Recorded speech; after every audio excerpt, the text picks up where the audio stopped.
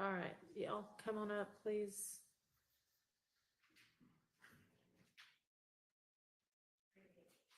And Miss, up to the podium. One of you can come on up and the other one can just sit in one of those seats right there till it's your turn. So you are Miss Borden? Yes. Your Honor. Okay. And you want to, what, live stream? Or what do you want to do? Yes, I wanted to do a live stream in pictures and take notes. Okay, well, you're certainly welcome to take notes. That is not a problem at all. In terms of live streaming, we've already got a lot of different cameras going, and so you are welcome to pull from either of the streams that's already occurring. All right? Your Honor, I would like to, if it's okay, I would like to submit some reference letters that I have from a civil rights attorney and also the news media channels that I've been working with over a decade. You If I certainly can. may, and it absolutely has nothing to do with who you are or who you represent or what you're going to say. It's just that we've already got so many pieces of equipment in here. It just becomes kind of a security matter and a distraction to the deputies and frankly to me to have to keep trying to keep track of that many more pieces of equipment and people handling them. Had you been the first person, I probably happily would have given you the right, but it's just, you know, we've already kind of got everything set up. There are two different streams that you can pull from. So yeah, I'm happy to take them. That's not the reason for the denial. It has nothing to do with who you are. And can I say something, please? Sure, absolutely. So my concern up under the Rule 2022, and I've been doing this over a decade as a civil rights leader and also an awarded community advocate for our former mayor. So I am aware that there are other cameras, but with the case of this nature, I feel like the community deserves different angles and different perspectives. So while they do have a camera and while the camera is on, there's still different perspectives and angles. That footage goes through some other entities that I'm not a part of. So even if I was to pull or jump on their train, that is separate from me as a civil rights leader and wanting to share with the community and making sure that it is a fair trial. Okay, so I don't know if you mean angle as in position that you would take in your reporting or angle as in camera angle. When I say angles, meaning that, for example, there's a camera on right now, right? That I'm looking at. So if I want to report something or show something and it's not from his angle, that means if I have to jump on what he's doing, I'm relying on his footage only. So you actually literally mean camera angle? Yes. Okay, yes, which camera is angle. either going to be Yes. on the witness, the judge, the state, or one of the defendants. Yes, but it's still the reliance of me depending on the footage. And I'm pretty sure the footage that they have, I know any other time I've worked with 25 and 1146, there's an approval process for that footage. And I will also be dependent on that sometimes as well. But if I'm able to stream myself, then I have more control of that footage. Okay, well, if you want to go back in the media room and film from there, you may do that. Okay. Okay. All right.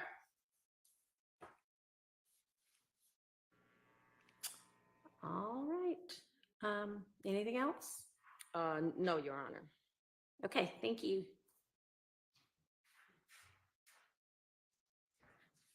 All right, and Ms. Hall. Good morning. How are you? Good morning. I'm fine. Thank you for your time today. Sure. And you want to do still photography and Yes, ma'am. audio? Yes, ma'am. My situation is a little bit different, even though I do have a YouTube channel and I can pull from the pool, which Right. I have done. Okay. Because I'm a freelance blogger, I can't depend on the pool for still images. So my situation wouldn't be setting up tripods or anything of that nature. And I would ensure the integrity that I'm accordance, especially from our seating that we have, that we don't compromise any integrity of jury or anything of that nature. All right, and you'd be able to, you say still photography and audio, you'd be able to pull audio from one of the I can pool pull, sources yeah, I can pull already. audio from pool. Okay. And what kind of equipment are you talking about? Sony AX50, one of those type of still cameras. Does it make any noise? I will make sure the settings are off. All right, you're gonna need to be wherever it is that the deputies put you, Yes, and ma'am. you're not gonna be able to move around. Yes, ma'am. Okay. All right, and what's the camera? I have a Sony AX1, Canon C50. So I'll work with the settings and make sure which one will be dependable on the fact that it will make no noise. All right, and you'll be the one operating? Yes, ma'am. Okay, thank you. Thank you.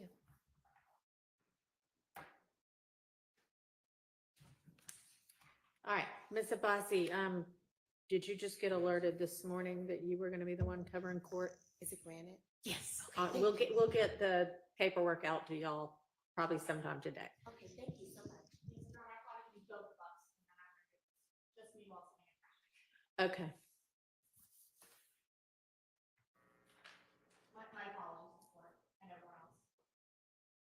Well, since you didn't know until, I guess, a few minutes ago, nothing you can really do about it other than get here as soon as you could. So I appreciate you doing that. All right, does anybody have an issue with anything that occurred over the course of the evening that y'all need to bring up with me? Or is everybody fine?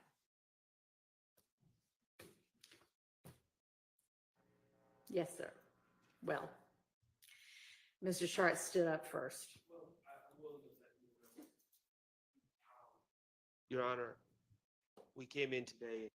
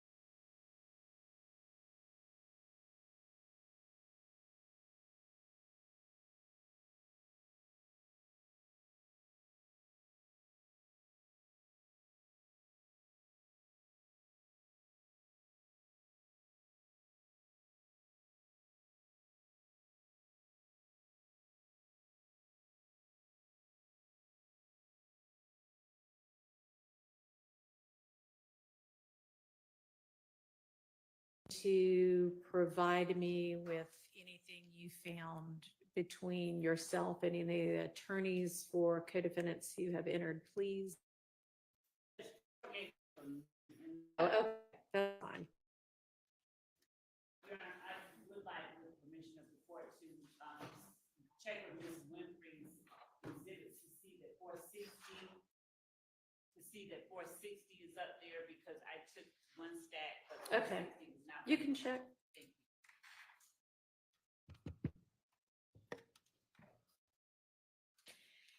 you. And were the parties able to come to any agreement or partial agreement with regard to any of the exhibits that were tendered at the end of the day yesterday? No, Your Honor, Y'all haven't what?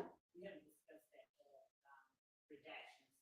I have gone over the exhibits themselves, and I have a legal argument that I'd like to present to the court regarding 104. Well, I'll hear it after lunch then, because I instructed you to get with the defense so that you could see whether y'all could come to any sort of an agreement. So if they haven't seen it yet, then I'll give y'all the lunch break to accomplish what you were supposed to accomplish yesterday evening.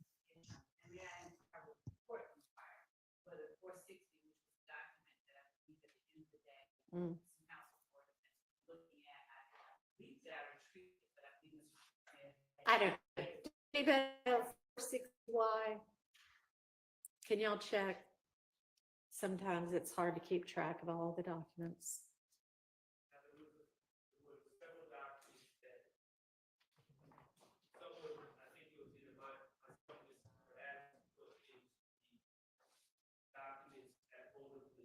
Identified only.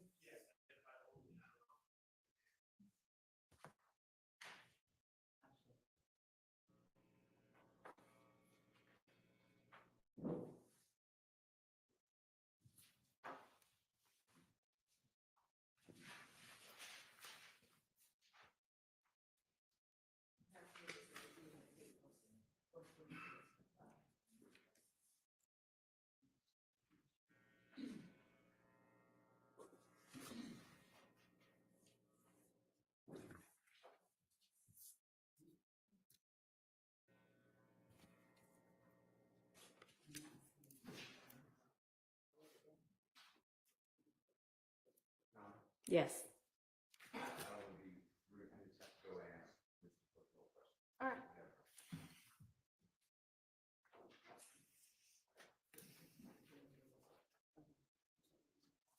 Do you locate it? Were you able to locate it, Ms. Love?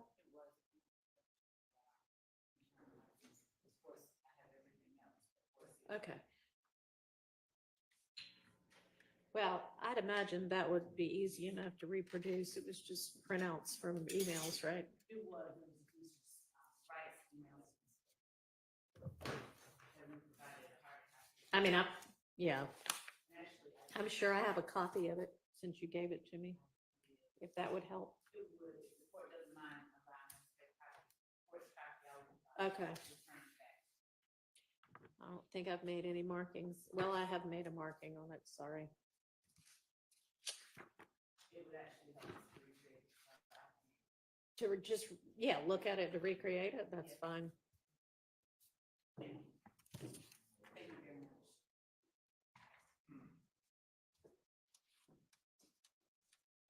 Thank you.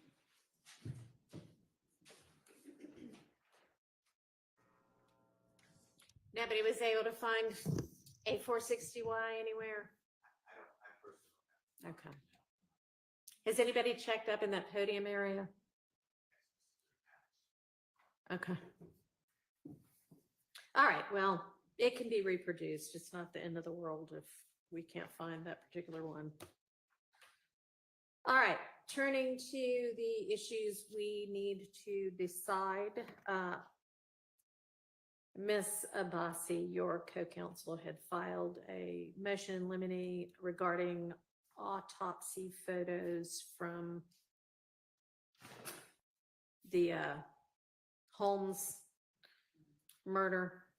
Is the state ready to respond to that? Yes, Your Honor. All right.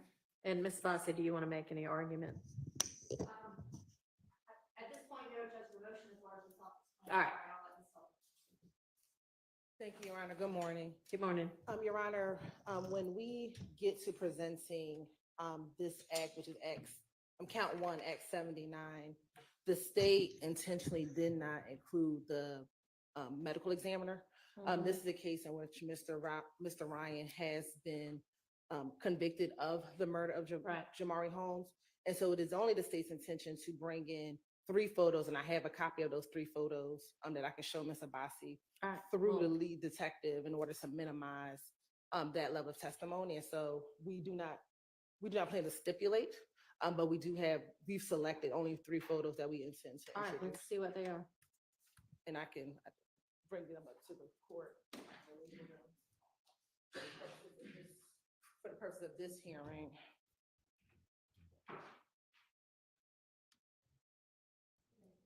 Yes.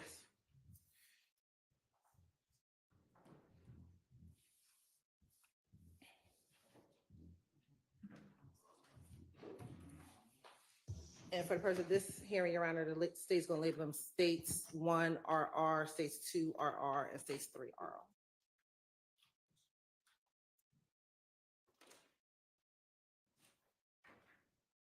And what do y'all plan to present with regard to, just kind of a general overview, the evidence that will establish that Act 79? Generally, Your Honor, what occurred leading up to the homicide of Mr. Holmes, which was a luring of Mr. Holmes to an apartment complex that Mr. Ryan and Mr. Blaylock then, we believe, ambushed Mr. Holmes along with 2 other victims. They were in a vehicle. Mr. Holmes was shot, and then they fled. And then subsequent to that, there were Instagram postings, Facebook postings, or excuse me, social media postings regarding YSL, very close in time to the murder of Mr. Holmes, Your Honor. All right, and how many witnesses are you going to utilize? For that act, so we have 5 witnesses. Who are they? And what will they generally testify to? You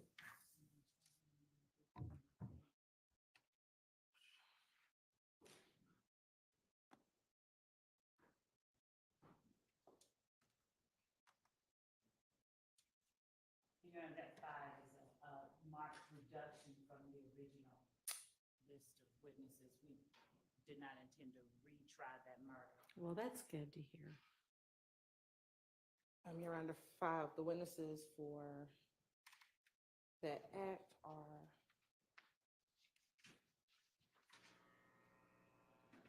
Ms. Sharon Latner's, Starry Holmes, who's the mother of Mr. Holmes, Mariah. An eyewitness? No, she is, just would be able to bring in his in-life photo. Let's And figure out a talk different about way Mr. to do Holmes. that, especially given that this is not even the trial of that case. And speak about Mr. Holmes and who he was. I have a relevant objection on that. And that would be sustained. And to talk about his involvement, who he is prior to this murder happening, he was a juvenile.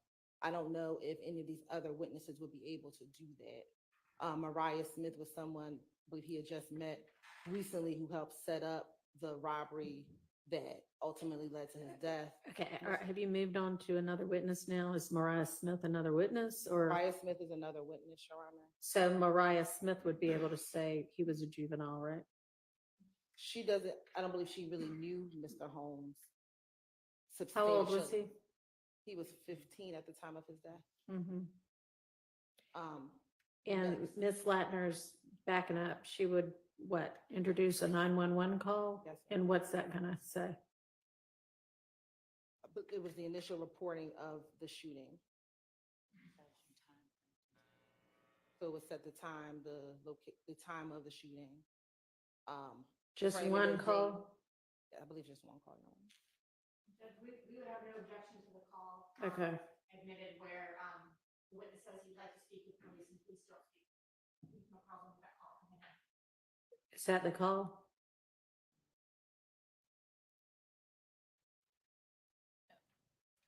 I don't think that that's the call. I think that the initial call about the shooting. It may be a different call. Yeah. It's a different call. Okay. And Okay, so, the witnesses are our skeleton version of what we can present to show absent, because we cannot just put in the certified to show the facts of the case. So we're trying to put in. well, I mean, sure, the fact that the murder wouldn't get it as an overt act that is a part of RICO. So I understand you need to do a little bit more than that. Right. And so we're trying to, we've scaled back. We had these Okay. witnesses. All right, I don't represent need to one of- hear what it was going to be at one point in time. Maria Smith is going to say what? She was one of the two young ladies who lured Mr. Holmes and his three friends back Okay. to the location, to the location. All right, Then we have one of the two other victims. We don't plan on calling both of them. okay, So that it'd be either Mr. Uten or Mr. Mitchell. all right, Then we have the lead detective on the case, who is Detective Hogan. Then we have Mr. Mike Sprinkle, he further brought, did the He'll- additional evidence of some of the social media. Social that media. that came in later. And then last, sort of, so 7, not 5. so Wooney Lee is one of the co-defendants or co-conspirators in this case.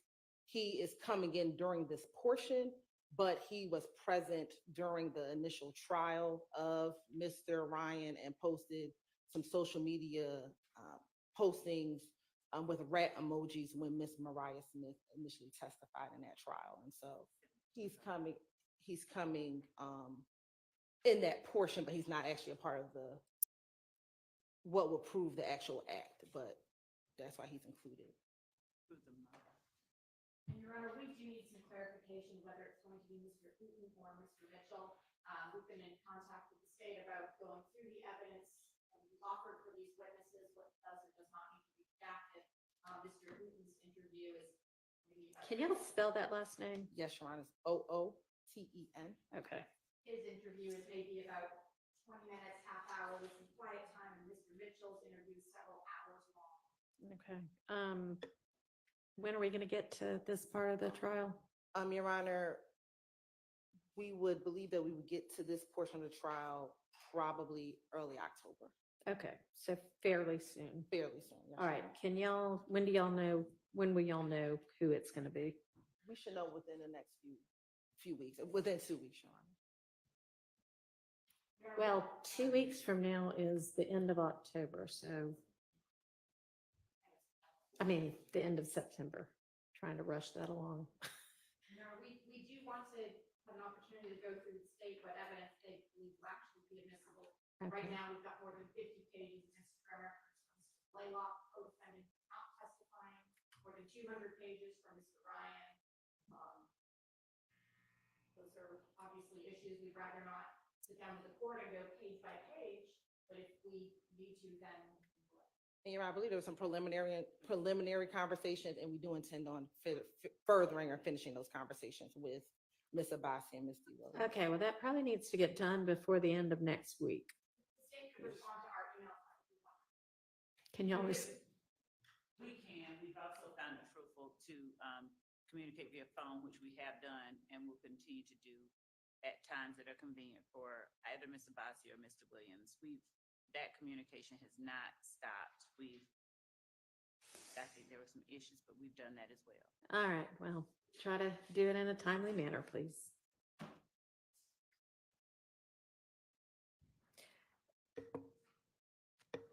Okay, let me see the photos. And the photos would come in through the detective.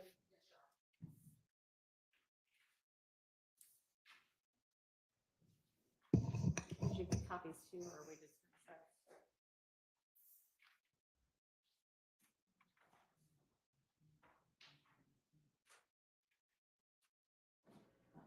Is this third one like post incision, or is that the exit wound?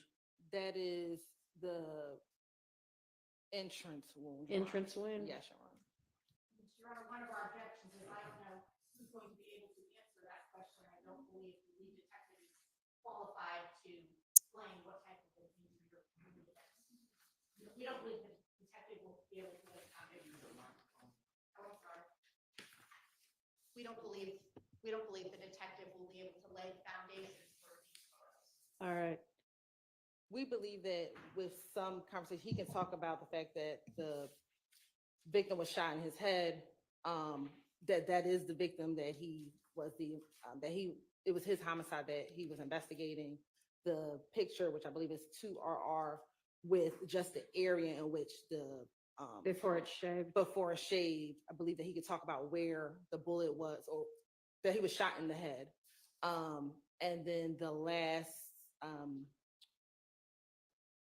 photo, I'm not sure if he'll be able to say it was an entrance wound. We'd have some further conversations with him regarding whether or not he was present during the autopsy or not, and whether or not he get. Do you think that there's any chance he was present during the autopsy? Sometimes they are. Sometimes they are. I'm not saying that he would, but sometimes they are present during the autopsy. Was he present at the scene before the body was removed? Yes, Your Honor, I believe so. I believe so, but I need to ask. Ms. Okay, well, you'll. Ms. Love.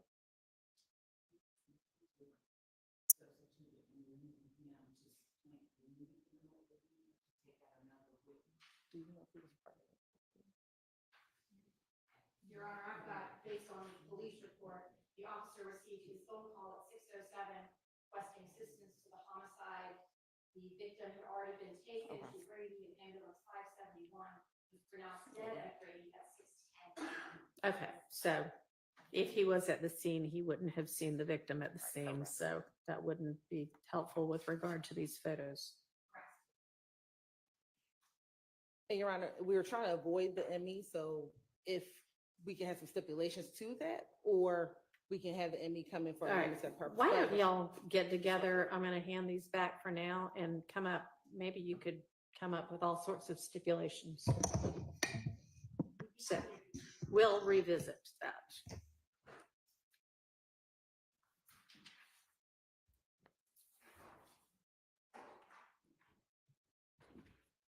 But we are just trying to reduce the need of having to call the medical examiner. Say that again. We are just trying to reduce the need of having to call Dr. Sullivan. Well, there's no necessity to call him or her. Can't remember. Thought so.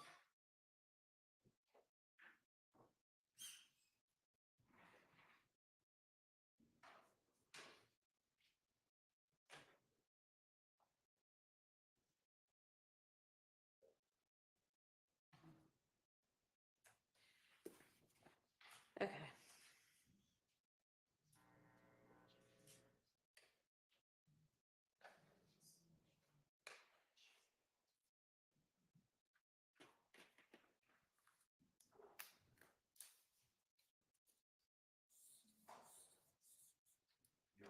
Yes. On that, I'm not saying I cannot find my list. I cannot remember if the state is moving for the verdict against Mr. Ryan into evidence, but I would be objecting under 24-8-803-22. And I'm just reading from a case, a jury's verdict that the co-defendants were guilty as a hearsay statement. The exception to the hearsay rule provides for the admissibility of the final judgment of guilty as to a felony, but not including when offered by the government for purposes other than impeachment judgment against other persons other than the accused. And then I just pulled up 24-8-803, and then it's subsection 2.2, and it specifically says the same.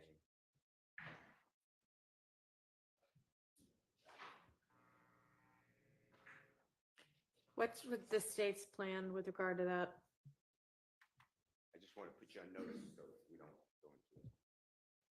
As to the conviction itself, Your Honor, I believe that it would not be improper, and I'll reread the case law on that. I don't believe that it would be improper to limit, as the court did earlier with the conviction itself, of the witness. Actually, because it was not a statement that he made,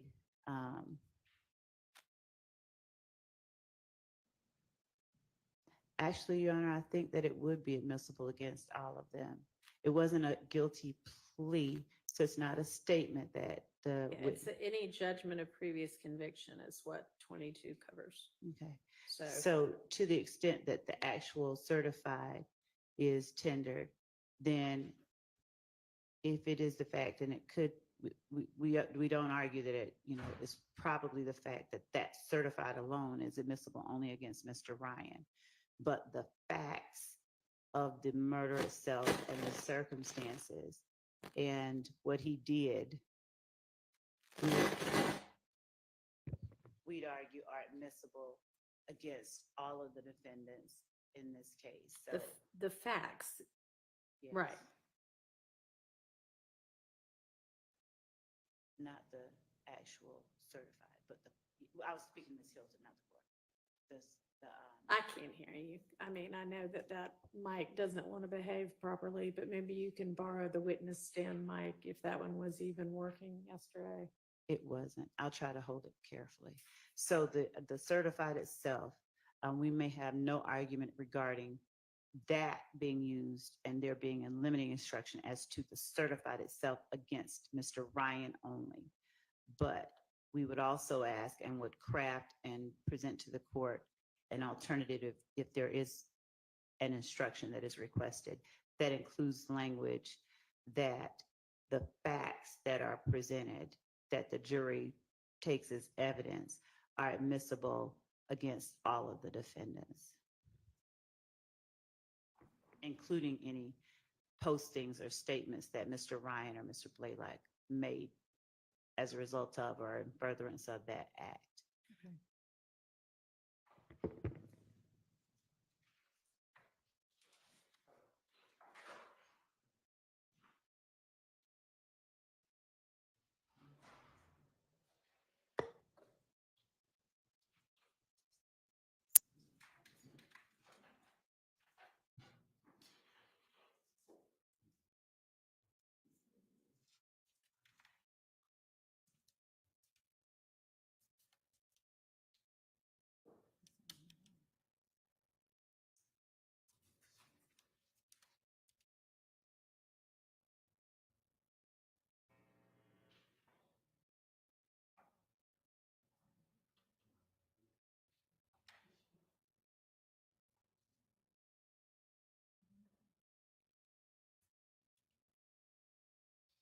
It seems, Your Honor, as well, that while the court can't hear us,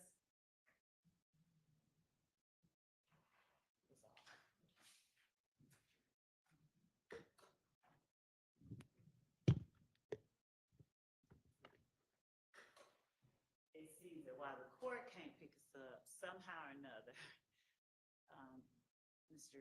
the person who is running the camera, he hears all of our. All right, well, I have, asking that us is to turn it off. irrelevant to me. I know. I mean, I'm not worried about how the media can or cannot hear. I'm worried about whether the parties in this case and the court and the jury, when the jury's here, is able to hear. Yes. So they'll just have to deal with it. Yes. Because the issue was they can hear our internal. Oh, they can hear what y'all are saying there at so that's getting picked up? Yes. Well, that's problematic.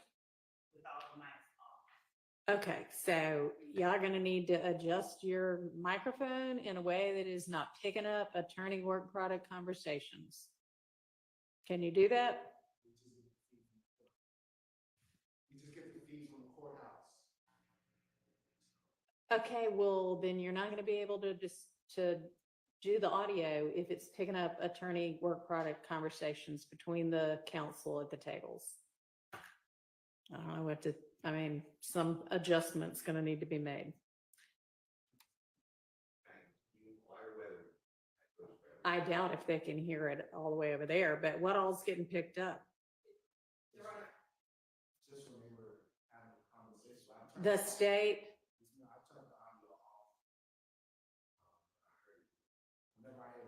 Well, I appreciate that, but I'd imagine it's gonna be pretty constant that they're gonna need to talk amongst themselves. And it's happened multiple times in trial that people will text us, they can hear your conversations at the table. So this is a repeated issue that's been. Okay, well, thank you for bringing it to my attention. Where's your feed, like your audio feed coming from? Where's it getting picked up from?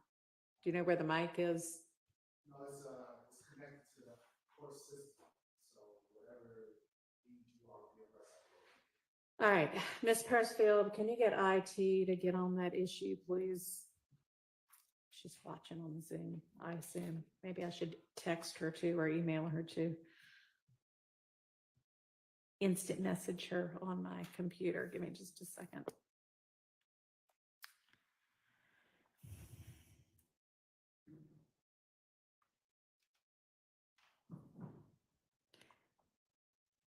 So you're attached to what, the Zoom? Whatever feed the court gives. I don't know what feed the court gets, but all right.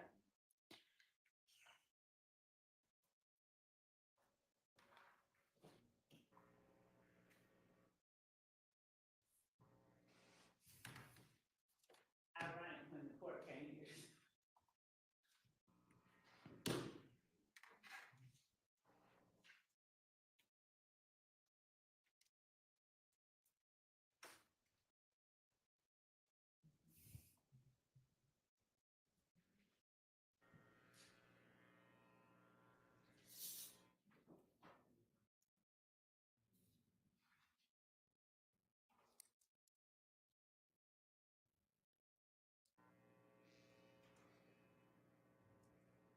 All right, Ms. Persfield's reaching out to IT about it now.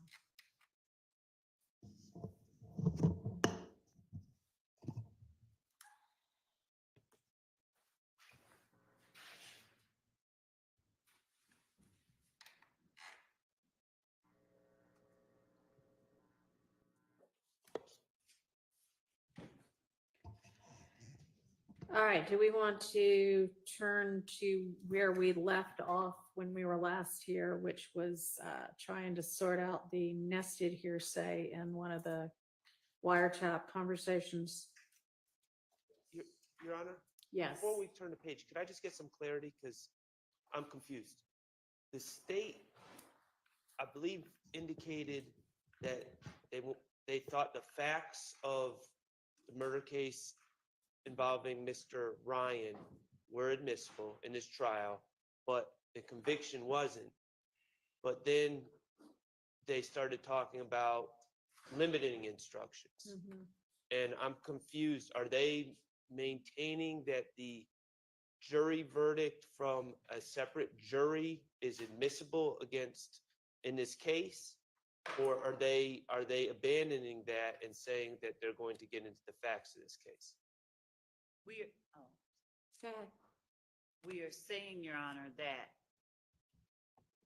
the conviction itself is admissible and will be tendered, and that an instruction should be given that the certified that we intend to introduce that conviction should be considered against Mr. Ryan only. Oh my.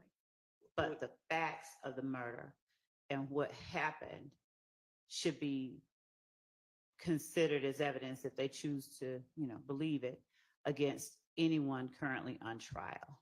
All right, so it sounds like you do intend to introduce a certified copy of the conviction, Yes, Your and Honor. that would be accompanied by a limiting instruction that is probably similar to the one I gave before, that that can only be considered against Mr. Ryan. Of course, he's charged with the RICO count, right? He is. Okay. And then they would present facts which they would hope to be able to establish not only that a murder occurred, but that the murder was part of the RICO conspiracy. We would introduce. And that would be admissible against everybody charged with the RICO count. We would, right, much like some of the unresolved murders that are in the indictment. We would be introducing the evidence that Mr. Ryan and Mr. Blaylock did it, and what connection we believe it has to YSL and what they did to promote YSL before, during, and or after. So that evidence we believe is admissible against, well, we know it's admissible against everybody on trial now. Okay. All right, does that clarify? Well, it clarified that we do not have an agreement, and I'm diametrically opposed to what the state is saying. Couple things. First of all, that verdict was not the verdict of the fact finders in this case, which Sure. we chose and are our jury, and that's Mr. Stillwell's jury. All right. Also, Your Honor, I'd like Your Honor to know that Mr. Ryan's case is currently on appeal. It's not a final judgment. It's on appeal. All right. And I guess I defer to Mr. Attorney Steele on this, because as I understood it, he was going through the law that would prevent them from presenting this as evidence. And it is evidence against us. I'm sorry, when you say this, what do you mean? The Fact of conviction. Conviction? I'm not worried about the facts. I understand the facts, but the conviction, and they want to use it as proof of an overt act, which as an element. Plans to Mr. Ryan Well, is what they're saying. well, no, they just said it against everyone as far as count 1, the RICO. The facts that they're going to present, not the conviction. Okay, well, I don't, as I understood the case law as Mr. Steele was reciting it, and maybe I'm wrong, but I thought we were at an understanding that they could, that's exactly what they could not do, is take a verdict from another jury and use it as substantive evidence against anyone in this case. No, they can use it against, I think that they can use it against Mr. Ryan. Well, they're using it against him for a RICO. This was not an admission by Mr. Ryan. This was not a plea of No, guilty. he This- was found guilty. It's still a judgment of conviction. Well, it's not a final And- judgment. It's on appeal. Pendency of appeal doesn't matter in terms of admissibility. It's right there in the statute. Okay, well, I understood the state said 2 different things, and so I was seeking clarity. I'm opposed to it. I'm stating my objection. I don't believe that if Mr. Ryan is charged with a RICO count along with my client, and they have the exact same element, and the jury's instructed that they need to find the commission of one of the overt acts, and they're told to consider the jury, the finding of a separate jury against Mr. Ryan. I don't know how they separate that. I don't know how a limiting instruction separates that and protects Mr. Stillwell's rights, and they wouldn't accept that same jury verdict against Mr. Stillwell and others for count 1. I don't think a limiting instruction would be sufficient. I think they need to prove that case. I think we have some case law that addresses that subject. I'd like to flesh it out, given Mr. Sharp's objection, but I'd preliminarily point the court to United States versus Pelullo, P-E-L-U-L-L-O, 14 F 3rd, 881 at 888. It's a Third Circuit 1994 case. And it specifically speaks to prior convictions being routinely admitted into evidence at subsequent RICO trials as an ordinary piece of evidence. A judgment is subject to evaluation by the Slow down fact- a little bit. Oh, I'm sorry. A judgment what? As a judgment, I'm sorry, as an ordinary piece of evidence, a judgment is subject to evaluation by the fact finder, who can accept or reject such evidence as it deems appropriate. Also, United States versus Tocco, T-O-C-C-O, 200 F 3rd, 401, Insight 417 to 418. It's a Sixth Circuit 2000 case, finding the district court's admission of evidence of a co-defendant's prior conviction permissible to establish RICO predicate Here it says because the evidence was not used as collateral estoppel, but again, these are cases that I would need to flesh out. These are just preliminary cases for the court's consideration, given the argument that I'm hearing Mr. Sharp make right now, that we would point to as a starting point. All right. Well, we're gonna have to get that sorted out fairly quickly if we think that within the next 2 weeks, we're gonna get to this, Yes, yes. or so, 2 weeks or so. Okay.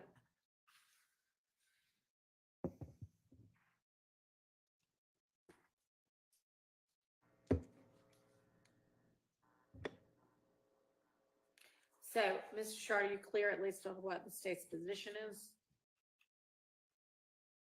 Now, Okay. thank you.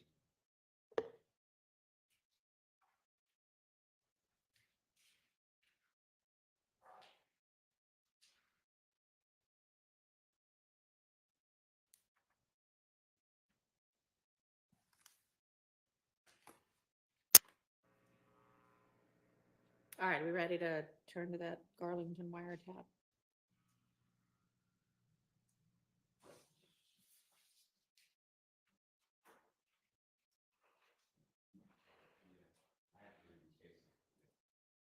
Hmm? Oh, yeah, I'm not deciding that issue right now. We'll come back to that.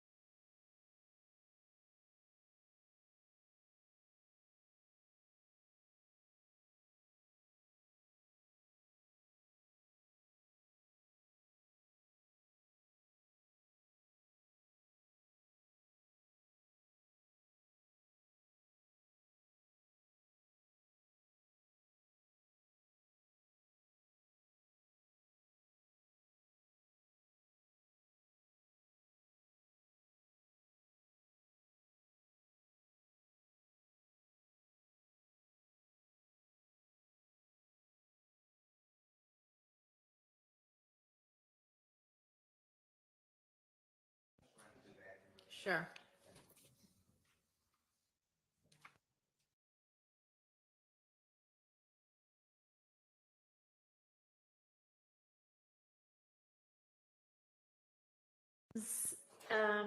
Evidence before the Garlington wiretap evidence?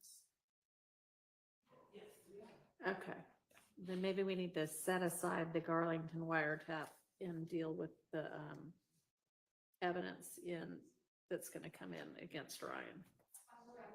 Okay. We'll wait till he gets back, but just trying to figure out which thing to turn to next. Okay, that's fine. Let's take a quick break for anybody that needs to run to the restroom.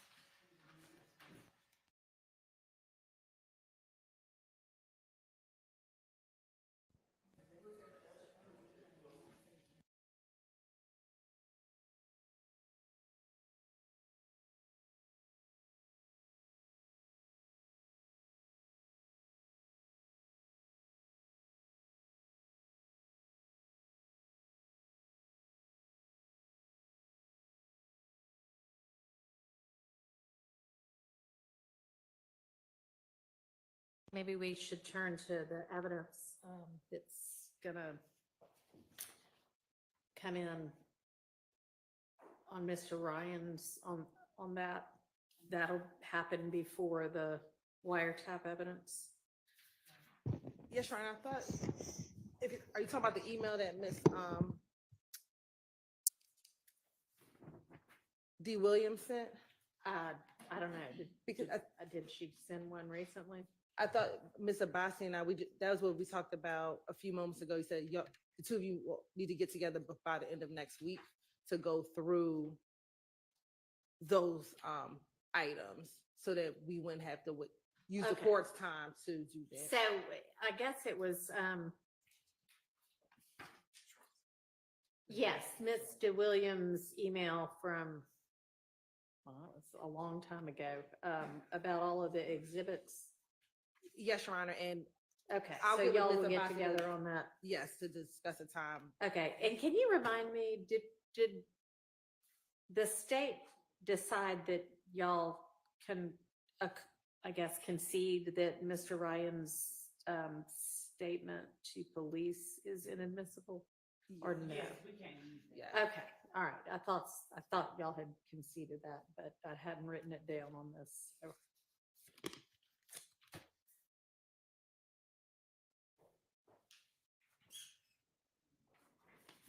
Let me put that in the issues that have been dealt with folder.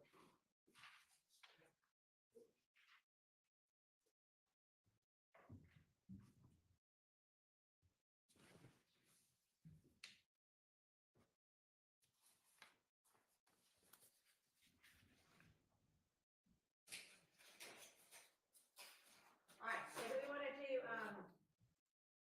We could talk about the busing stabbing. the what? One of the matters that were addressed in an email by Mr. Ryan's counsel was the Harold Bussey stabbing. I believe Mr. Abbasi or Mr. Williams moved in limine regarding excluding the evidence that Mr. Bussey was stabbed. Our argument about it being intrinsic, the court last said, or gave Ms. Abbasi an opportunity to give case law stating that things that were used after the fact, Ms. Abbasi can correct me where I'm wrong, but acts that occurred after indictment could not be presented. And I think in her brief, she indicated that, I don't want to speak for her, but I think she indicated that she found no case law in support of that position. So we're prepared to argue Okay. that. I'll let her speak. Yeah, we submitted a brief and went through each of the possible admissible purposes.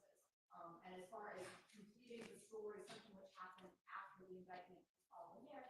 However, something which after indictment certainly could be part and parcel and inextricably intertwined in the same facts and circumstances, but that's not this case.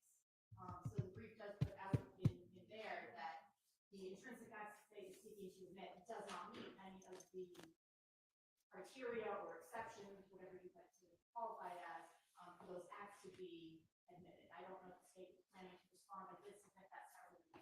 Right, and I read it and I marked on it, and now all I need to do is find it. I need somebody to keep me organized. Does the state have a response? We do, and Did y'all file a response? No, we made an argument that essentially is the same one we're gonna make today, but based on what they've put forth, we'll respond specifically to the arguments that are asserted, put forth in Ms. Abbasi's brief. I think we presented case law, and I think that the court saw that case law.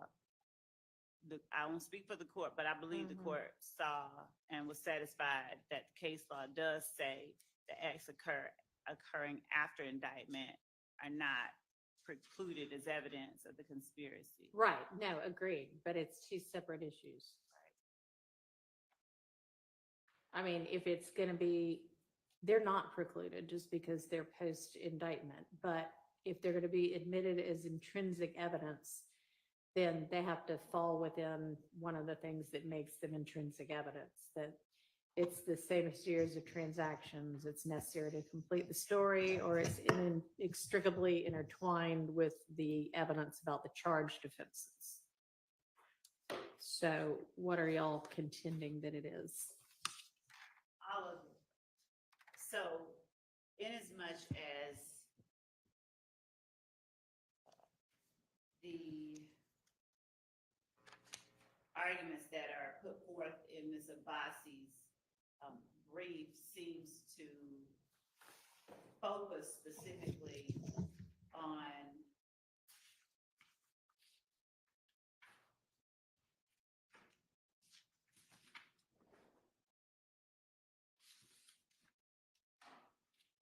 Your Honor, if I like that, I don't think there is a focus. I've never heard them say which theory they're proceeding under. Right, yeah, you're saying it's not any of them. Correct. I've never heard them say which of those three specific are. So, Your Honor, I'll just tell Ms. Abbasi in the court right now. It is intrinsic to count one. Additionally, the conspiracy that it also is a part of is the YSL gang itself and the conspiracy that the gang itself makes up. I think we already presented some of the facts of the case to the court regarding the in concert action by five YSL members and two others of stabbing one person in defense of Mr. Ryan. And I know that the court has already read the indictment that describes, as the state alleges, the conspiracy itself being preserving, protecting, and enhancing the reputation, power, et cetera, of the enterprise through acts that include assault and threats of violence. And of course, I'm not reading the entire indictment, but in this particular case, it falls squarely under a number of actions that are intended to sort of circle the wagons around YSL members, show that they will stand up for each other and that they will commit violence on persons who they perceive as threats to members of YSL.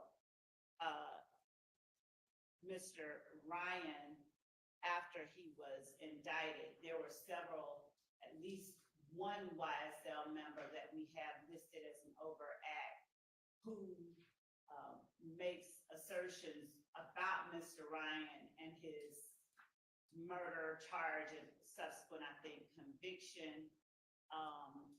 And there are people who perform acts during the course of his trial, or at least one person that we believe were intended to intimidate a witness who was actually on the stand at the time. There are, by way of examples or analogies of other similar acts that are committed on behalf of YSL to show their solidarity. For instance, when Mr. Garlington is jumped, other members of YSL immediately jump in. We have evidence that when Mr. Copeland is jumped, at least one person in the courtroom now jumped, just jumped in just because. When it's one of them, they're going to come to their defense. The act itself was. Hear all of this argument, it'd be great under 404B. I'm waiting to hear which of the three categories it falls into. We're talking about two different issues here. Which of the three, and then 404. It is not 404B, it is intrinsic.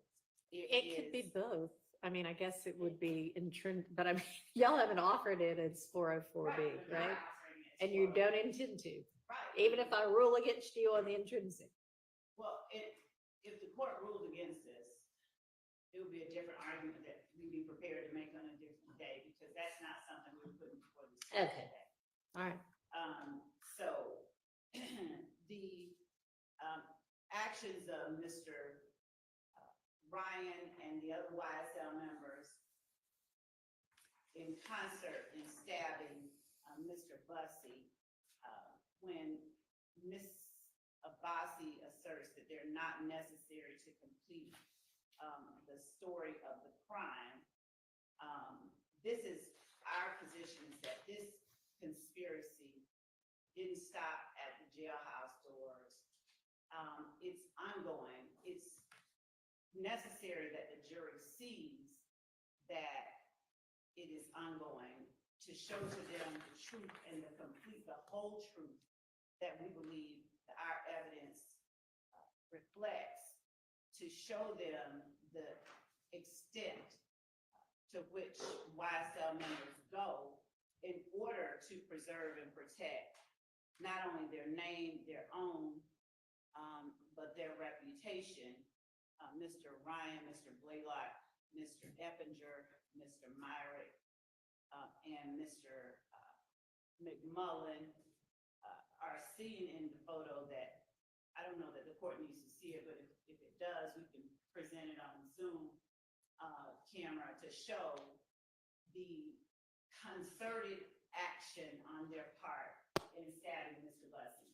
This particular screen grab of the video doesn't have 5 knives in the air like one of them does. This was just them all holding him down.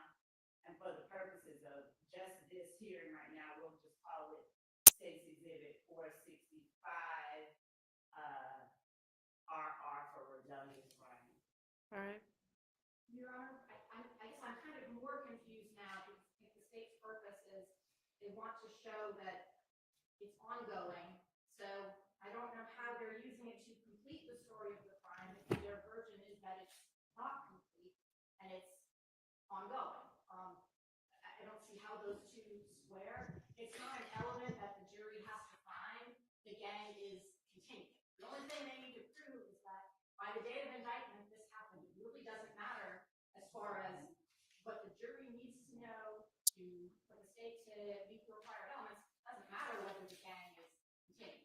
All right, but the state can prove if it chooses They sure can. that it's an ongoing conspiracy. Sure, but that doesn't make it necessary to complete the crime.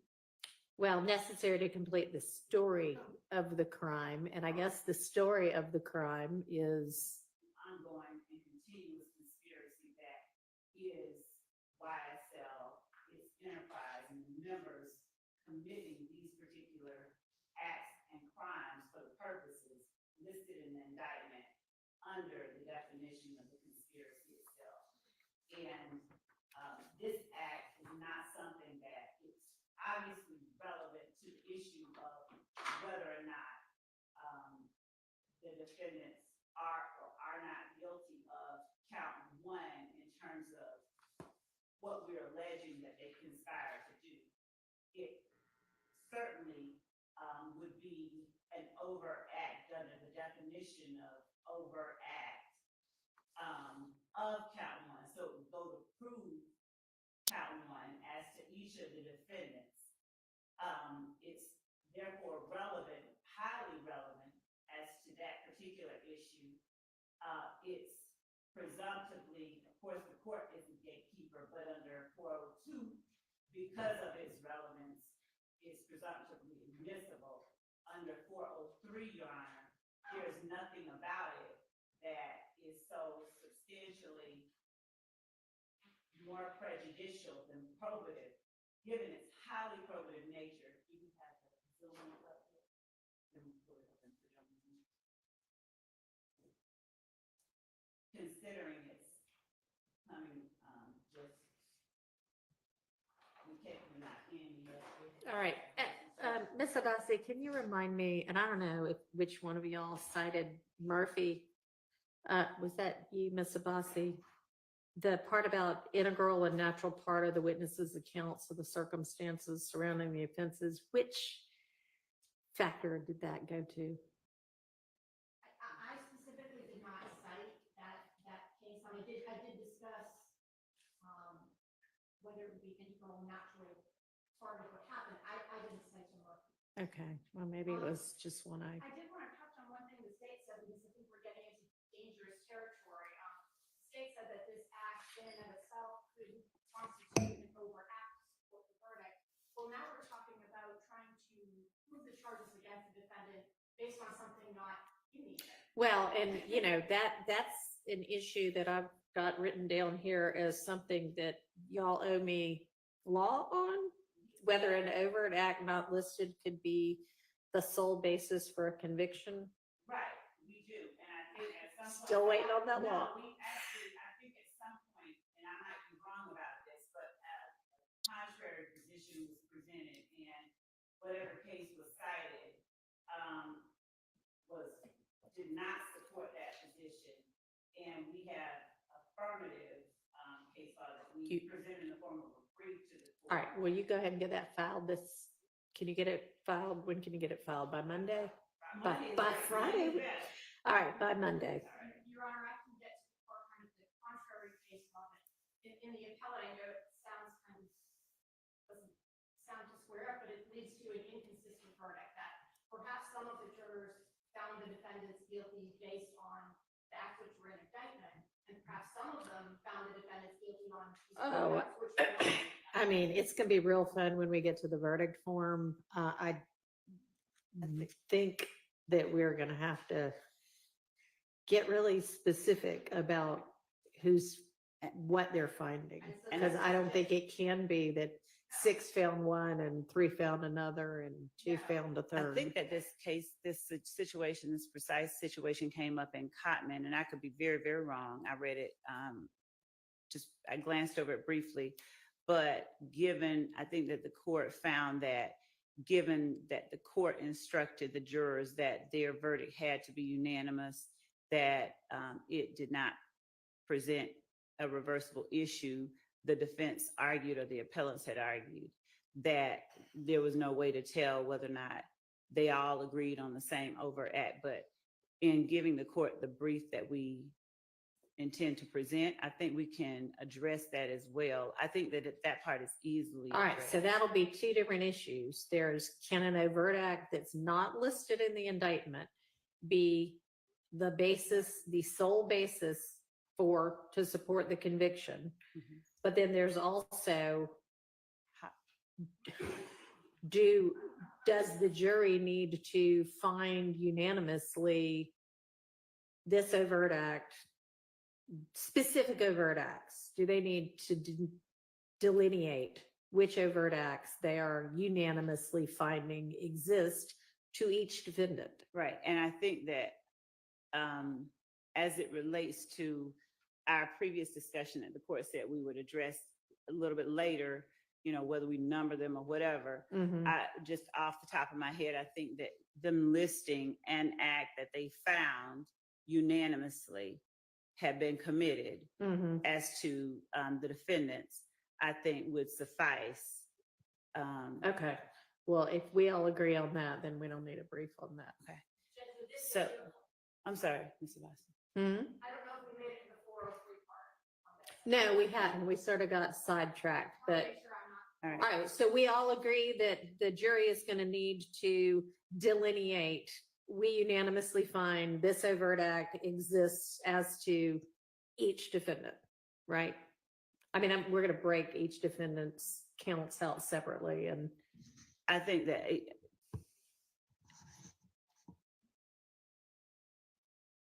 I agree, but think that's. will, and to make certain that we present clearly to the court, we do believe, yes, that the jurors have to make a unanimous decision as to each defendant and as to their overt acts, but as to whether the overt act it finds as to one unanimously has to, deal with the others.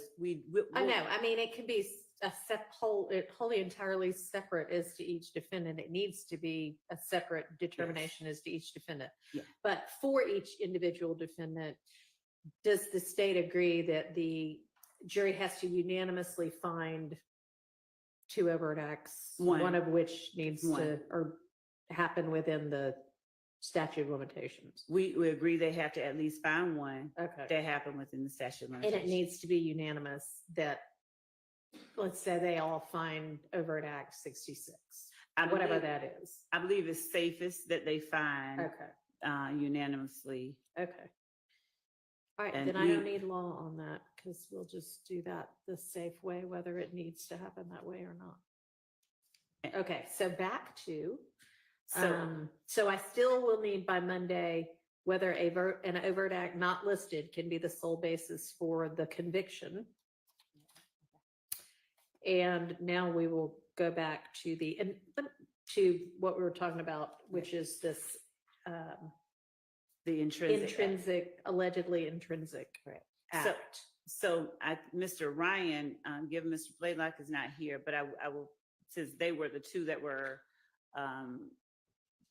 charged with the murder in one of the overt acts listed on the indictment, Your Honor, Mr. Ryan and Mr. Blaylock have entered a plea of not guilty to count one.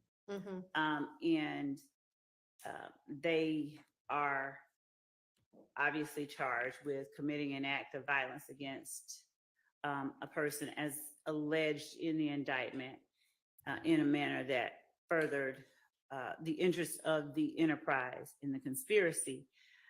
The three, I guess, points that Ms. Abbasi referenced in her brief were that the intrinsic or the act needed to arise out of the same transaction or series of transactions as the charged offenses necessary to complete the story of the crime, or is inextricably intertwined with the evidence regarding the uncharged offenses. And there is an or, so it does not have to be all three of them.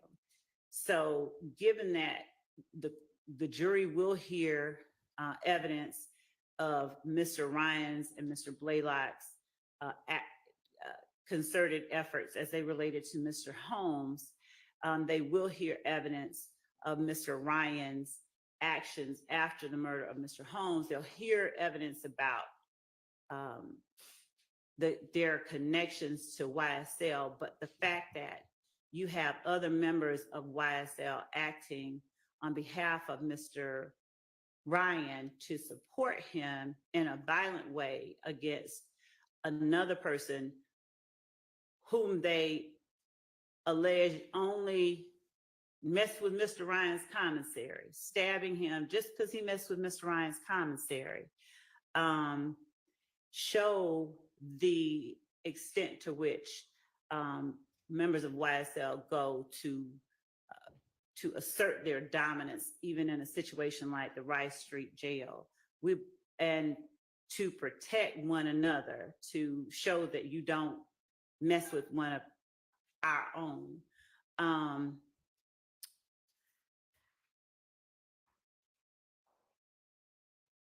The argument obviously can be made by anyone. Yeah, this is not really what it's all about. But in terms of what the state is required to prove beyond a reasonable doubt to the jury, we alone bear that burden, given that it's evidence that there is violence committed on behalf of a member of YSL by members of YSL. We believe that it shows that the gang itself conducts itself in a particular way, and that Okay, let's stop interrupting though. I mean, I assume she'll get to it at some point. that the gang itself conducts itself in a particular way, and in Johnson versus State, a Supreme Court of Georgia case, whose site is 312 Georgia 481, decided September 21st, 2021, at Penn site 491. The court said that, of course, evidence is admissible as intrinsic when those three elements that we just mentioned exist. And they went on to expound and say, in applying this test, we have explained the evidence pertaining to the chain of events, explaining the context, motive, and setup of the of the crime is properly admitted, if it is linked in time and circumstances with the charged crime, the defendants, the YSL members are all together. They are the ones that are included in or that participated in the stabbing of Mr. Bussey, are all housed together at the Rice Street Jail. The time frame is shortly after they're put together in that situation, all together in the Rice Street Jail.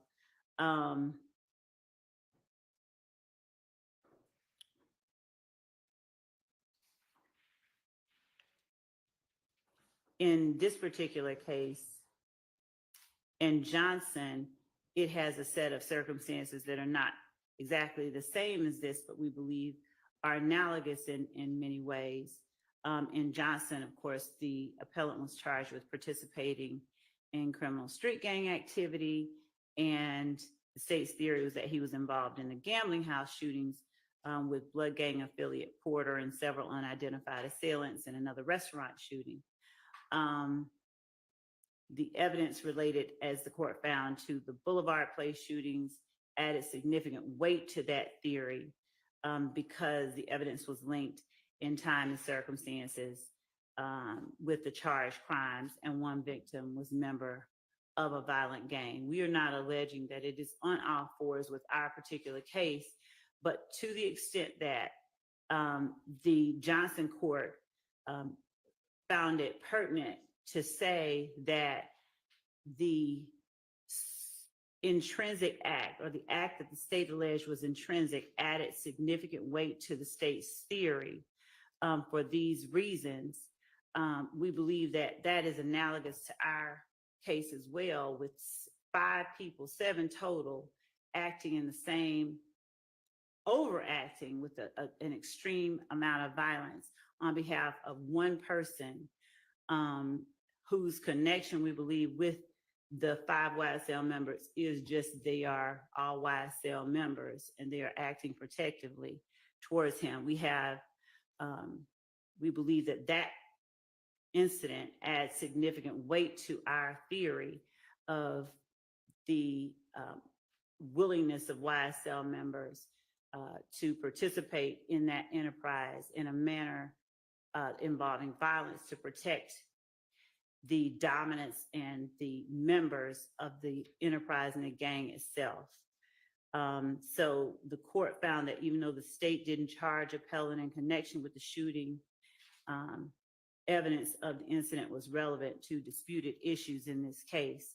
So as Mr. Ryan has entered a plea of not guilty to count 1, conspiring to violate the Racketeer Influenced and Corrupt Organizations Act by participating in YSL through these acts or conspiring to participate in them, then evidence of the involvement of Mr.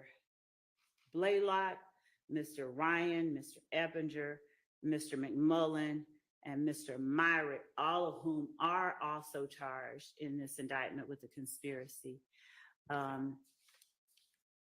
Evidence of Eppinger being charged with the shooting of an officer, evidence that Ryan, who was promoting YSL while in prison when Eppinger got a bond for shooting at the police, that Blaylock is a co-defendant on the murder of Mr. Holmes, which is an overt act here, and that Demise McMullen is a named co-defendant on the 2015 murder in the same indictment, shows how intertwined these people, this type of action, and this gang itself is with one another.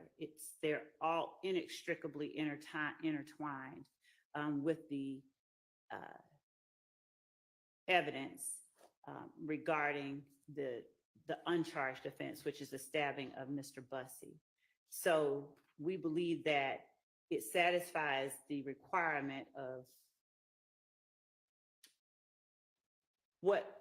it satisfies the requirements of being an intrinsic act. Okay, which of the three? The third one, we believe is the strongest in that it's inextricably intertwined with the evidence regarding the uncharged offense. No, it's the charge, it should read the charged offense. Right? I mean, it needs to be inextricable, right? Yes, that the Just a case is typo. citing it wrong. Yes, thank you. So- And that being count one, the conspiracy. So how is it?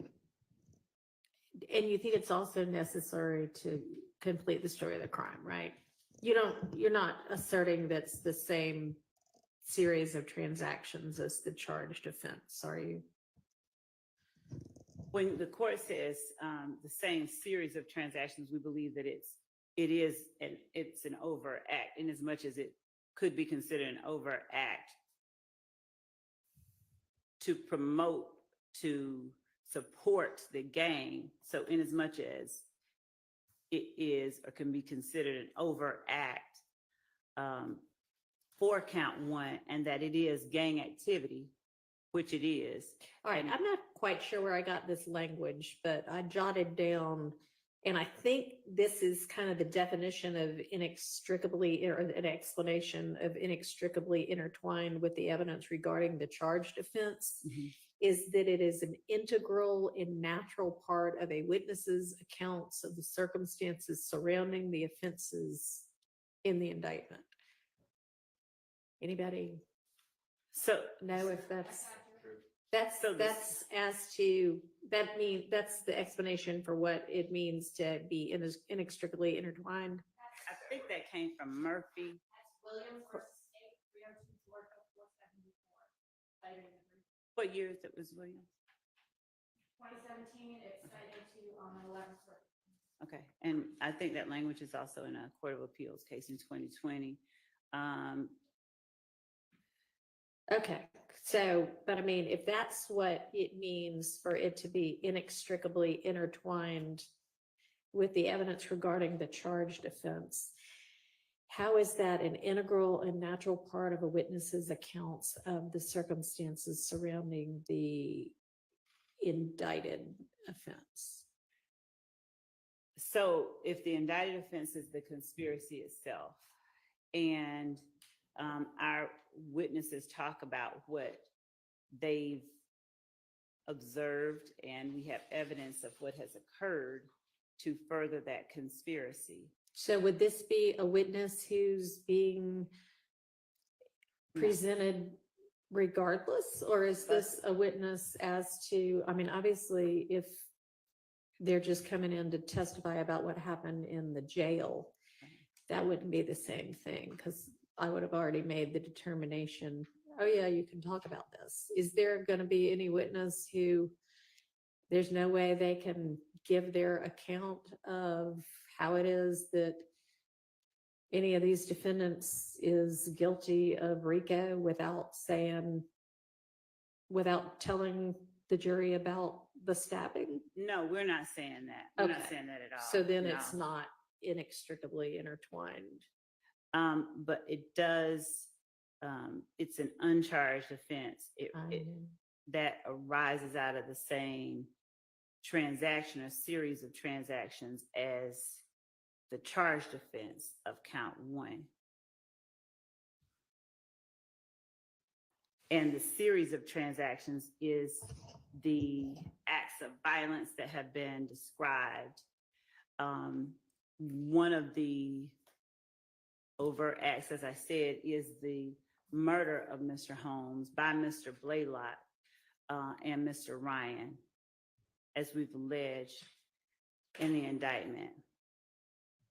And then how does And this then- arise out of that transaction? The series of transactions. One of them is that the series of transaction is the set of actions that occur after, before, during, and after that murder itself. The series of transactions are the overt acts that help promote the purposes of the conspiracy. You have Woody Lee posting, I'm sorry, we made you a thug, so early little thug. You have people who are acting within YSL in support of Mr. Ryan. Mr. Ryan essentially talking about staying true to YSL regardless of his circumstances after the murder. All right, and are all of those overt acts? Yes, those that I are just alleged? named are, yes, alleged overt acts. So the series of transactions, we would argue, is not a simple matter as on Monday, July 3rd, he got up, went to the store, bought a gun, Yeah. did that. It's All right, more remind me broad. when the jail stabbing occurred. It was February the 20th. Of, February the 1st. January the 1st of 31st of 2023. January 31st, 2023, Yes. and he'd been in prison, I guess, since 2019. When did they all get moved to the jail? Mr. Ryan, I think, and Mr. Blaylock, those 5 co-defendants were, I'd have to look and see in Odyssey when they were transported, put together in. Roughly. Thank Okay, you. Approximately. okay, that's, I mean, approximate is fine.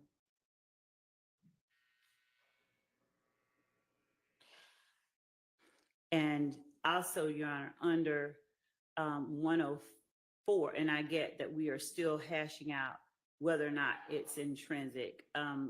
Once the court makes that determination, and we believe that it's clearly intrinsic regarding the conspiracy and the gang itself, there's another argument in support of its admission and use at trial that we make under one of the other rules of evidence, but not until we finish this part.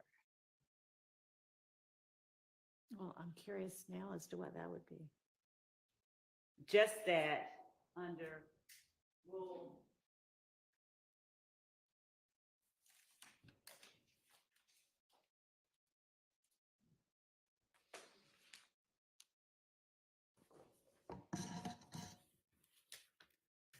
And I'm also curious about how the court will see or not see this position that I'm offering.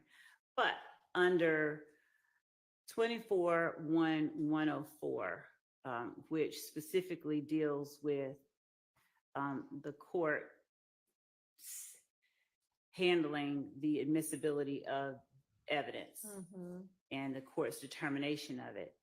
24-1-104E expressly says that this code section shall not limit the right of a party to introduce before the jury evidence relevant to weight or credibility. And so to the extent that part of our evidence, and it doesn't, speak to the weight of the evidence of the murder, but we believe that it substantiates and it corroborates our assertion via the overt acts that we have listed, that there is this conspiracy and that there are efforts that are continually made by members of YSL to support and protect one another and to advance the dominance and notoriety of the gang through acts of violence and assault. All right, well, I do not think 104 has any bearing whatsoever on whether y'all can admit it before the jury. So, okay, see, I know. Okay, so that takes care of that one. All right. All right, do you have any, can you look, if you haven't yet, for any case law that deals with kind of a similar set of facts?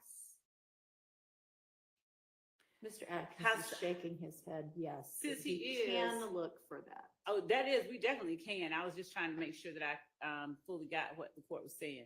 So in saying the same set of facts, is the court speaking that Similar set of specific facts. as to, you know, somebody jumping somebody? Well, I mean, yeah, ideally, if you could get that, that would be great. But no, it doesn't have to be that specific, but something that deals with gangs and or RICO, because what I hear you saying, or what I think I understand you to be saying, is that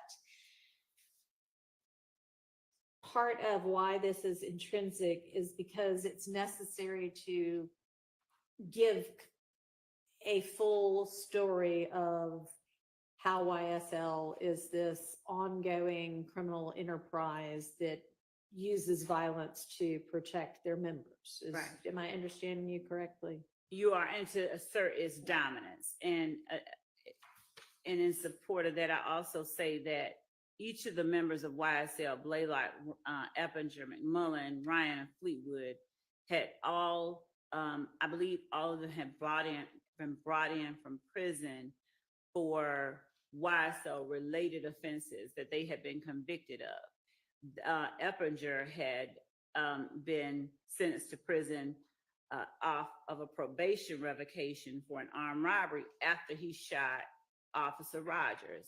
That was a YSL related incident. Mr. Fleetwood had been brought in from prison after shooting at Milton Howard, who at the time was driving YFN Lucci's vehicle with tinted windows. So the argument obviously could be made. He didn't know it was Mr. Howard. He knew it was an ops car. So all these people are all incarcerated because of YSL related offenses.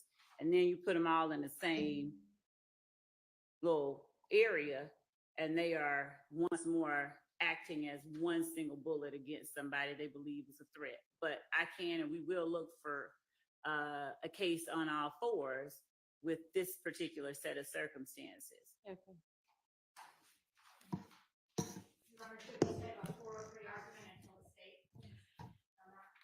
I mean, I honestly think the 403 argument is easier than whether this is intrinsic, but yeah, I'll go ahead and hear that because maybe that'll be dispositive of this issue.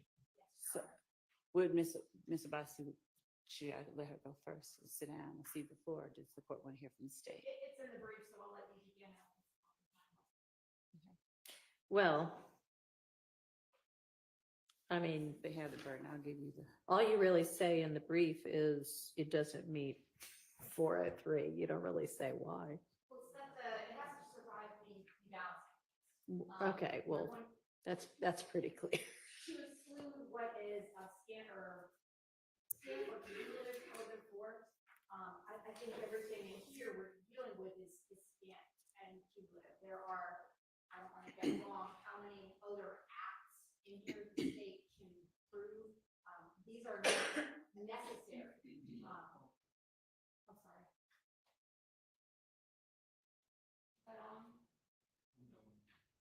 But, that in the 403 analysis, the court should determine the prosecutorial need, degree of similarity, and temporal remoteness. There are 191 overt acts. I think by the time the jury has heard all of those, they will have heard quite a bit of evidence regarding how gangs operate, examples of criminal street gang activity already. Quite a bit. I'm sure by November there will be more. Don't think there's any prosecutorial need to be coming up with these things additionally. There is plenty. Your Honor is able to exclude evidence which is cumulative, which is of course prejudicial, and a waste of time. I think that's where we're getting to in this circumstance. Clearly, there was enough evidence for the grand jury to return an indictment when Well, they heard this. that's a lot lower standard. It is, but if even that lower standard, it was met there, then I don't see how it suddenly become necessary here. Okay. Go ahead. Judge, I've heard, and everyone I believe has heard a lot about the notion of the evidence being cumulative, as if there is a a certain amount of evidence, the state who bears this very high burden, I'm sure we'll hear told over and over again in closing arguments, that the state should be allowed to present to meet that very high burden. And I don't believe that cumulative evidence means proof of a different kind to show or to prove the same act. Just because the state has 150 ways to prove that the defendants conspired to violate the Georgia RICO statute, and the state, in an effort to ensure that each of its victims are adequately represented and that the jury hears sufficient evidence to allow it to convict each of the defendants, doesn't mean that the state should be constrained to putting up one piece of evidence, one picture showing somebody throwing up a gang sign. Can I ask you a question? How many of your overt acts, if any, are assaults or aggravated assaults that are designed to either protect alleged members of YSL or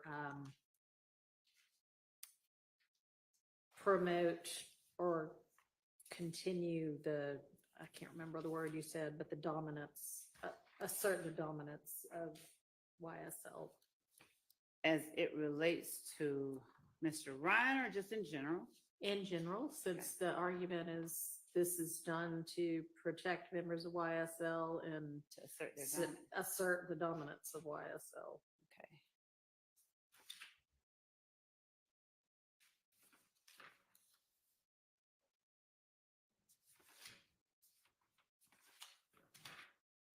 Since an overt act does not have to be a crime, I'll just name them, of course. So number 9, where defendant Williams asserts in one of his songs, YSL. No, that is not what I mean. I don't mean saying you're gonna do something. I mean actual assaults on people. We have Mr. Holmes's death is alleged by the state to have been a murder of someone that they believe to have been a member of a rival gang. All right, so Mr. I'm sorry. I mean, I guess maybe, so because it's a rival gang, that would be dominance. Yes. And that's it's- overt act, what, 79 or 69? And I can also even be more precise there as I look for that number 79 or 69. Mr. Drinks's murder is alleged to have been a direct retaliation for the death of 2 people who were Okay. associates. Your Honor, Mhm. I'm sorry, I'm just trying to 69. I'm trying to determine what you're figure- asking. Are you asking what the indictment alleges? What, Is- yeah, overt acts. Well, the alleged indictment, in the as I indictment. understand it, just broadly alleges that the overt acts are done to that, for those purposes. The indictment broadly alleges several purposes and doesn't delineate which overt acts are designed to do what. So the answer, as far as I understand your question, would be all of them. They've All right, alleged well, all of them. but I mean, I'm asking the state sort of what, I appreciate that position, but I think I mean it a little bit differently than that. And yeah, sure, they could end up saying every one of these does all of these things, but I'm kind of asking them to be focused on aggravated assaults, obviously, or worse, murder, that are for these very specific purposes. So to answer your question about the number for that murder, it was overt act number 79. All right. Also, the act on 4/28 by Mr. McMullen.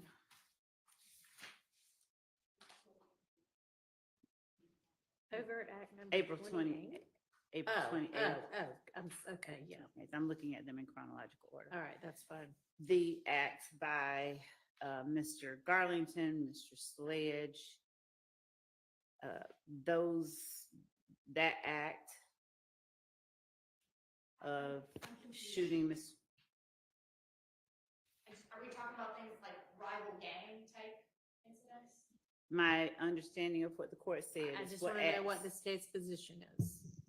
that were done to acts of violence done to promote either the Either notoriety or to protect protect. the members of YSL or to promote the dominance of YSL. So the shooting, we believe, by Mr. Winfrey of Lil Wayne's tour bus, which would have been a different one. It's encapsulated in 39 and 40.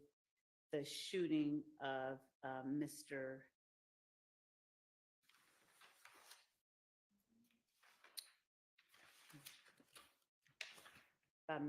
Murphy.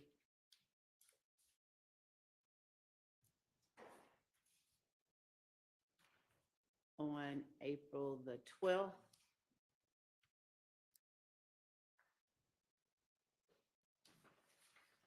Do you Dexter have any other Montgomery. overt acts where members or alleged members of YSL are basically doing a beat down of anybody because somebody from YSL got threatened or attacked? We have other ones where they're shooting at other members, and we Okay. have where they, for instance, Mr. Kendrick and Mr. Arnold go out and plan to shoot somebody because someone jumped on Mr. Arnold in a club. And that's an overt act? It is. It is. Okay. Where also I think we have. Yeah. And they are, I think, Acts 41 through 45 is the murder. Okay. This is the murder All right. on the 28th that or the aggravated assault that I talked about. Okay. All right, well, y'all see if you can find me some more on point factually case law, please. Okay. And Is the I know court, y'all want a decision, but that's so, we're gonna come back to it yet again. And Your Honor, in terms of the number of acts that we've enumerated in here, does the court want specifics or just the number? Yeah, that's right. I mean, you've told me enough. That's fine. Okay. I mean, it's not like that's critical to my determination. Okay. I just was wondering if there were so many that this was something that would really be cumulative, but it doesn't sound like you really have anything that similar to this.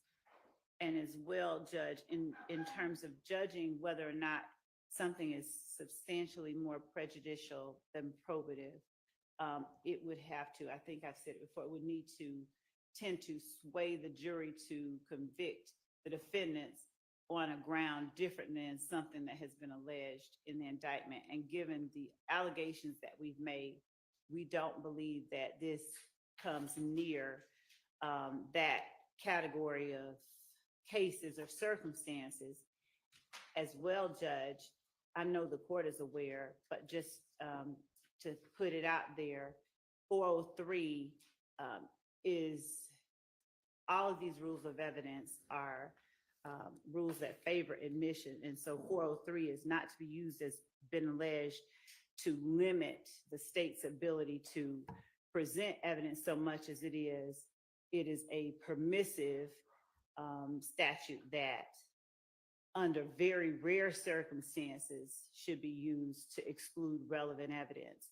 And the mere fact that a defendant may feel that, oh, the state has too much evidence against me, is not one of those circumstances that the courts have recognized. So actually do speak about prosecutorial need.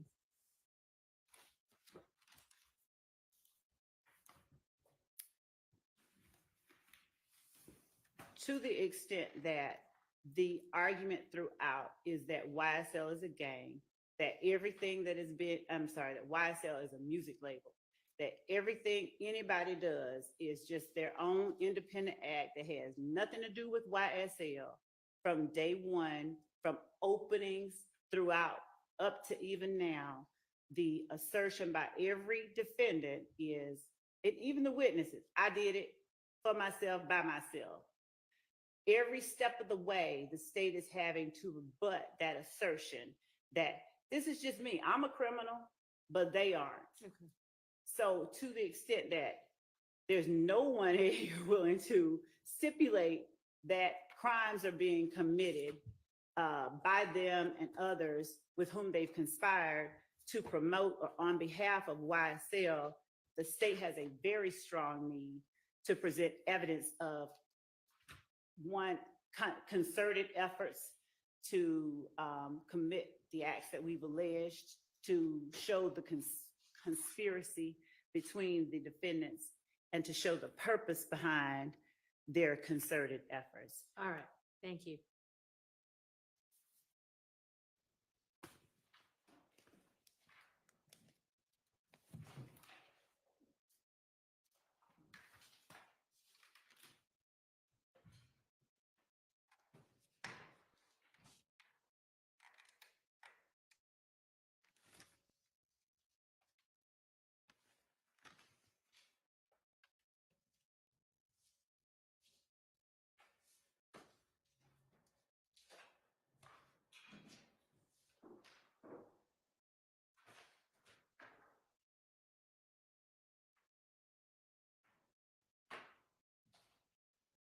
Your Honor, I'm just looking ma'am. here at some case law on prosecutorial need to see what I have to answer Your Honor's question in that respect.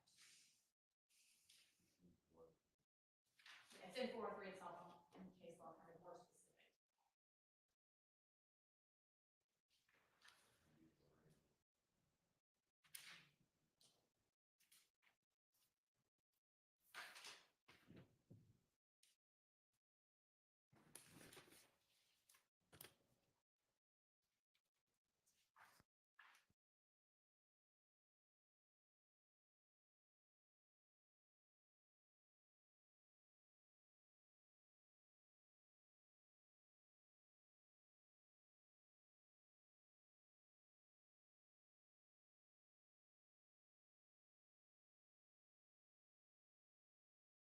I'm going to keep looking. I'm looking as I'm speaking here.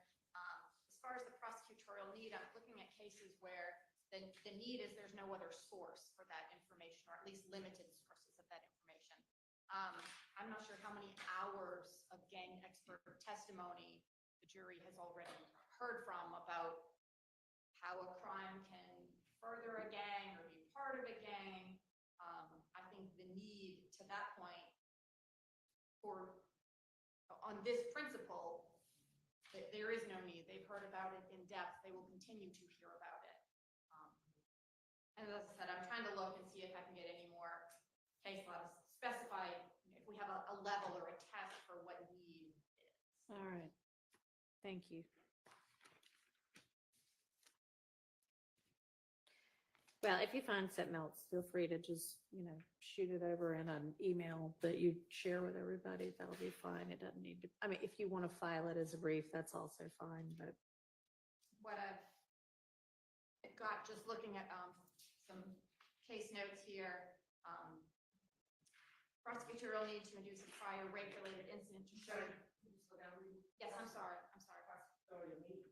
Explaining that the prosecutorial need to introduce a prior rape-related incident to show the defendant's intent was high because there was little other evidence supporting the charge of aggravated assault with intent to rape.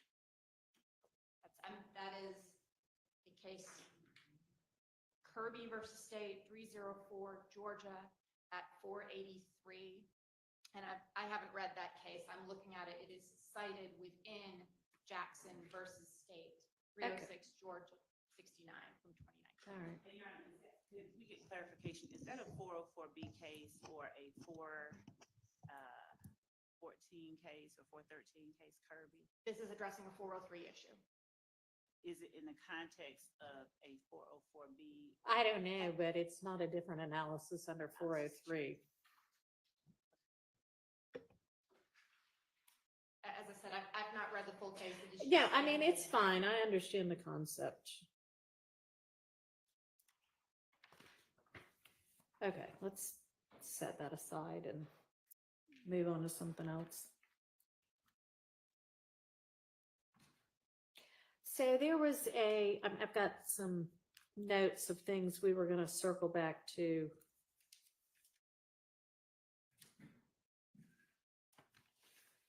And one of them was a video of somebody smoking pot wearing a chain and it saying some things. BB maybe and Eppinger, some about robbing Smith. What was that about?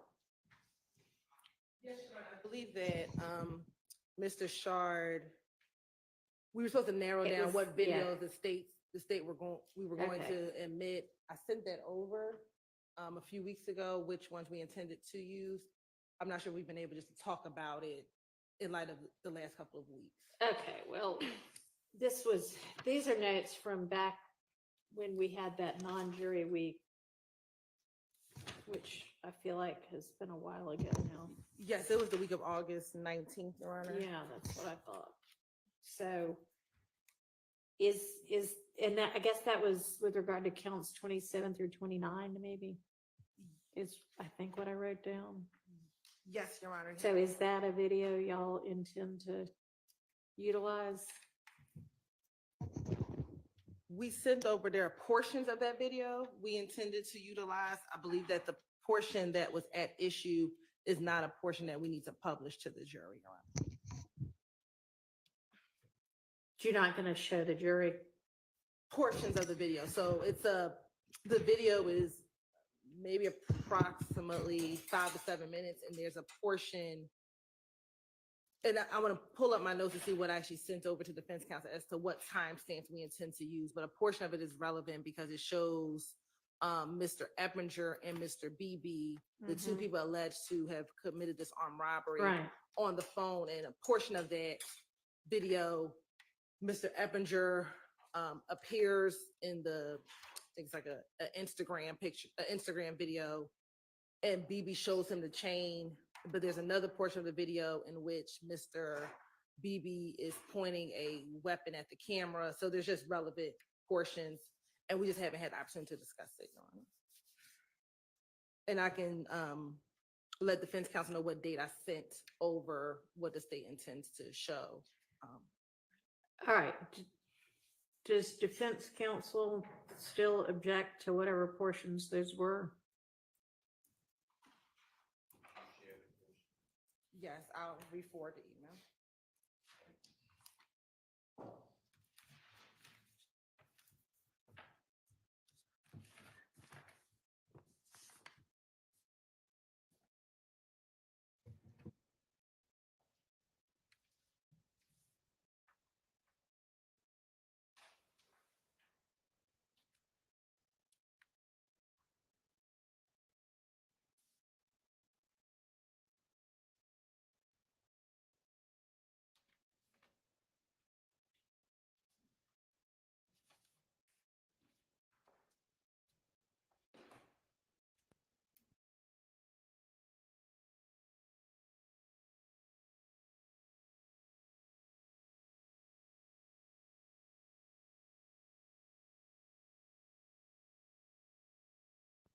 August 23rd at about 1:55 p.m.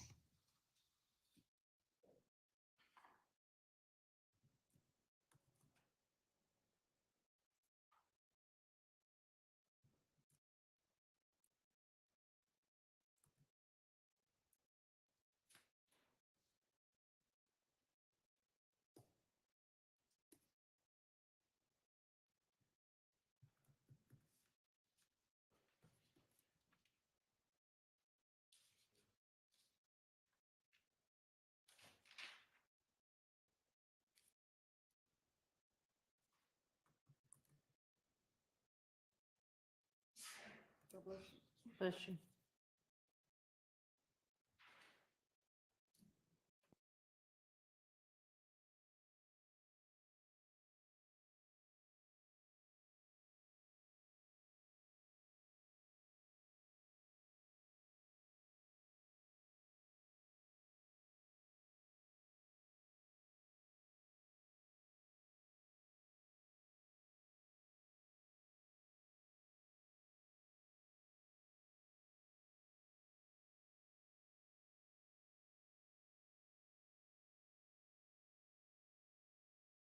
sent are approximately 5 clips that probably total together about 6 minutes of actual viewing.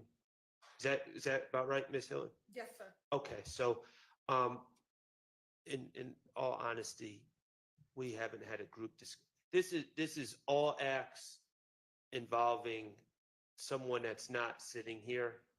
And if we could have a couple minutes Okay. just to talk as a group to figure out You may. what our stance is. on All right, this. and you know what? I may have y'all do that over the lunch hour.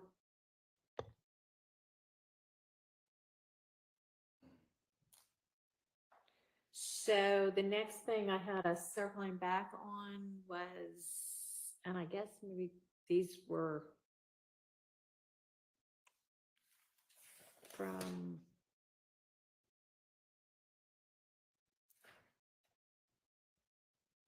I don't know, we were going through maybe one of the sets of statements, because I've got like page 2, 523, 513. Oh, these were the wiretaps, maybe. Big Nick. Yeah. Waters Road.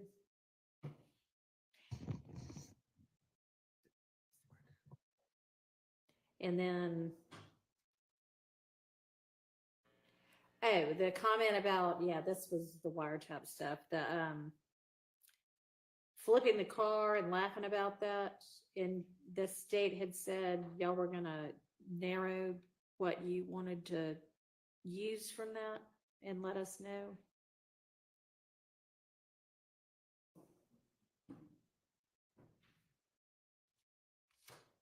Do you recall that? Just trying to remember flipping the car first. I don't know.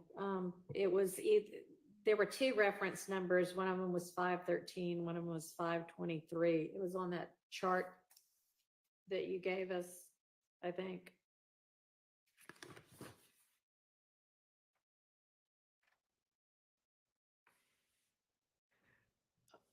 On the second page of it, Garlington talking about how they came through and thought they were going to come back and they were going to get ready to light them up, laughing about Shamel Drink's murder and the need to re-up on drugs to sell. And I had determined that the drug part was in, but y'all were gonna look again at that other part. You said there was a non-hearsay purpose for it.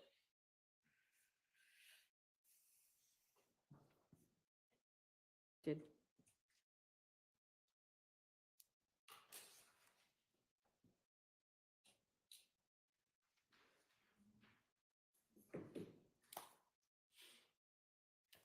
did y'all ever go back and do that?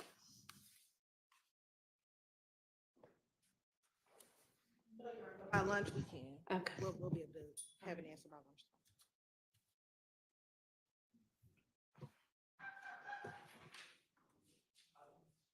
Yes. Would you kindly just repeat the 2 reference numbers? Yes, 513 or 523. On the chart, it's 513. Thank you.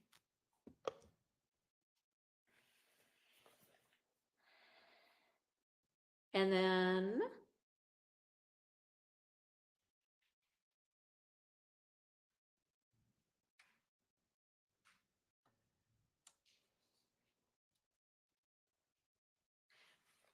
when we got to 1109 or 1124, there was an argument that that shouldn't come in against Nichols or Stillwell because they had already been arrested at the time and somebody was going to provide law on that. Yeah, did that fall under the broader proposition that the court sort of touched on earlier regarding whether or not overt acts occurring after arrest could be used to prove the conspiracy itself, which would include people who have been arrested prior to the act being committed? If it did, we'd like to sort of address it. I mean, I think y'all would need to establish that they're still a part of the ongoing conspiracy.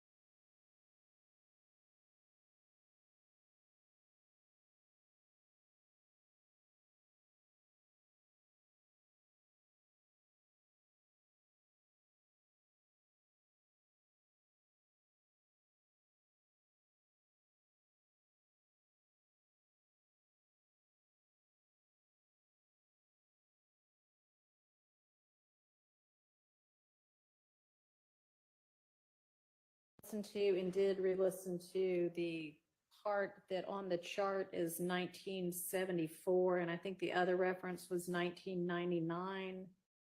And this was,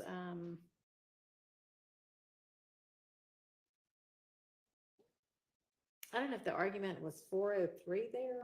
Confusion, I think, was the argument. And upon re-listening, I don't find that to be a 403 issue, so that is admissible.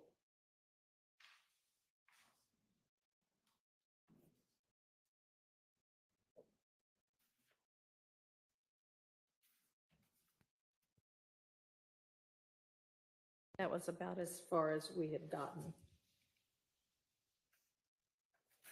And then, of course, we still need to circle back on the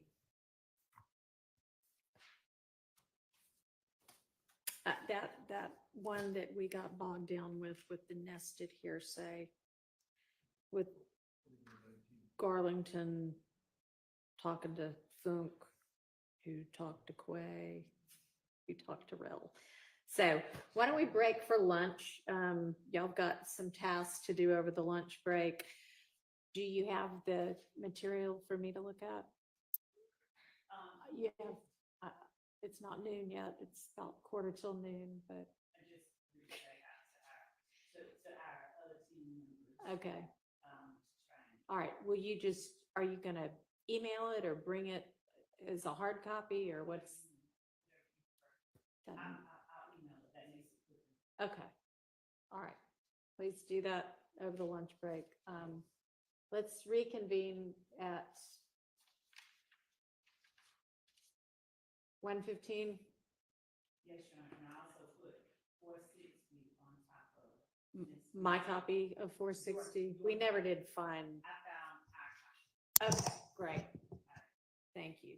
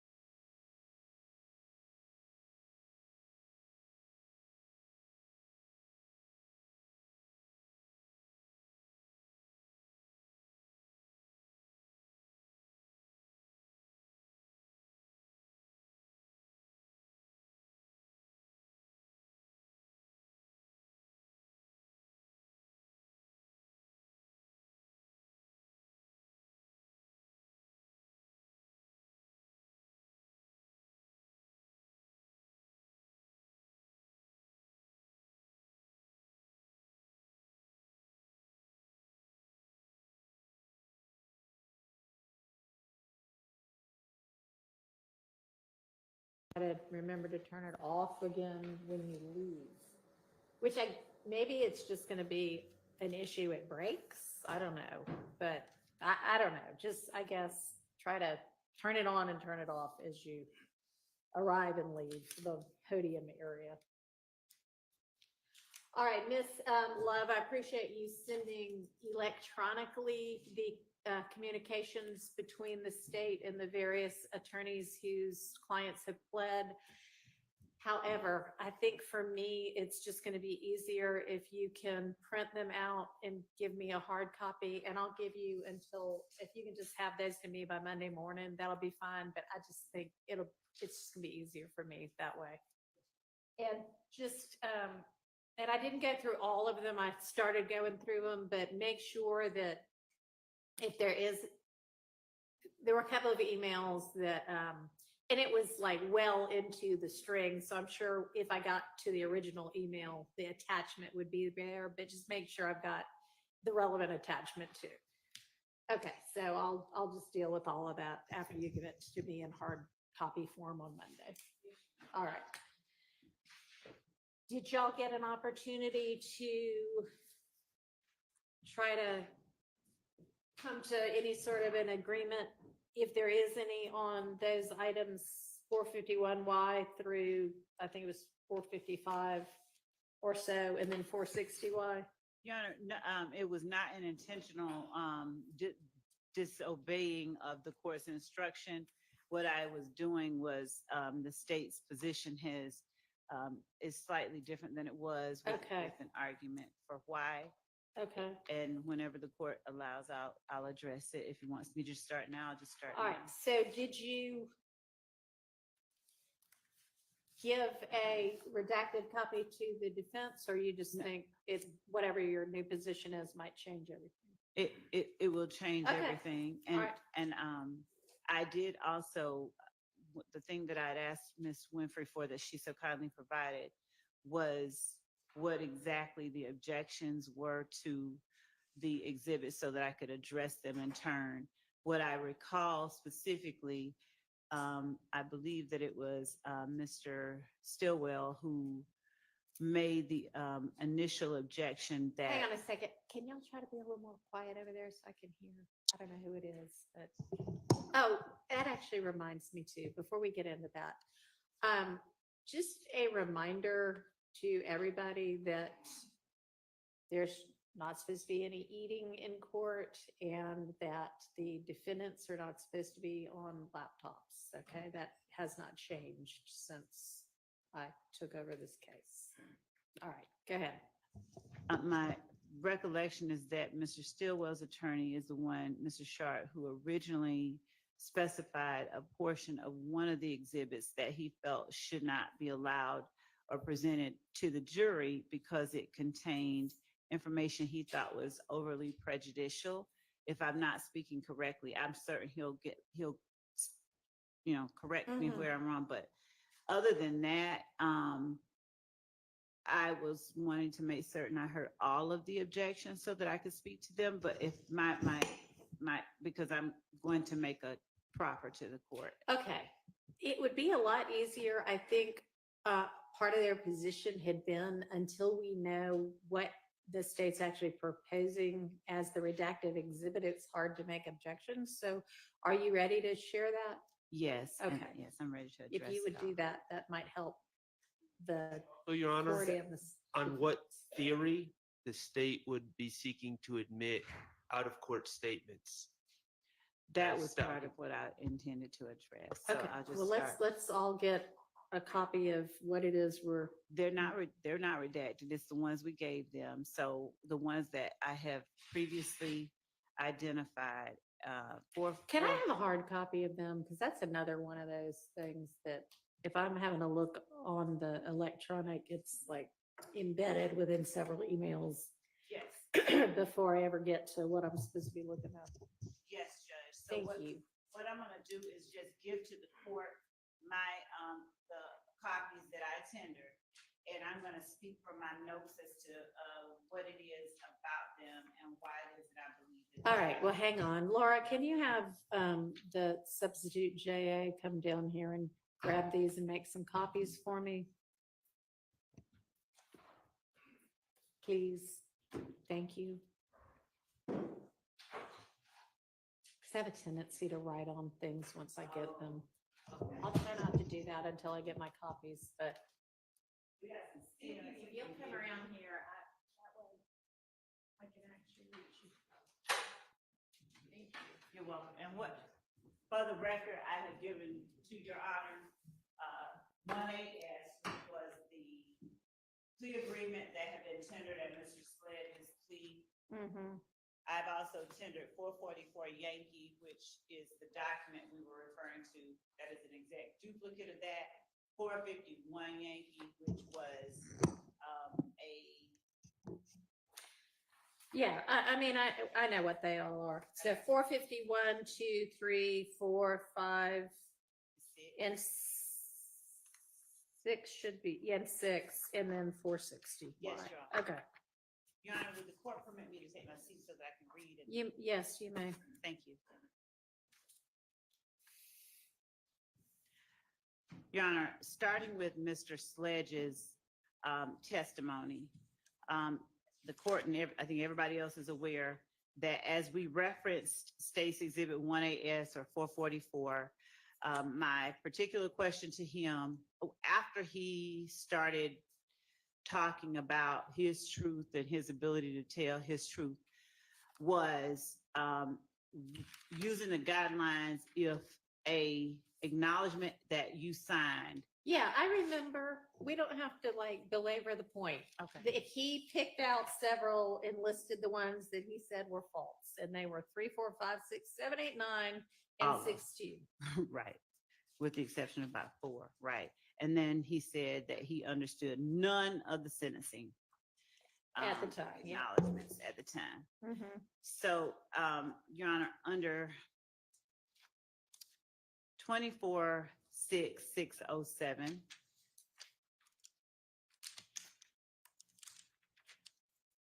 OCGA 24-6-607, Your Honor. Impeachment by contradiction.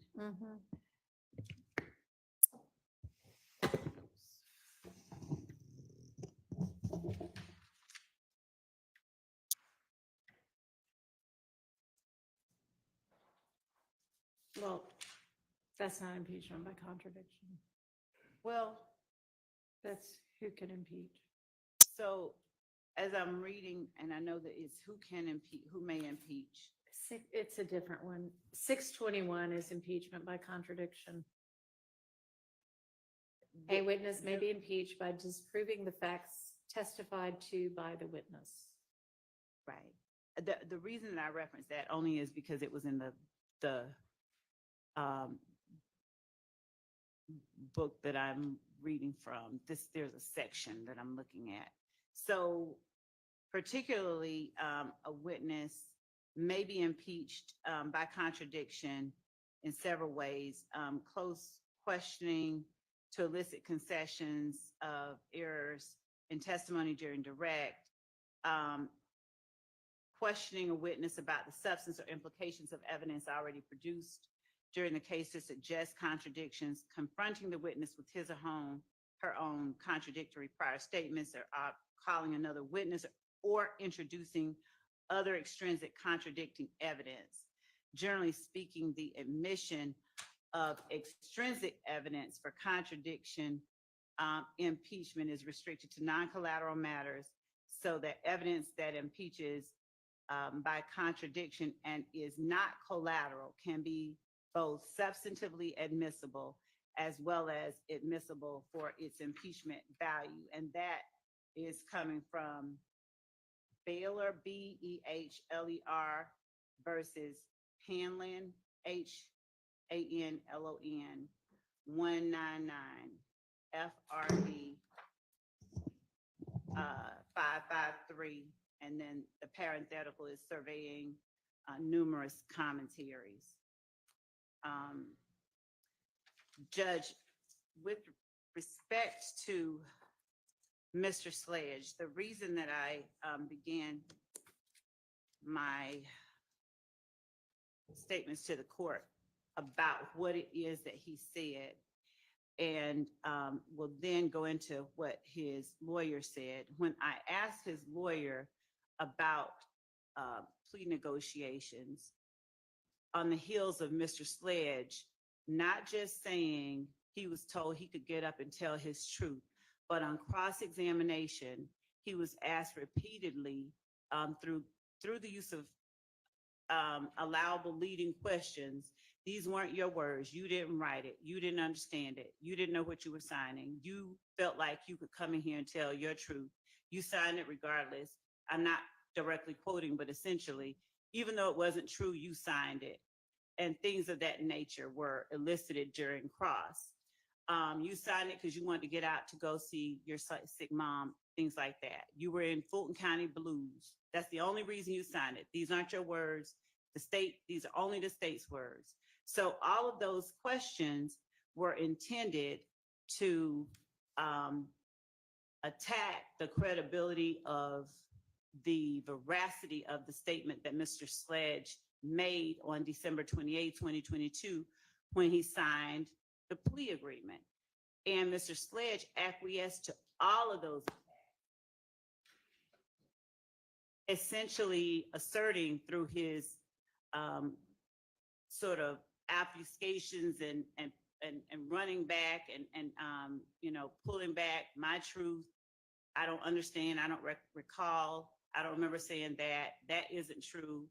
And his pointing out at the state's request the factual acknowledgments that he now asserts were inaccurate or not completely true. He allowed himself and the cross-examining attorney to, in front of the jury, completely question or to undermine the credibility of the statement that he made and his own credibility at the time that he made the statement. So as the court has already instructed the jury that the inconsistent statements of a witness are also substantive evidence that may be considered against other persons on trial.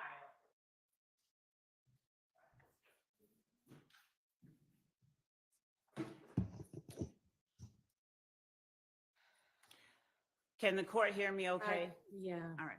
So as the court has already instructed the jury that it can now consider that statement as substantive evidence, what we've seen is an attempt by the defense to destroy the jury's faith in the credibility or veracity of that statement made by Mr. Sledge on December 28, 2022. So when questions were posed to his attorney regarding Mr. Sledge's understanding of those acknowledgments and sentencing agreements, on the one hand, after he made clear that though he's a friend of both sides, he's a defense attorney through and through, Mr. Wright, though he did clear it up, he seemed to, his answers on cross-examination, there were some things that were not true. There were some things we didn't agree to.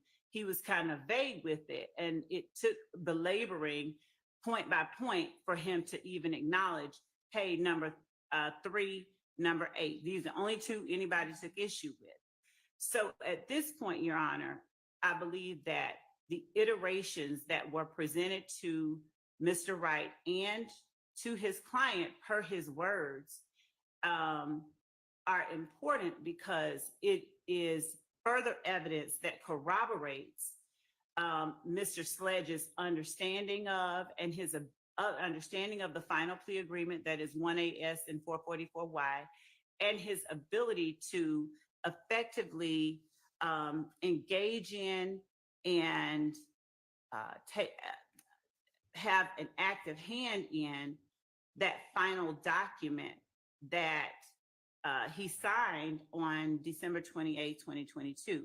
It points not only, it demonstrates not only the inconsistencies of Mr. Sledge's testimony, but his outright perjury regarding his purported lack of ability to have any say in what that final document asserted that he signed. It is illustrative of the fact that he actually did have the ability to tell the state what he felt wasn't true and what parts he wanted changed. And I think that our position is that it is relevant in showing or allowing the jury to judge the credibility of statements Mr. Sledge has made on the stand versus the credibility of the statement that he made on December 28th, 2022. The statute that I cited earlier, it substantiates our position that the representations that Mr. Sledge made under oath on December 28th, 2022 were part of a long and detailed negotiation and refinement that Mr. Sledge himself took part in. I think at this point, 24-1-104 might become relevant. That's the one I brought up earlier that didn't have any bearing on what we were talking about. But in as much as 24-1-104 speaks to the code section not limiting the right of a party to introduce before the jury evidence relevant to weight or credibility, we believe that this particular evidence allows the jury, it is pertinent evidence that they should be allowed to see, to understand fully what was put before Mr. Sledge, what he did dispute, what he did not dispute, and what so that they can compare it with what he finally agreed to and make a better determination about the truth of the statements he made on December 28, 2022. I think that the argument that some of the statements, the allegations made by the state, those are things that one way or another may be asserted in any event.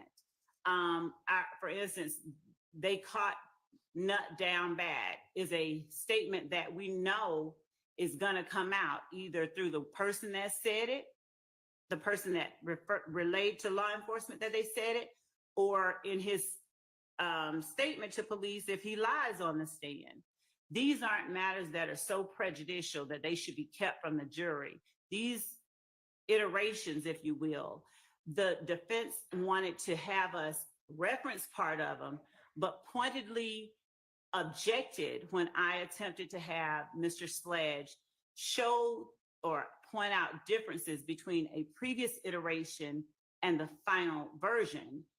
That previous iteration was not circled there. It's one that I have because I did not tender it as a marked exhibit. They actually objected to my calling it a previous iteration.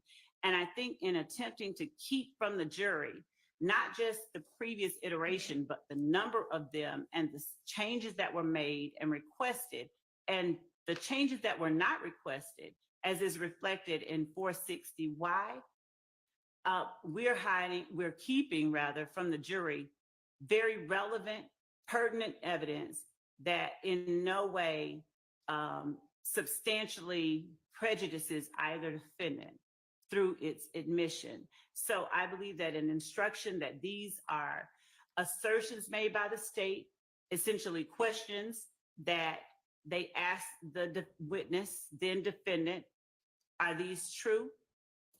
I initial them if they aren't, tell me what changes need to be made, and that they are not to consider as true from this witness or take as statements by this witness anything that doesn't appear on state's 444Y, and that they should look at state's exhibit 460Y as substantive evidence of the defendant through his representative of what he was calling true and not true at the time that the state presented him the iteration that came just before it. So it allows them to put in context Mr. Sledge's factual acknowledgments and sentencing understandings that he signed. I'm gonna get copies made of all of these. Yes, Your Honor. All right, so. Just one. Oh, batteries, thank you.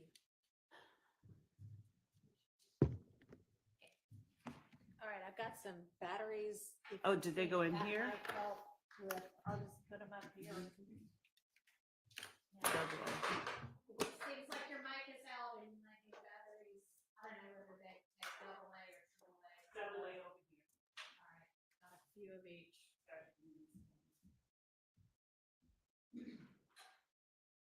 I'm just gonna set those right there. All right, so I think that, there's the 444Y one, which is the signed plea acknowledgement. That's sort of a separate type than all of the rest of these correspondences back and forth. And are you at this point saying, just so I understand, that like as to 460Y, you don't even intend to redact it at all? No. All right, help me understand what you're saying. As to 460Y, I wanted to redact everything except the one email that Mr. Wright sent. I want to take out everything else before. I even think I included twice in that 460Y, the same email. So I would like to redact out all of that except the email from Mr. Wright to me on December 27th at 8:43 or thereabout at night, wherein he is making statements for his client. So they are statements of his client that number one is okay, number two is okay. And I say that under, I would call it an adoptive admission, but he is Well, an it's agent. an agent, Right. yeah. So he is stating, his client is stating, number one is okay. And in order to know what number one is, the jury needs to see what number one was that I sent to them, which would be the exhibit directly preceding, which I believe is 452. If I'm wrong, I'll make that correction. But the jury should see 452, wherein Mr. Sledge says, that's okay. They should see whatever he wrote about 450, about number two. Let me ask you something. I mean, is he really a party opponent anymore? He He was. But is he now? Because admitting it in this trial now, is that an admission by a party opponent? Oh, you mean in terms of the, You're saying, this is a statement by Mr. Sledge's agent, which it is, but would that get admitted under the admissions by a party opponent exception to hearsay? I wasn't admitting it under Okay, that. so- I was just saying they are statements of Mr. Sledge. Okay, all right, but under what exception do they come in? They are Mr. Sledge's statements. He is a witness who was on the stand, who was subject to cross-examination. So in as much as they are inconsistent and contradictory to the testimony that he gave.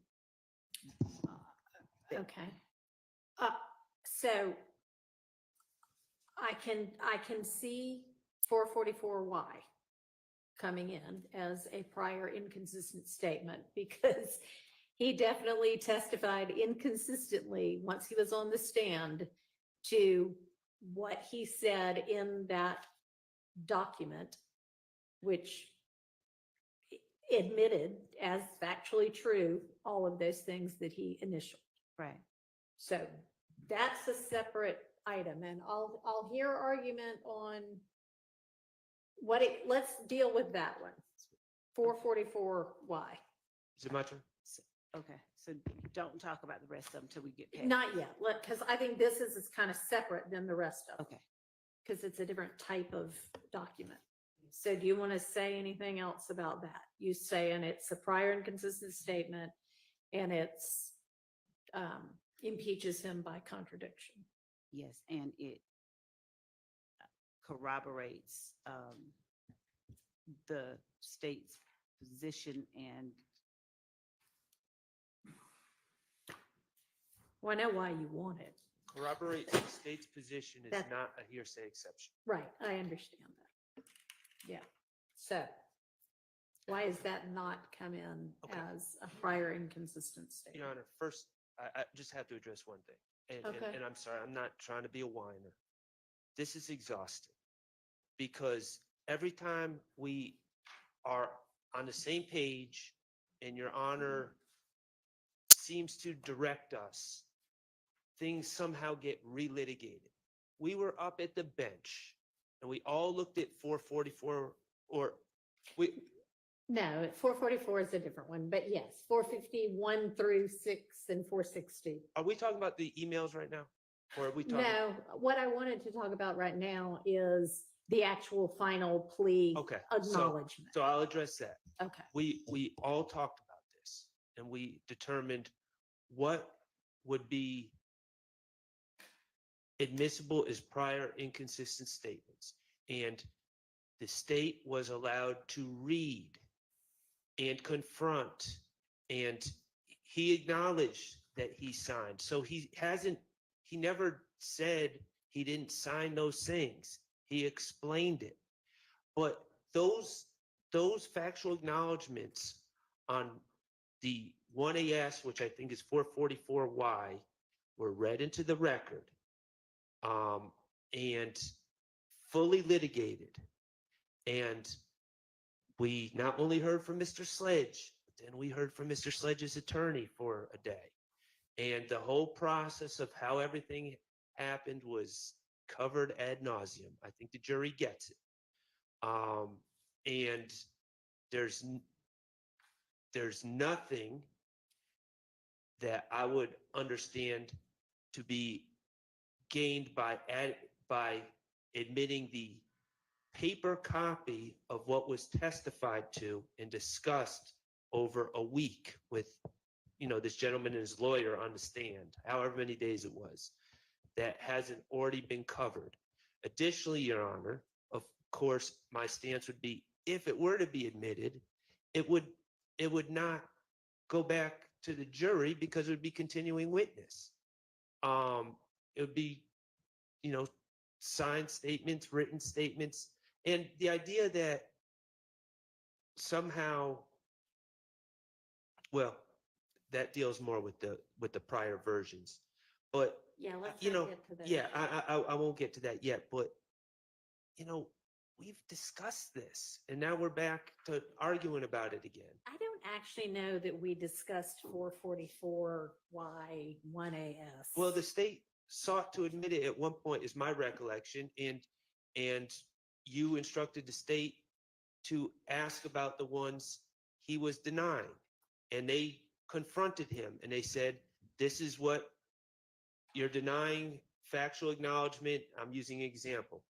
3, and then it was read, and then it was discussed, and then we went from one to the other to the other. The state was certainly not rushed in their examination of Mr. Sledge. So all this has been covered. There's no need to admit the document into evidence at this time. And it's cumulative, but also it should never go back to the jury to begin with. So I don't even know what purpose it would serve at this point. Well, we can deal with that later, what goes and what doesn't go and what's subject to a continuing witness objection. But it's definitely a prior inconsistent statement. Y'all were given an opportunity to cross him on it. He was given an opportunity to explain it. It can come in as extrinsic evidence. Well, That- okay. It's pretty clear law, I think. Well, the other thing is, I don't know if he denied, the other thing is he didn't deny Well- adopting it. He said, and he gave an explanation. I but- know. Right, but I don't believe that lays the foundation for a prior inconsistent statement him saying, oh, I did sign this, and this is why I signed it. Okay. And then, so Well, the statements on the document say, every bit of this is true, and I acknowledge every bit of this. And he testified inconsistently to that with regard to the majority of it. he did, but he never said at the time he didn't acknowledge it to be true. I think he did. Okay, so to me, I don't know if the entirety of it or just the parts that he denies are admissible, but does it really matter? It If, does. 1, 2, and 14 through 15 come in? I'd have to really look at it, and this is, the state has not given us a proposed redaction, but Why, do you propose to redact that at all? No, and just as a Well- point of clarification, on the first day of direct examination, he specifically said that one was not true. He said that on the second day, he came back and said yes, but the first day he said no. it's interesting that Ms. Love says that, because when she actually was examining him, she misspoke and said that he adopted number 1. So now she's saying he denied it. Yes, I believe that if we're going to admit them, if the state's not willing to redact it, then it should not come in.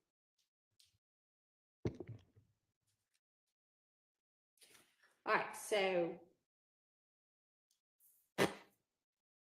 What is it that they're proposing that we redact, Your Honor? It's, the parts that he didn't testify inconsistently with.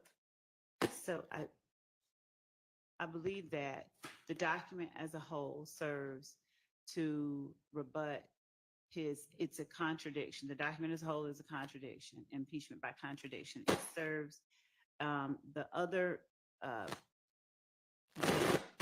the 3 things that he said he admitted, 10, 11, and 12. 5, 10, 11, 12, 14, and 15. Provide context to the types of admissions that he was willing to make. It provides context. All right, well, didn't they watch a video of Not you with- reading out Not just the parts that he said were inconsistent? yes, just the parts that he said were inconsistent. And I believe that the document as a whole is evidence, powerful evidence of what the document contains, of the statements that he makes in the documents. I think it's evidence. The fact that he signed, the fact that the document exists, the fact that they can see what it is that he was looking at, and compare it with what it is he is saying on the stand, allows them to further assess his credibility. It corroborates what they saw. It corroborates his understanding of what it is that he was signing. All right, if we're talking about is it an exception that permits his admission, it being corroborative doesn't get you over that line. So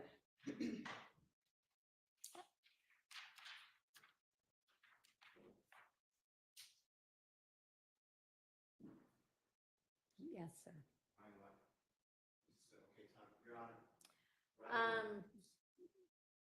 Yeah. Now, it may be that what you mean to say is that the entirety of the document needs to come in because that's the only way they can understand it. Is that what you're saying? Yes, I'm sorry for not doing it as well as the court did. When I say context, yes, it is the only way that the jury can fully understand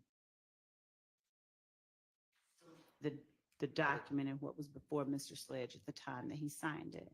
the state's stance is that the jurors can't possibly understand one factual acknowledgement about a video, for instance, without being provided another factual acknowledgement about gas stations on Cleveland Avenue. That acknowledgement about gas stations on Cleveland Avenue just sheds light on this acknowledgement about the video that allows the jurors to understand that. That's ridiculous. You had him admit on the stand the factual assertions that he still agreed with, right? I had him not read from the document. Did the What I jury asked- in any way hear the factual acknowledgements that he still acknowledged? I believe that the You answer know is the in answer. some form or fashion they did. For instance, Hang on just a second, Ms. Love. oh, I'm objecting. Mhm. And you said it, and I think the Honorable Attorney Sharp just said it. My memory, and according to my notes, the entire, from the swearing in of Mr. Sledge, then it skipped. And then the entirety of his acknowledgements, whether he admitted it or did not admit it, was read over my objection on a video audio from Crime and Law, or Law and Crime. And now we're doing it again. That's in evidence. So I'm objecting to it. It's already there. And the state at one time told you that they needed that evidence in because it shows demeanor and he had an opportunity to sit next to his lawyer, and that there was no one else in the courtroom, and Mr. Williams and I and the others weren't there to intimidate him, or whatever their word was. This is just cumulative. He's been impeached. He's been thoroughly impeached. So I'm objecting to 444 at all. and at the appropriate time, I'd like to respond. The answer to your question is yes. It has been acknowledged. So your recollection is that on the video, every factual acknowledgement was read? Yes, that is, if I'm wrong, please correct me. I'm not trying to be wrong. He's That's according to my notes. There was nothing redacted. It went right from the acknowledgements, whether he agreed or disagreed. It was read by Ms. Love. All right, Ms. Love, I know you sent us an email at some point that said, here's what I intend to play, Respectfully, Mr. Steele is incorrect. right? We did. Okay, so hang on. And was sent Friday, September 6th at 7:45 a.m. And then, yeah, I think that's the right date. And what Then we, maybe again to me at 9:54 a.m. right. Would the court like that we put it on the screen or just reference the portions that we were taking out? No.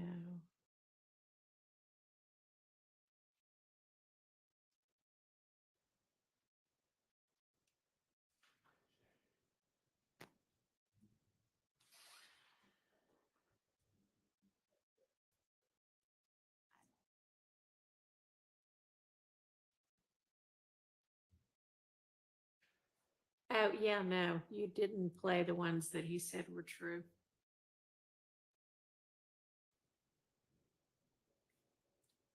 You only played the ones that he said were false. Right. And yes, Your Honor. Okay.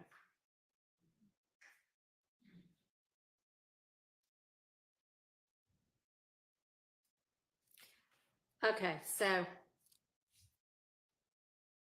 And when the court feels it appropriate, I just had a couple of more words to say in response to Mr. Sharp's response about 444 and impeachment by contradiction and the amount of time spent on it.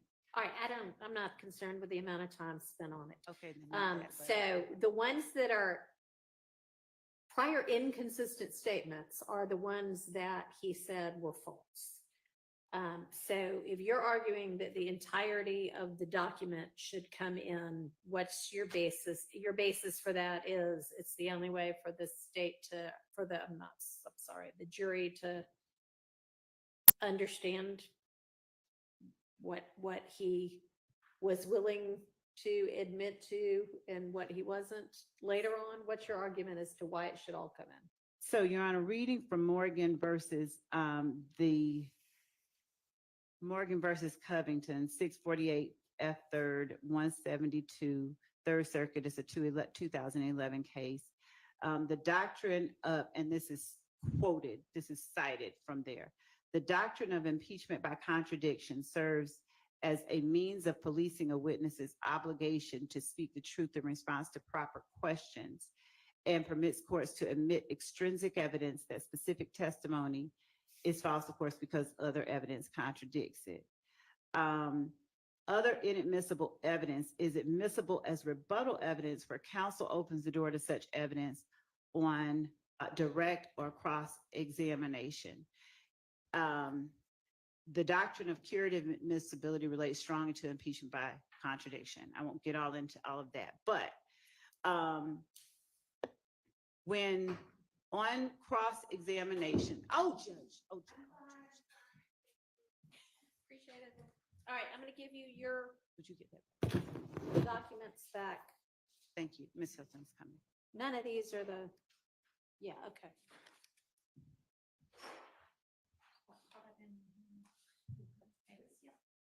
Thank you. Sorry to interrupt. Good. Yes, Your Honor.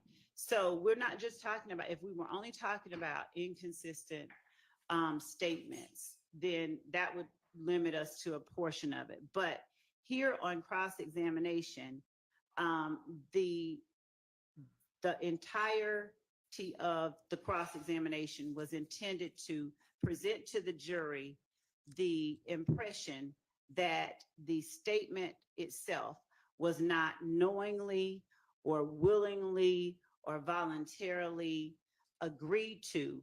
And in fact, even though the court sustained the objection to the question, I believe Mr. Sharp said it, or I'm sorry, forgive me, Mr. Sharp, Mr. Weinstein said it when he said, when the state put these words in your client's mouth. So the point of it is, when on cross-examination, whether it's effective or not, when the effort is, and the witness has allowed it to happen, that an entire statement is essentially sort of undermined. You say you didn't understand it, you lied because your mother was not well and you wanted to get out of jail.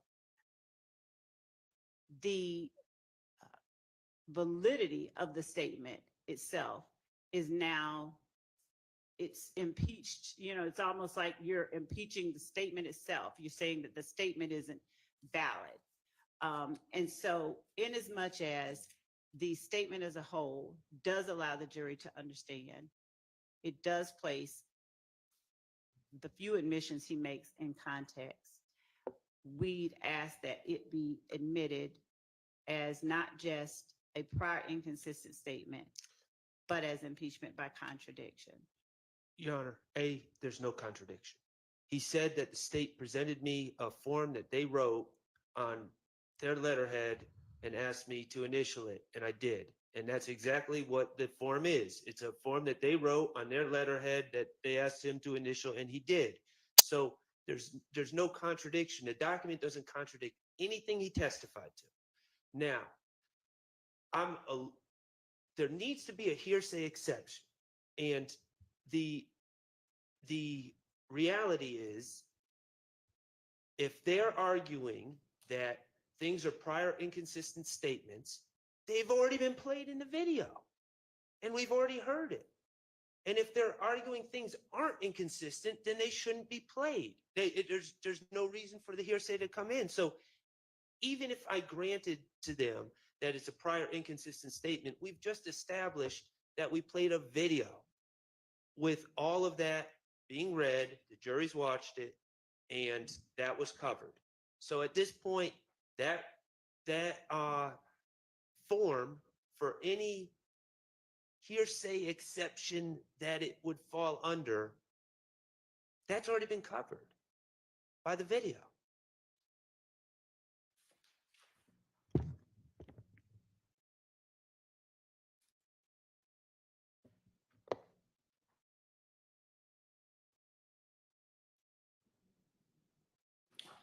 All right, I'm gonna rule on this one that the portions that he disavowed on the stand may come in as extrinsic evidence of a prior inconsistent statement. And we'll deal later with whether they actually go out as continuing witness or not. And for the record, which ones are those? So I would think that would be, if everybody has it in front of them.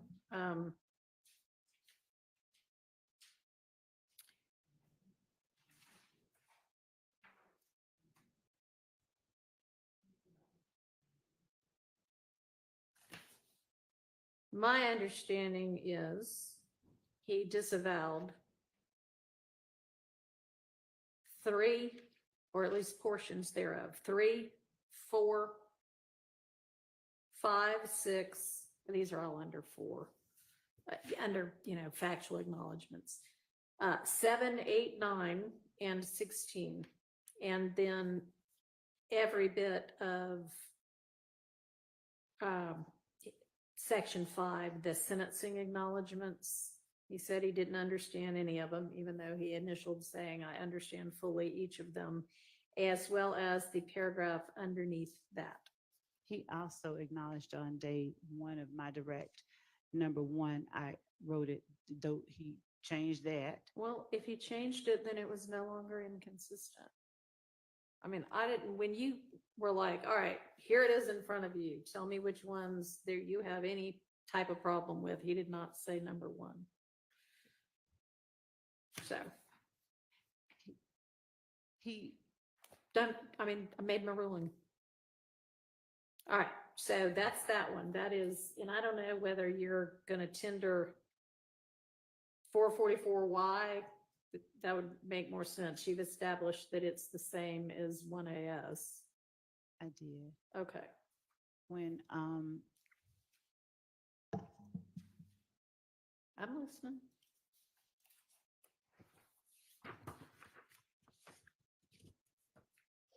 Yes. I'm going over just one moment, Your Honor. Okay.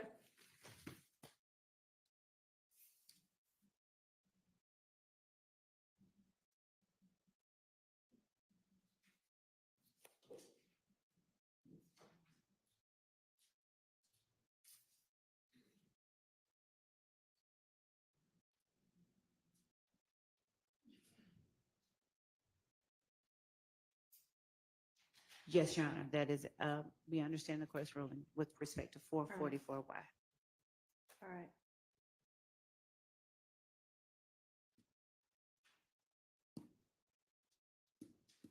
And I don't think it would come in as, whatever it's called, the rule of completeness, because that would be if one party's introducing it, the other party has the right to do more. And this is all one party over here trying to get it all in. So that doesn't apply. All right. I think now we can move on to the rest of them, which are all sort of, I need a bigger bench. The same thing.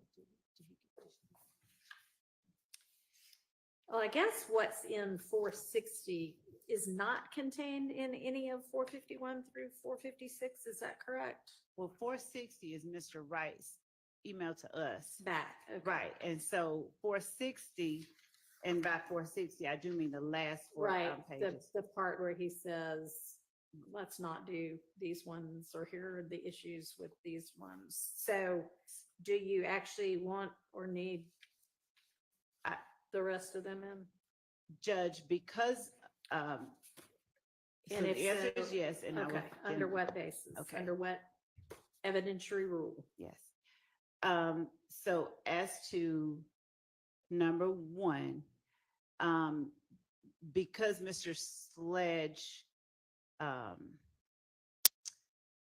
the second day, he agreed and gave testimony about examples of number 1.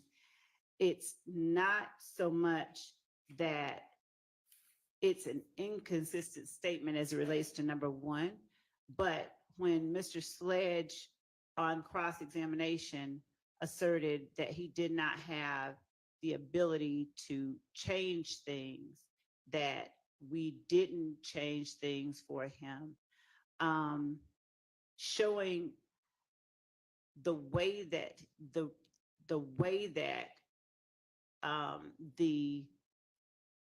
recommended changes were presented to the state. What is not said is as important, in our opinion, as what is said.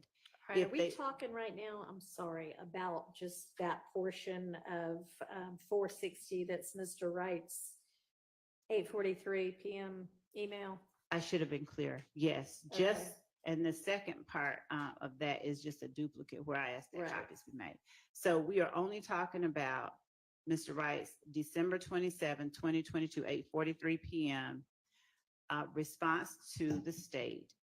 Subject line is Reese Sledge agreement updated. And with Mr. Wright on the stand, I clarified what exhibit came in before that he was responding to, which was 452. Okay. And then what exhibit came after that, which I believe was 453, but I'll check my notes to ensure that that's the case.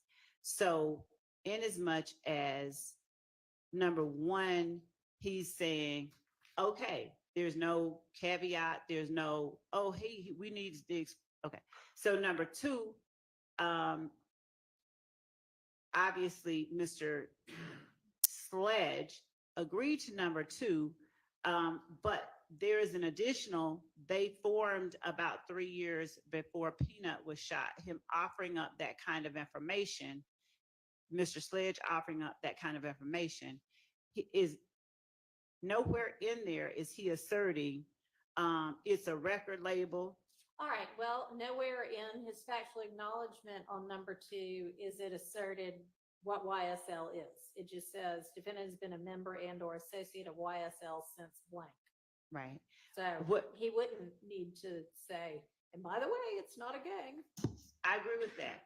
Also, but in number one, where we say what it is, Yeah, we don't use the word gang. We say something, we use specific language that he's perfectly okay with. And then in number two, he makes no effort to, qualify anything as he did on the stand multiple times. okay, well, as we all know, the case law holds that it's actually not illegal to be a member of a criminal street gang. It's only illegal to commit crimes in furtherance of it, well, to commit crimes, period. And then it makes it a gang What makes it a gang is a violation to crime. commit crimes in furtherance of. And that's why number one says. Right, and so, I mean, number one is whatever number one is, but, that number two says, oh, by the way, it was about 3 years before Peanut was shot. It's that he's offering information, and I'm going to defer whatever the court's ruling is, Mhm. but it's that he's offering additional information. He's I think comfortable enough to say. I think that is okay, I think it was about 3 years beforehand, so it must have been about 2012. Okay. Okay, so, Nu- three, Number three. didn't we read that into the record? We did. We read the response Mr. Wright gave, Okay, and I We believe did we read that in- read, We did read into the record. if I Your make Honor. it, I All right. believe we read as well the portion of 452, that was number three, and then the final. I think we read number threes into the record, just so that the court is hearing what I believe is the full truth. We read not just that, but I asked him to read what he responded to and then how we changed it for him.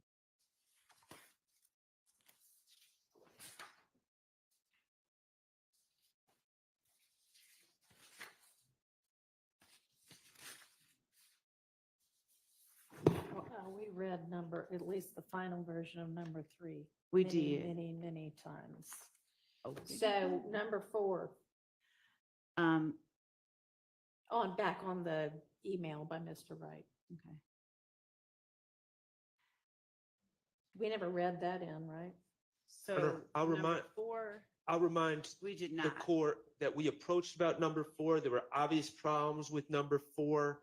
that were inadmissible. We were told to stay away from number 4. The state was told away from number 4, told to stay away from number 4 for obvious reasons. There's all sorts of speculation in there. And now, after being told to stay away from it, and we were told to stay away from it, and we did not address it during cross-examination. Now, after witnesses have testified, the state's seeking to admit a document that has number 4 in it. And it's just, I mean, I don't know what we're doing. Okay.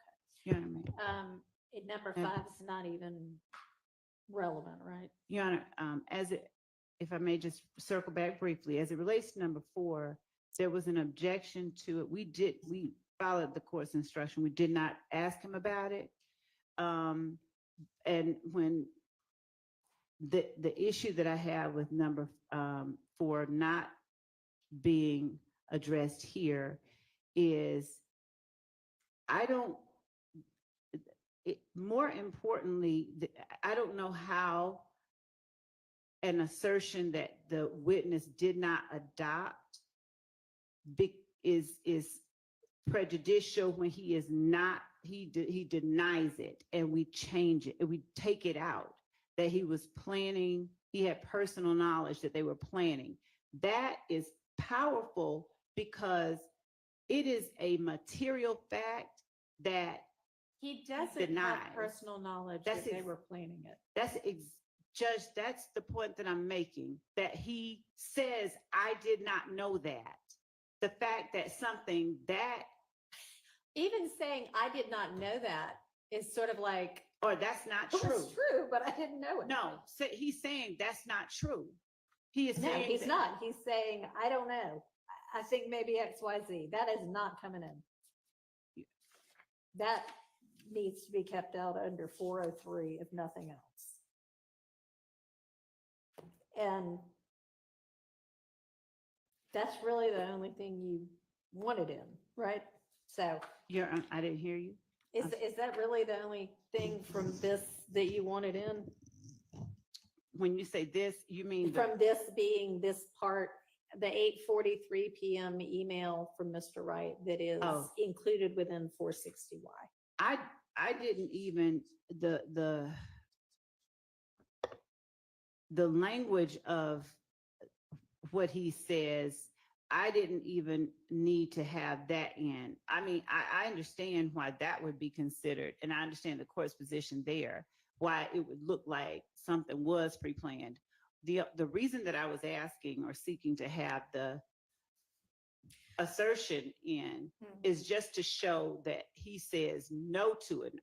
We could take out all of number 4 under Mr. Wright's email and just say, no, I don't, just, he denied it. Well, we can't make it say something. it No, doesn't not say, put the so word no. what are you He doing now? said, Mr. Wright said on the stand Okay. that is something that we did not agree to and we took out. And that's exactly the point. Mr. Exactly. Wright said all All right. the stuff on the stage. We're not going to be admitting 460Y.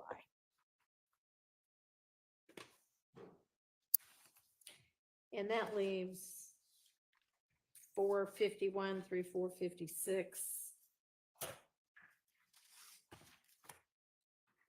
And those kind of, what would be the theory under which those would come in? It, Your Honor, it contradicts Mr. Sledge's testimony when I presented him with a prior iteration, that there was an objection to it being called a prior iteration. And I asked him to show me things that were different. It contradicts his testimony that he saw prior iterations and was allowed to make changes to the prior iterations. He said on cross, the first time he ever saw that plea agreement, it might have been the first time that he saw. Well, that was the first time he saw that plea agreement because all of these were prior versions. And when I asked him, did he see any prior versions? My recollection is that he denied. I don't seeing- remember that. I think he said the back and forth between us and the state was up to my lawyer. I left that to my lawyer. That And was his- Mr. Wright clearly I- testified I- that he took a version to speak to Mr. Sledge the night before. And, I'll look back at, All right, well, subject to that actually being some kind of and so that would be what, impeachment by contradiction? yes, it would. Okay, well, you can let me know if he actually testified Your Honor, in the way that you remember it. Yes. and I don't think we should have to litigate this again, and I'm going to explain why. Okay. The state, under the state's theory, well, I mean, why don't they just do this for every case? They could write out their facts, just send them to a bunch of witnesses. Witness doesn't need to initial them at all. And then they take the stand, and then we just start bringing in all copies of documents that they wrote and sent to witnesses that witnesses looked at. I mean, it's false facts here. It's facts that haven't been adopted on these documents. There's inadmissible statements on these documents. It's a mess. And we didn't create this. We didn't tell the state to do it this way. We didn't tell the state to write their documents and then send them to an attorney, write the statements and send them to an attorney and see what the co-defendant says or the witness says. We didn't tell them to do it this way. They created this I problem. understand. You can get back to me if you can find some kind of testimony that you think lets you get this in. Right now, they are excluded. Yes, Your Honor. Thank you. And I will look for that. Yes. I can't say with certainty, but I'm just going to ask if there is also a case which I, in my mind, the recesses of it, believe that it may address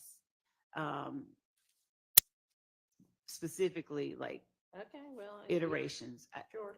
Okay, thanks.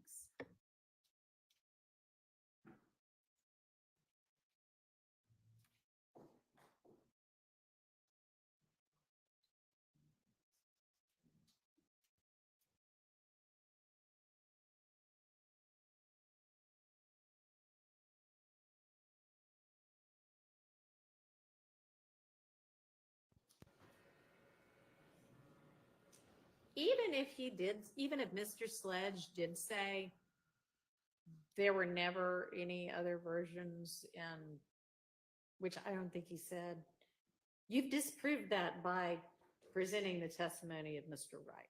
So I think given the number of 403 concerns there are with 451 through 456, I'm going to just stand on my ruling excluding them.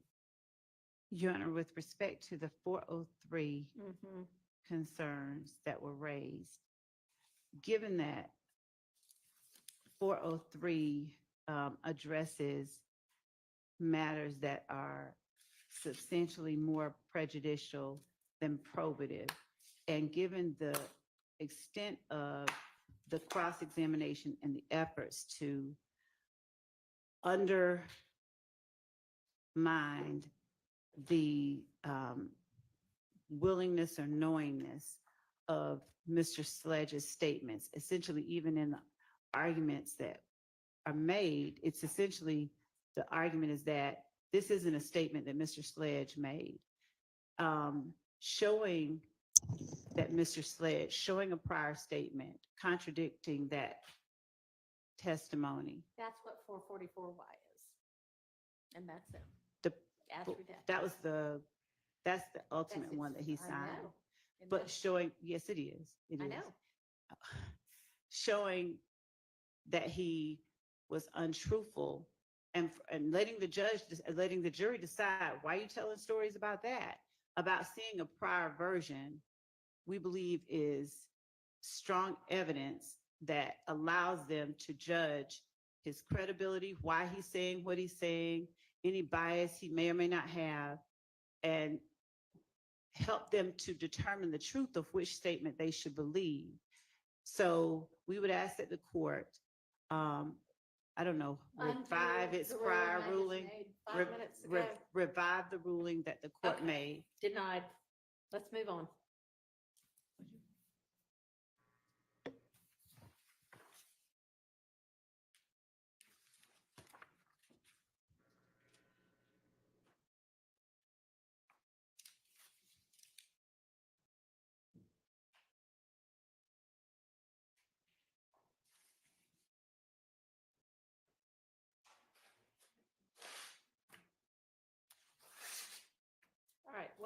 y'all tasked with over the lunch period?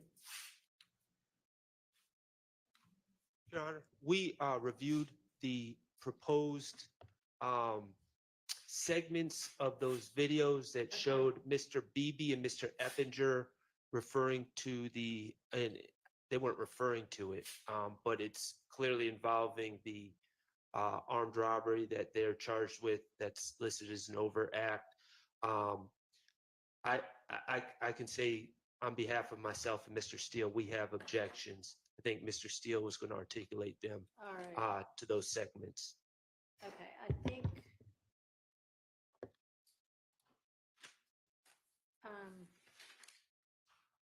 it would probably help for me to be able to see what those are, but before we do that, 463Y, were you intending to tender that at all? I don't know if that was one that you had included that we said we'll circle back or not. That was the one that was just his sentence that showed that he got the sentence on the second count too. No, that was just to okay, refresh his all right, memory. thank you. All right, can you queue up the portions of that video, please?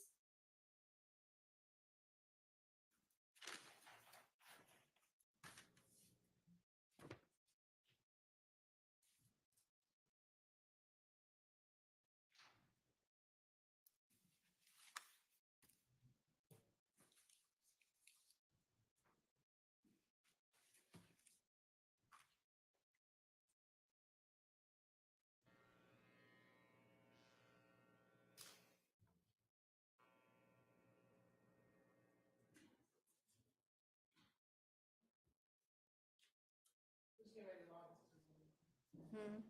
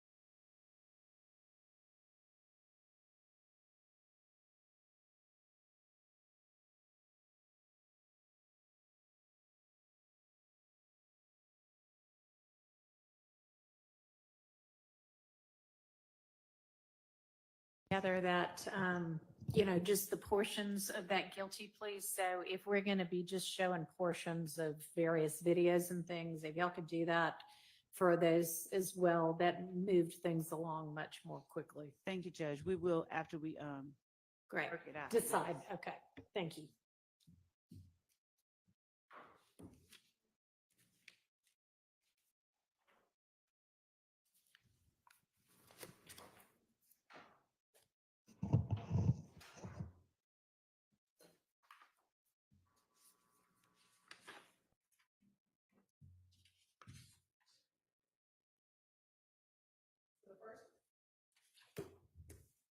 The first portion of this video, it ends in 2624. In the video, this is Deamonte BB, and it'll be Christian Eppinger. This is after the armed robbery that both are alleged to have committed. Mr. Beebe has recently or did plead to the charges in this indictment regarding this armed robbery. All right. So I'm sorry, timing wise, this is shortly after the robbery or shortly after? Shortly after the robbery. Okay. And we're going to begin the first portion at 1:12.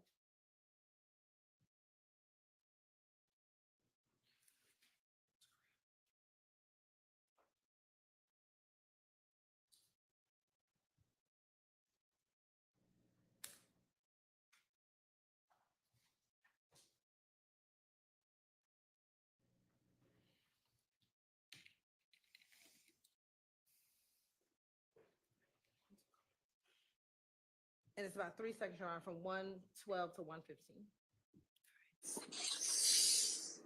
What's going on, man? What's up, Slim? And Your Honor, as you see, or if you see there, when Christian Eppinger gets onto the call, he throws up what we have alleged is the YSL sign, and then Deamonte do it back towards him. Okay. The next portion, Your Honor, is 2 minutes and 45 seconds to 2 minutes and 52 seconds.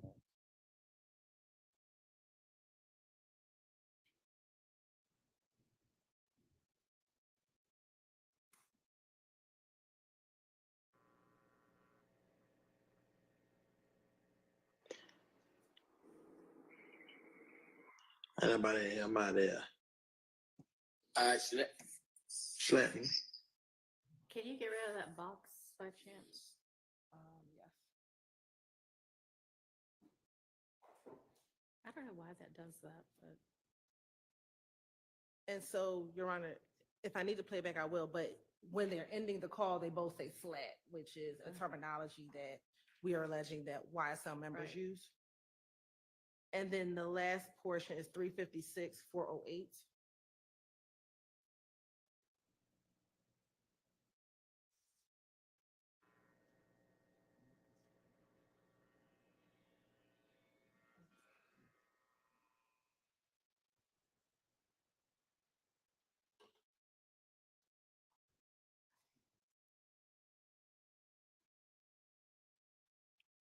I mean, but they hit them up. They on my artist minimum. They give me, I done built me a business up. And it ends there. Just a few things. The clothing that he is wearing, Your Honor, I believe this is OTS on the slime clothing that he is wearing. This is also his public page. And so immediately after this call, he then points a gun at and towards the camera. Again, going towards the state's theory that members of YSL operate with violence and using guns to show their threat, their notoriety, and given everything that has happened in the video, those relevant portions. Those are, for this video, the 3 portions we see. Ms. Hilton, excuse me. Can you not could- hear? I didn't quite follow the first thing she said. Something about what was on the clothing. We believe that this is clothing that we've seen on other YSL members. It's either OTS or on the slime clothing. We've seen, and I think we have a few other posts, Your Honor, with them wearing similar type of clothing, but it has either YSL or related terminology on the clothing. All right, and on what piece of clothing is that? On his, I believe, the headpiece as well as the shorts. All Your right, Honor. can you show me that last portion again? Yes, Your Honor.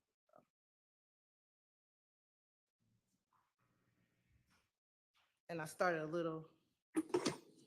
So all the headpiece and the shorts. They ain't got no involvement, but they hit them up. Really, yo, my artist made minimum. Look at me, I done built me a business up.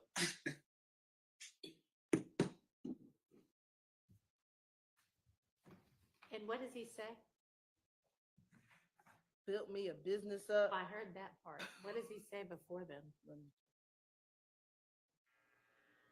Is this just to show the clothing No, the clothing and the pointing of the gun. and pointing of the gun and saying, They hit them up. Really, yo, my artist made minimum. Look at me, I done built me a business up. I think he's rapping a lyric to a song, but he says he hits them up, and I'll have to go back and look at the other portion of the language. Your Honor, procedurally, are you wanting us to argue these one at a time? I Or think, yeah, that'll be this set, not like, well, not necessarily one portion at a time, but like this will be, I'll hear the argument as to this. So I guess there's the beginning where they're throwing signs, the end where they're signing off with the language, and then the middle, the end of their call, and then the end of his post where he is wearing particular clothing, pointing a gun and saying something indiscernible other than that he's going to build a business up, but maybe you can let me know what he's saying. But if what he's saying doesn't matter, then I have, okay. All right. I have reason to believe that he's singing a popular Okay. line from a song that All right. is not involve anyone in this room. Okay. So is this line of, what's the line of clothing? Is it like a line of clothing you can buy in stores?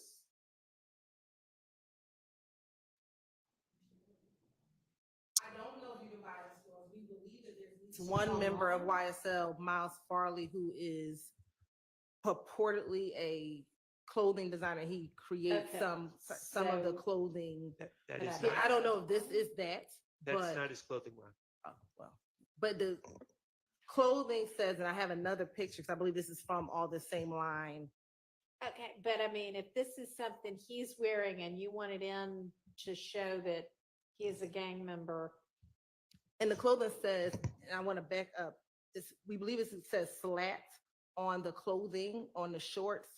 And I'm looking at another act that we have, Act 143, with him and Christian Eppinger, and Christian Eppinger wearing a jacket similar to the pants and the hat set that he's wearing in this particular video. and when is this from? This video is around October of after October 10th of 2021. The armed robbery takes place in October of 2021.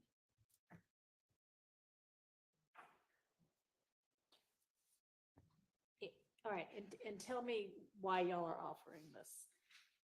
Your Honor, so with the first two portions is to show that both Mr. Eppinger and Mr. Beebe, again, right after the robbery, are in communication with each other, showing their association with YSL by one, using the gang symbols, and two, using terminology in which members of YSL uses.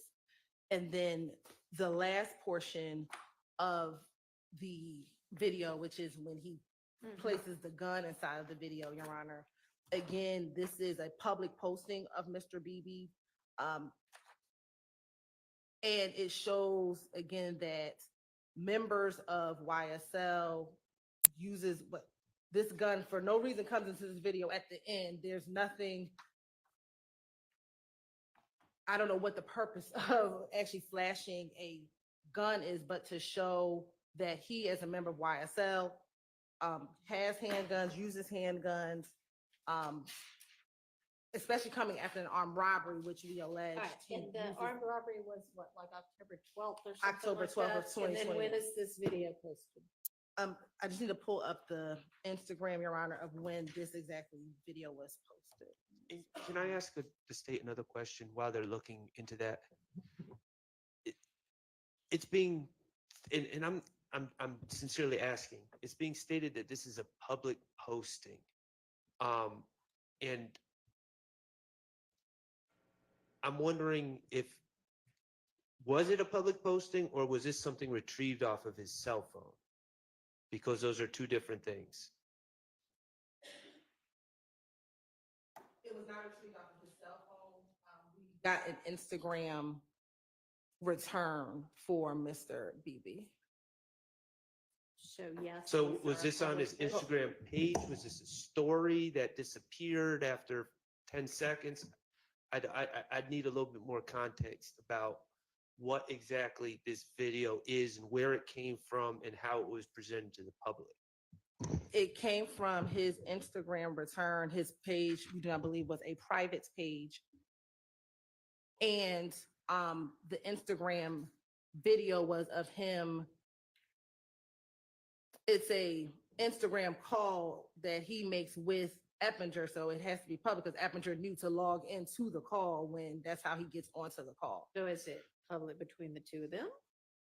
No, Forgive me, I'm not. no, I believe it's Instagram public to familiar. Instagram because To his private page? Because you said it was a public post on a public page, but then you said it was from his private page. no, it's his personal page. Oh, But a okay. public- You don't mean it's private, you just No, mean it was his personal page. page. Your Okay, Honor, but it's a people- public page. People that are younger than me, that are helping me here, are telling me that this is not something, like if I wanted to check out what Mr. Beebe was doing on Instagram, it's not something that I could find publicly. This was a call. If you followed it, like if, I know a lot of people have lots and lots and lots of followers, like thousands and millions. Would any follower be able to see this? I'm I- just trusting the I- youth I- in the room no. now to.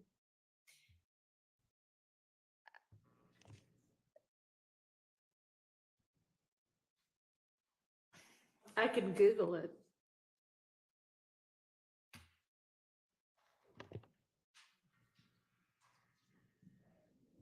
All right, let's assume for now that it's a public page and we can circle back My on that. understanding is once the call, and this is my confusion why I'm asking the state. Okay, I'm using call, but Once it's not the- technically a call. Okay, but once the interaction is done, it is not saved. This is what my understanding is. It's not saved on his page. So I would not be able to say, hey, for instance, if I said, Could you watch it while it's going on if it's being posted to the page? if you were, I think it depends if you were invited. If you're a follower. I mean, Yes, so. whomever. With Instagram, if they are on a Instagram story, oftentimes the other person watching your story could get onto the call if you accept it. All right. Can they watch it regardless? Yes, can they, who does that? I don't know. Somebody other than the two people communicating Yes, other people can watch. can watch it. Are you saying can watch it if they're given permission to watch it, or are you saying they can just watch it? Because our If they're understanding- followers or if it's a public post. They can watch, I can log on, I was friends with not a friend, if he has a public page and he's in his Instagram story, he's talking to someone, I can log in and watch. And then there's clearly something he does even after the communication is over that he's showing in the post. Right, and he can, and then the other person, Mr. Everger, can come out of the call. He can All right, and does it disappear or does it stay up I until you believe take it down? disappears. I believe it disappears. Okay, so it's up for 24 hours. And do we know whether this is an Instagram story? I'm going to confirm, I believe. Okay, well, we'll assume for now that it's a public Instagram story that's up for 24 hours. And I'll add one other thing, and I can't say this with certainty. On one of these calls, or whatever they're called, one of these interactions between him and Eppinger, it was determined that no one was in the room. So I don't think that there's the room meaning watching. So The virtual I room. don't believe that. Well, I'm not sure that matters Oh, if you're well, posting it to be consumed publicly, if there is somebody watching. okay, well, I think you can tell if there's people watching or not, and I don't. I think it was this call, but I don't want to swear to it. All But I have no evidence that anyone was actually watching other Okay. than him and Eppinger. So do you know when the post was made? Have y'all been able? I misspoke, Your Honor. The posting was 2 days before the so on October 10th is when the posting, according to the Instagram video, was Okay. taken. All right, but close in time. So it was close. So it was 2 days before showing All right. these two individuals. Okay, I think that the first two portions are relevant and not excludable under 403. The third one, unless you can get me a whole lot more to explain why that clothing makes any difference at all. The fact that he's holding a gun when nobody can, when all he's doing is singing, doesn't show anything.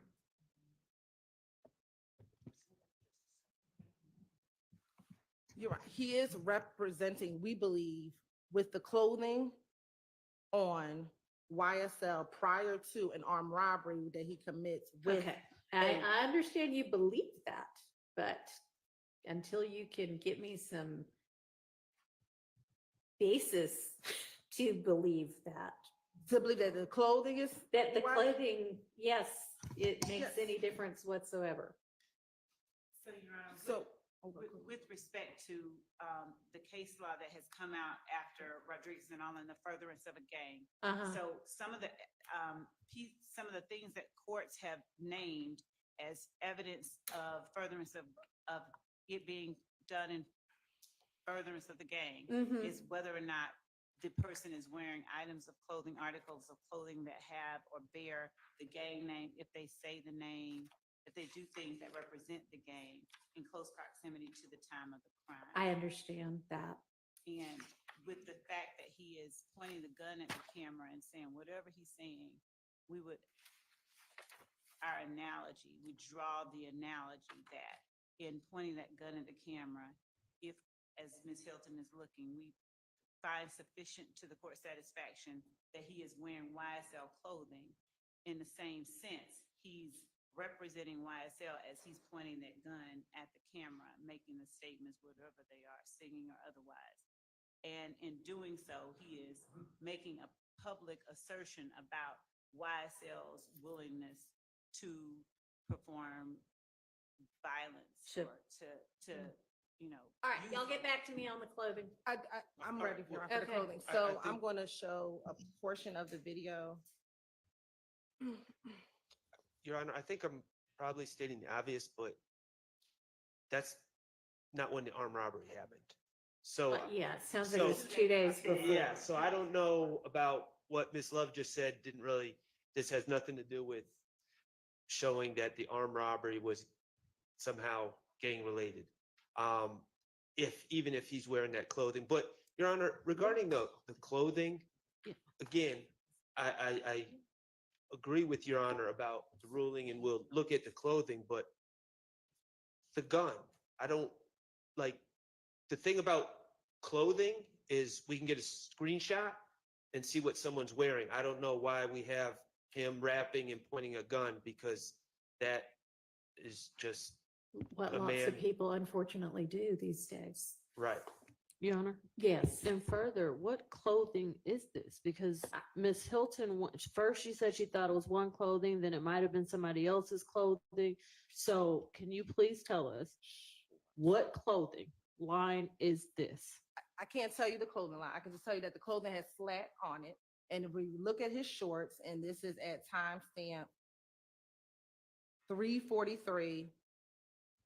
I'm using this timestamp, and then I also now want to show the court Act 143 with someone wearing the same similar clothing, and where it's clearly that it says slats on the clothing, which is terminology used by YSL. So, Okay, you're showing us where it says this on this clothing. so on this clothing with the black base, the blue lettering says slats. And then there's also some red items, but we know that the blue lettering says slat. And I know this, or we believe it is this, because just need to pull up.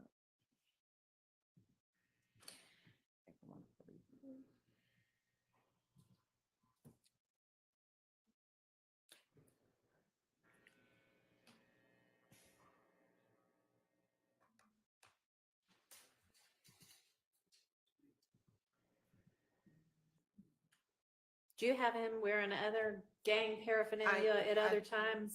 That's what I'm All pulling right, up now. then that's gonna be sufficient. So at the 143, Your Honor, which is, we believe on September 29th, 2021, so about 2 weeks before the Mhm. video, Mr. Eppinger, who he's in the video with, is wearing the similar clothing, the slats. He just has the jacket version on. Okay, And then BB is wearing the OTS, which says only the slimes. I don't know who created it, but it's slime clothing or slat or YSL affiliated clothing, Your Honor. and who is that? Is that, So that's the same. So the person in the jumpsuit is Mr. Deamonte BB. This is the person who had the gun in the video. Uh-huh. Next to him is Mr. Eppinger, who was the person who joined. okay, the so you video. have both of them a couple of weeks before wearing what y'all allege to be gang clothing. Yes, Your Honor. All right, that's enough. You can have those two portions that are the beginning and the end of his call, and we're not gonna do the third portion. All right, thank you, Your Honor. Yes. I want to, if you rule definitively, I want to just put my objection on the record. These are out-of-court statements. Mr. Beebe and Mr. Eppinger are not here. Mm-hmm. So it cannot be, the way I understand the law, admission by a party opponent because they're not on trial with us. Right. And therefore, it has to come under some sort of co-conspirator hearsay exception. And I don't know how this furthers a conspiracy to say, and I believe these are quotes, what's going on in the first 112 to 115, Your Honor, and then what's up, slat. I don't know how that furthers the conspiracy, so I'm objecting to the verbal. In addition, I asked the court, there are a tremendous amount. There was a contest on the internet who can say slat with a song so many times. I tried to put that in evidence, and Your Honorable Court sustained the state's objection and said, who cares? It's a popular thing that is being said now, and who cares that people are on the internet saying that? The state just said that slat is important because that's what YSL members use. I want to show that everybody uses it. And slat was a popular term before 2012 when this supposed gang formed. You will learn if you let it Did in. somebody already establish that? I know tried you to. established it with regard to like some of those other sayings. Yes, Mr. Trontavious Stevens stated that when he was younger, it was made popular by a rapper, an artist named Right. Lil Wayne. Okay. So I was stopped from doing it. So I'm objecting. I understand. I'm not trying to belabor this, but I'm objecting to all the verbal statements. And then I just think it's nothing here to me furthers the conspiracy. And All that's right, the only well, way to do it. Thank you.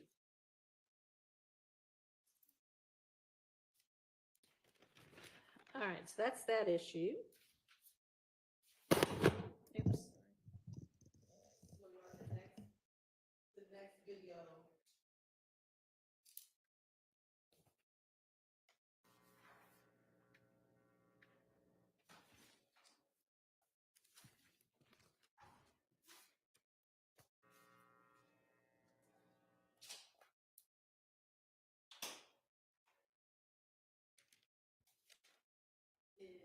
It ends for the purposes of the record in 3396.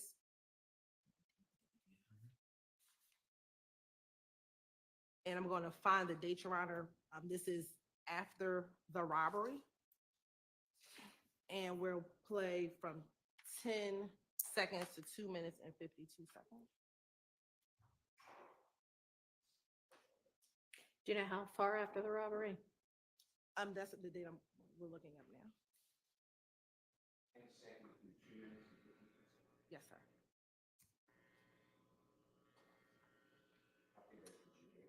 This is on 10/13/2021, so 1 day after. One the day robbery. after. Okay.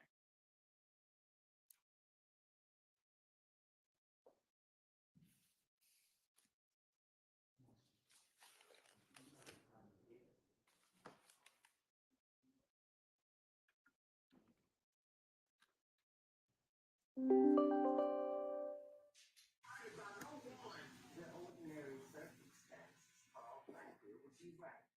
But I was invited. This time is not invited in our house. My time. That is a racist statement. I'll have you know, in this age of device and bigotry, we can't do this to each other. She, yes, we listen. Yeah, we allowed in my house, and you tell me to calm down. If I had a wife as fine as yours, I'd. And man, what you doing? You can't do this. What's your hair? That's my hair. You got some beard braids hanging on both sides of your face. You're supposed to my girl kid. Calm down, okay? That's enough. Oh, I'm sorry. I'm sorry. I didn't mean to. I know I got you a little bit.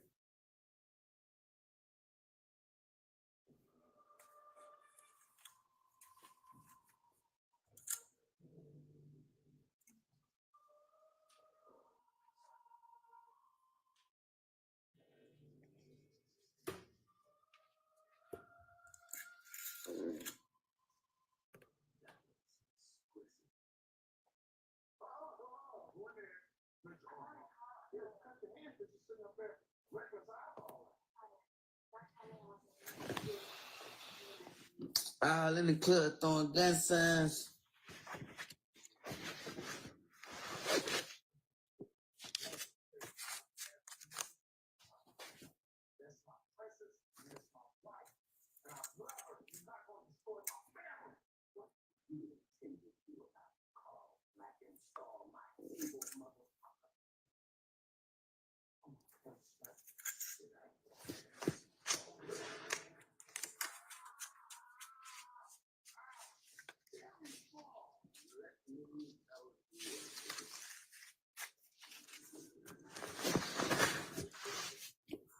In the club throwing gun signs. I know the fuck going on, man. Shit, YSL.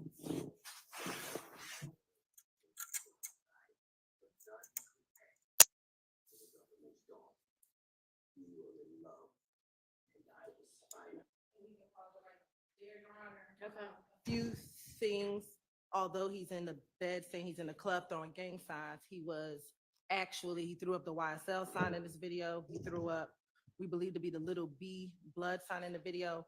More importantly, I freeze frame on the chain. This is the chain that was stolen from the victim 2 days prior to, or a day, excuse me, prior to the this video being posted.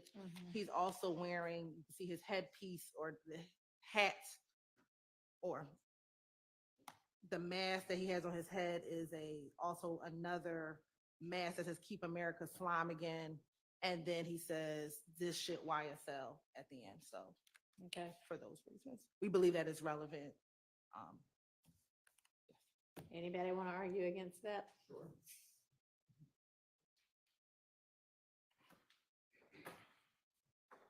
And just like the first one, I'm not conceding that this is for publication for the public, and I haven't heard how the state is going to lay that type of evidence before the court.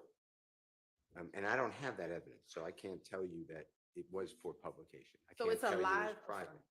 Okay, we'll circle back on that. Okay. I don't know how the state's going to prove that that is the chain that was stolen from Mr. Smith. I bet it looks like a pretty distinctive chain. Are you going to have Right. somebody to Yes, sir. identify that as the proceeds of the robbery? The victim goes by the rap name Trap Commander, and that's what is said on the chain that is stolen. And we intend to call that individual. Okay. And then I don't believe that this, depending upon if it's public or not, I don't believe that this furthers a conspiracy, which it has to, the way I understand it, for his verbal statements. All right. Can you respond to that? Yes, Your Honor. So in looking at the Instagram return, we know that this video is from the archived live videos. Okay. Instagram does not disclose, at least on our immediate review, whether it's a public page, but we know it's a live video. I imagine he is broadcasting it out to someone because it's a live video. He's not broadcasting it to himself. And so a live video is what we discussed earlier. He gets on Instagram and anyone who is following him can literally open up his icon and see that he's doing a live And video. if you haven't yet, are you going to present somebody to explain to those of us who are not 20 Yes. that all of this is true? Yes, Your Honor. We will Okay. have someone explain Instagram for Instagram. And because he is posting a day after the armed robbery, the boldness of stealing the person's chain and with YSL paraphernalia on and saying YSL. For those reasons, we do believe it's in furtherance of the ultimate YSL enterprise conspiracy. All right, I'm going to rule that admissible. I am, yes, when I rule it admissible, I have done the 403 analysis and found that it is not excludable under 403. Nothing in there is substantially more prejudicial than probative.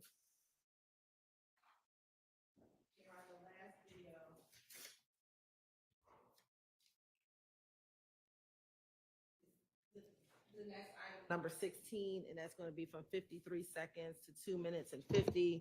And for the purposes, we'll identify it as the last 4 digits, 5860. It is And this also is- Instagram. It's also an Instagram video, Live feed. a live feed as well. And this is on October 14th, 2021. Okay, so 2 days afterwards. Yes. Your Honor. Okay. 52 seconds.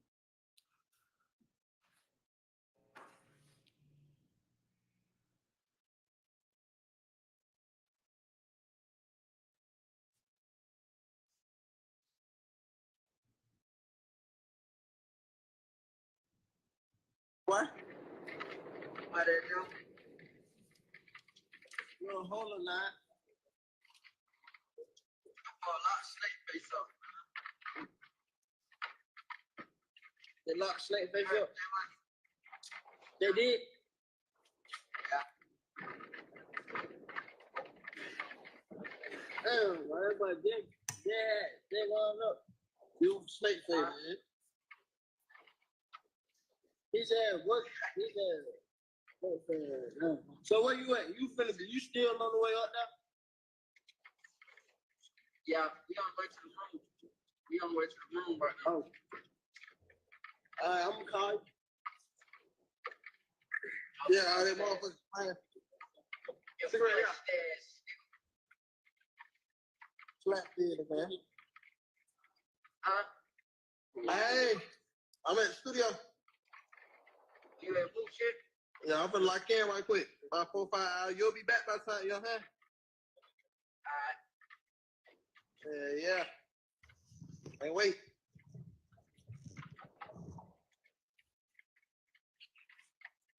Oh, yeah, slap fit, no rat fit.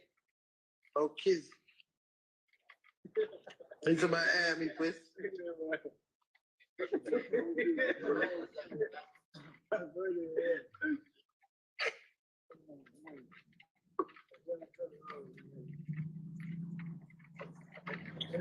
What the hell?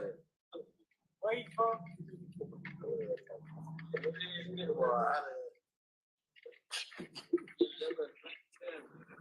Boy, how the hell? I don't think it all this shit. Hit the phone.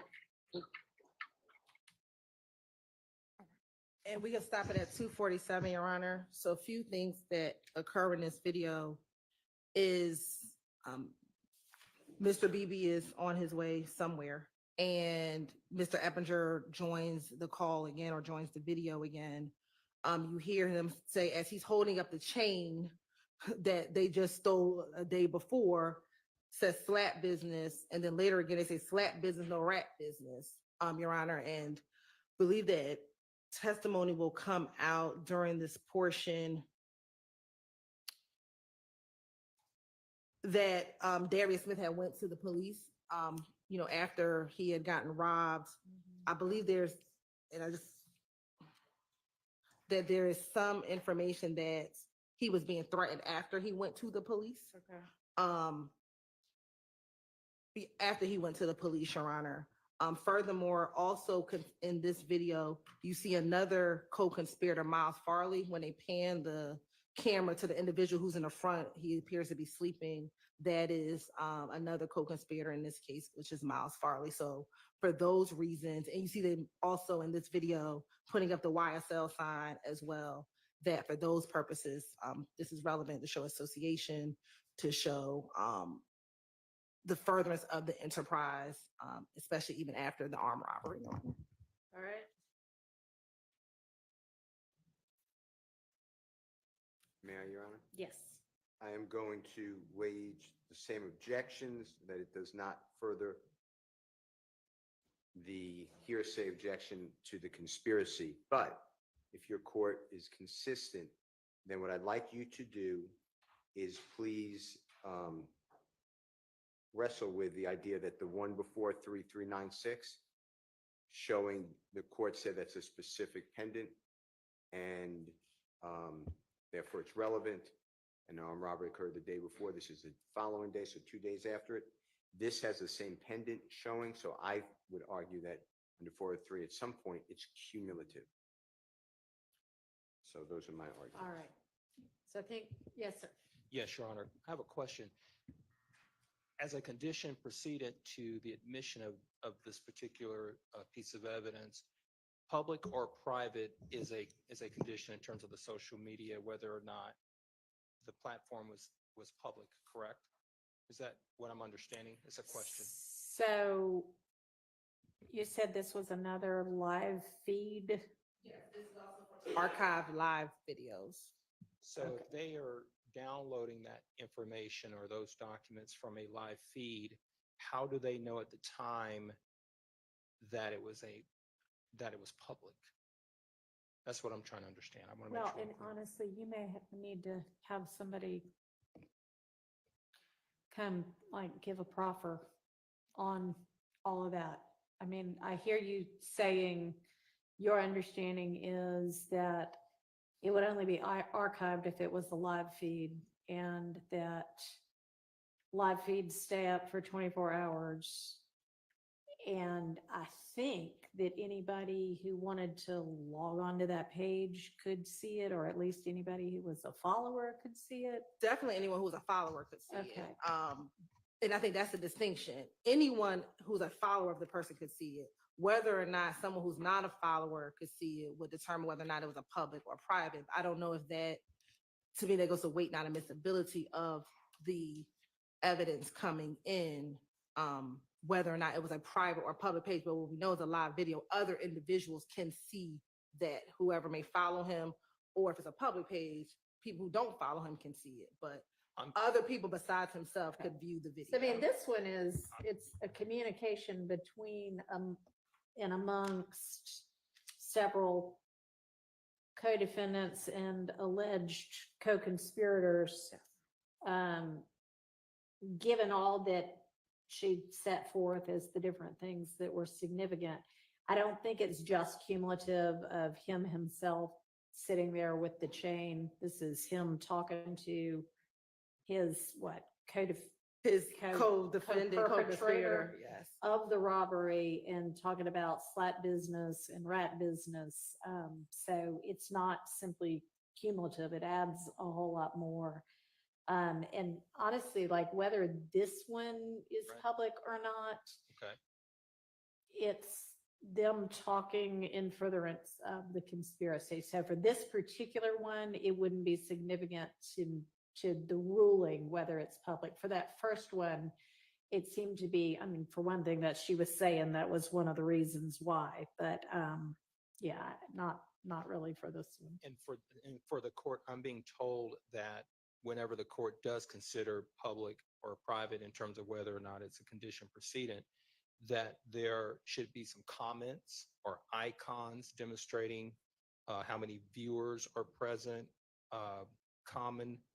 Okay. So I don't think how many viewers actually see it is significant to the fact that you might be putting it out there to be seen. Or you're putting it out there where it could be seen. And and comments and viewers count are key, to determine or in allowing, I'm just trying to read the writing.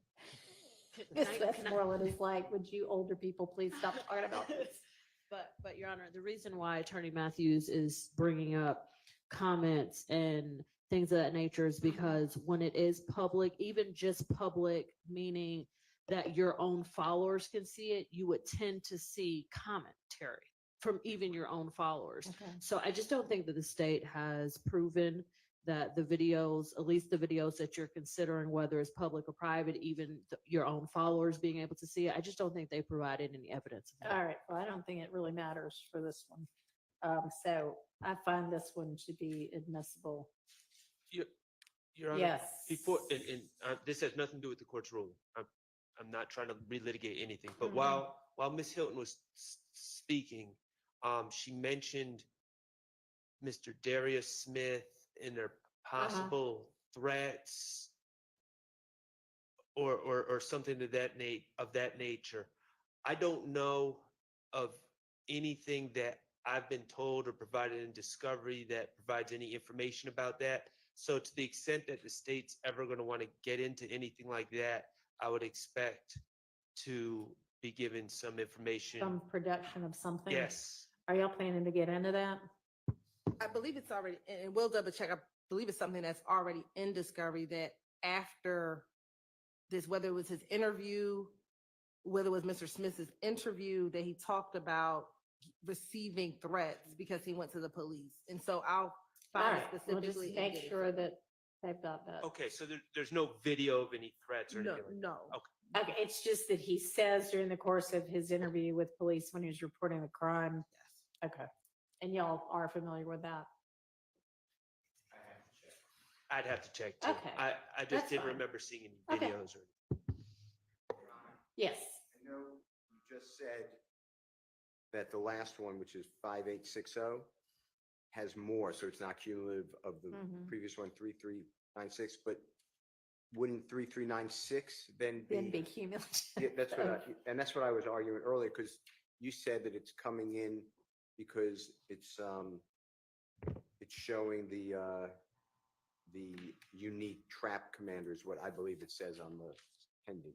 I think it says trap Yeah, commander. no, I just thought that when you, that comment was when you said, how do we know it's his necklace? I was Sure. saying that looks like a pretty unique necklace. But at some point, is it I know it's short, but isn't it cumulative of the next day? You know, that is much more to me, him really kind of flaunting the necklace that had just been stolen a day before, flashing money, throwing gang signs, saying, if he said, I heard him say this shit YSL. I think that is somewhat different than what we see in that 5860 video. Your Honor, after all of the The specific- videos, okay. Yes, after all of that, I just wanted to make a general, ask the court's instruction on a general matter about Okay. cumulative nature, but I'll let the court go through all of this. I just didn't want to. Well, what do you want to know? Generally, what I'm hearing is that whenever a video, a picture of something is shown that's slightly similar in nature to something else, there's been the cumulative of the 403 objection. And the court knows, and everyone does, that there are 65 counts in this indictment and 8 defendants currently on trial. And to the extent that some of the evidence in the court has been essentially ruling along these lines, but I just want to say that to the extent that there are efforts by the state to put in multiple showings of a defendant doing, or other defendants or co-conspirators doing things that may appear similar on different times or at different days, this is meant to rebut this continued assertion by counsels for 8 defendants on trial that this is a record label and nothing more. So I just wanted to put out there regarding the cumulative and the 403 objection that we constantly get when there's some similar, and the court's ruled the way, I believe that is proper.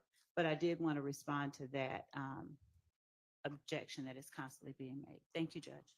Your Well, Honor. to me, cumulative isn't whether there's some reason to put it in to rebut something or not. It's just do 7 or 8 different pieces of evidence show the same thing.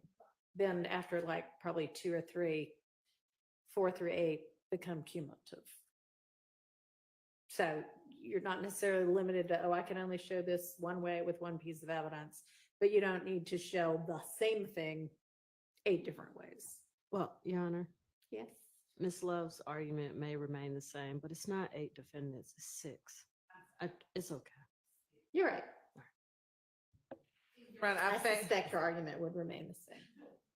I found where we were referencing at least some indication that maybe the victim in the armed robbery was being threatened. Okay. It's going to be in Discovery 7.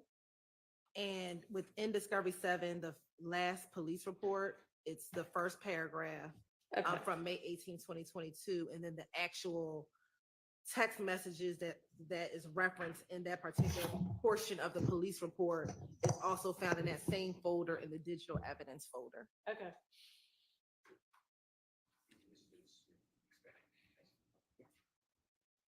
You're welcome.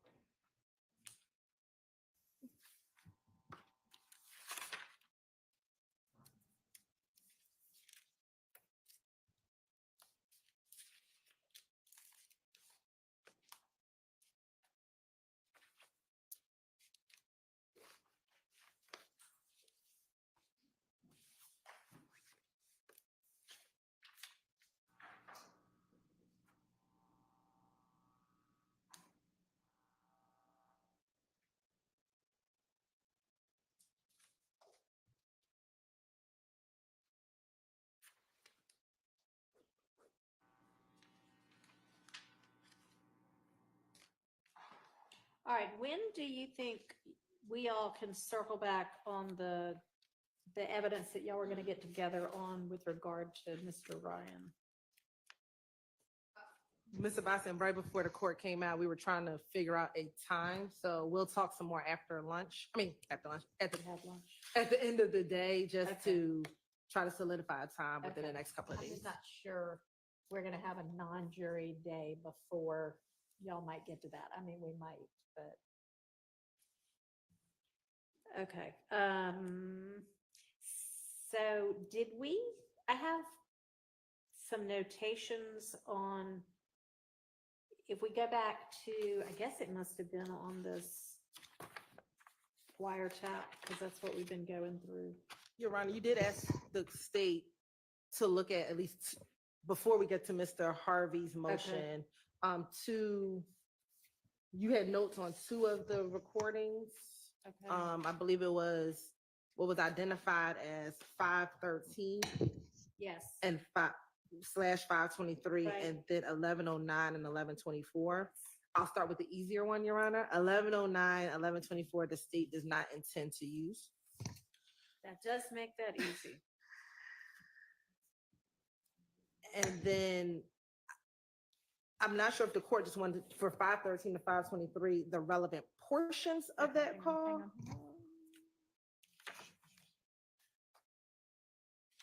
So on that one.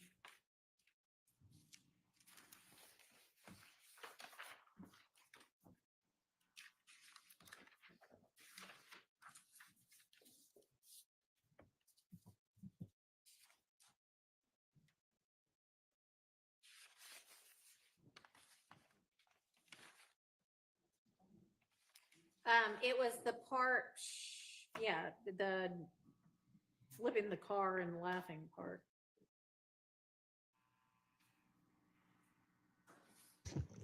So when I listen to it, I don't know if I hear flipping the car, but there is some conversation that starts at about 35 seconds into the call, in which, to set the stage, this call is at about 9:45 p.m. on March 16th.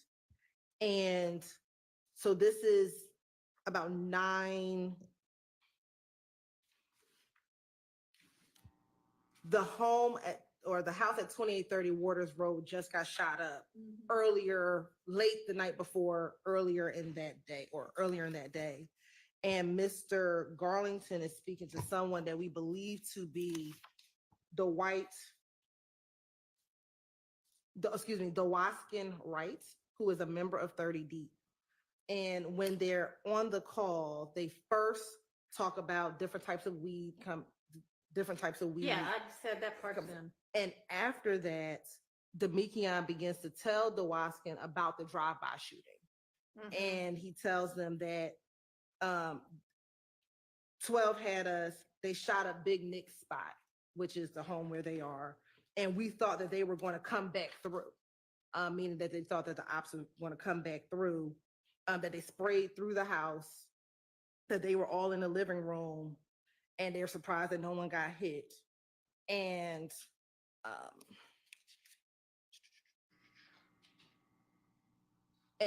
Dewaskin asked, well, essentially, why do you think it happened? And Mr. Garlington says, one of their little partners just got shot or just got killed in Mechanicsville, which would have happened on March 14th, 2 days prior.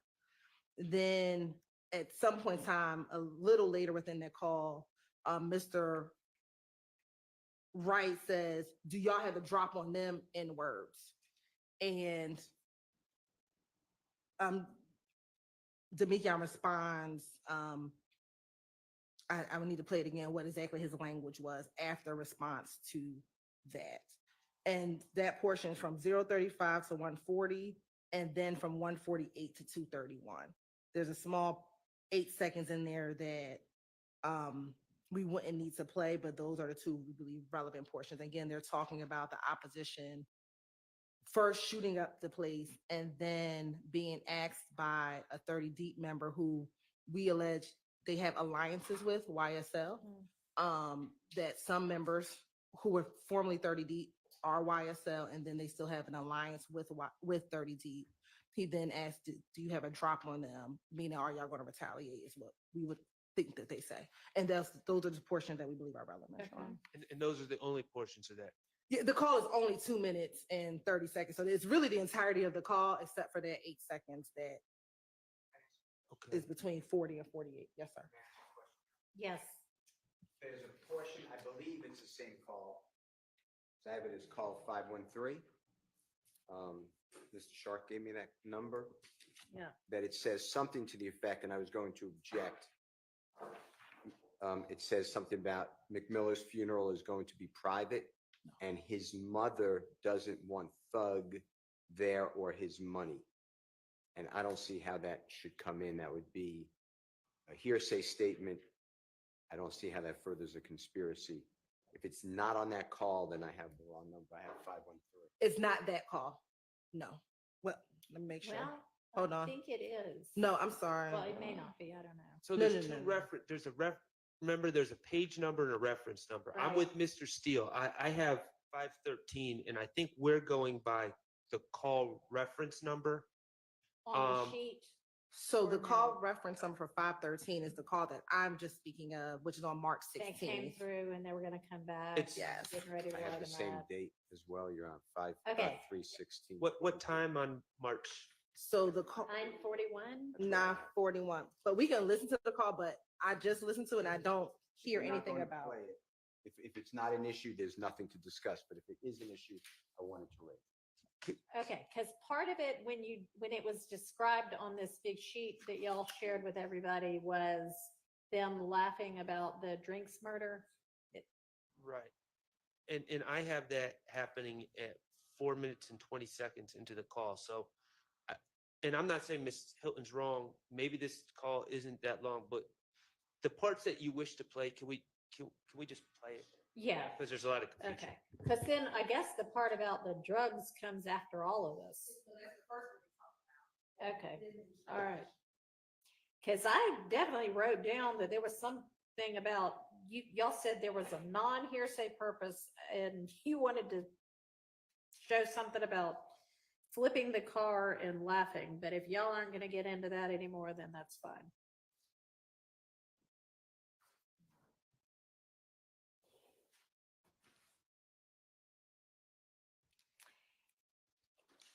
And I think this one and the one before reference a quay, and understandably, there's some concern about confusion. Is it gonna be clear?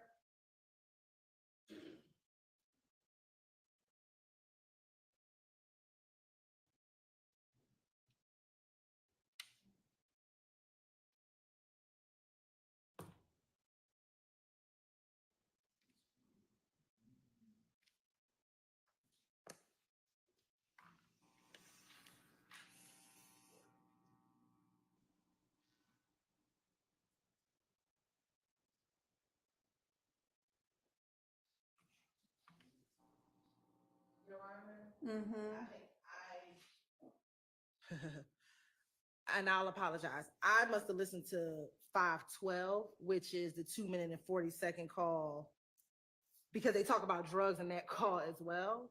But it looks like I was supposed to look at the call under. The one at 9:41 PM. Yeah. Of course, indulgence for one moment.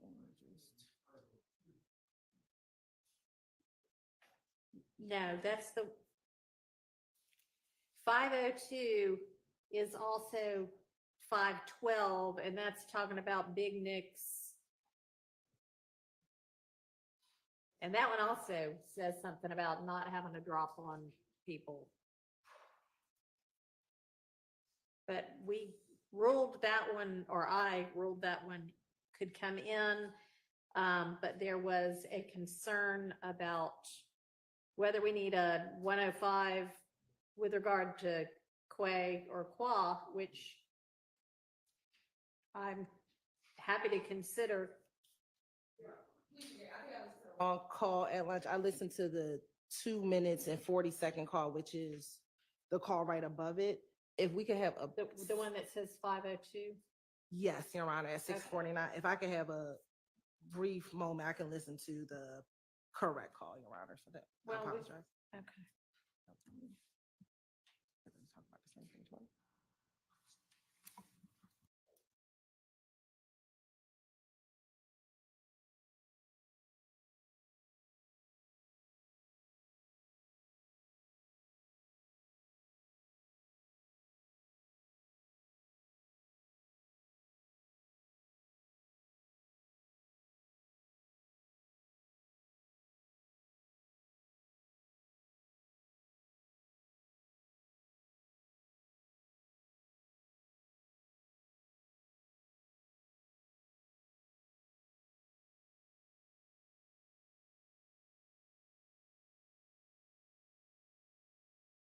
Only other one we had talked about but not made a decision on was the nested hearsay one.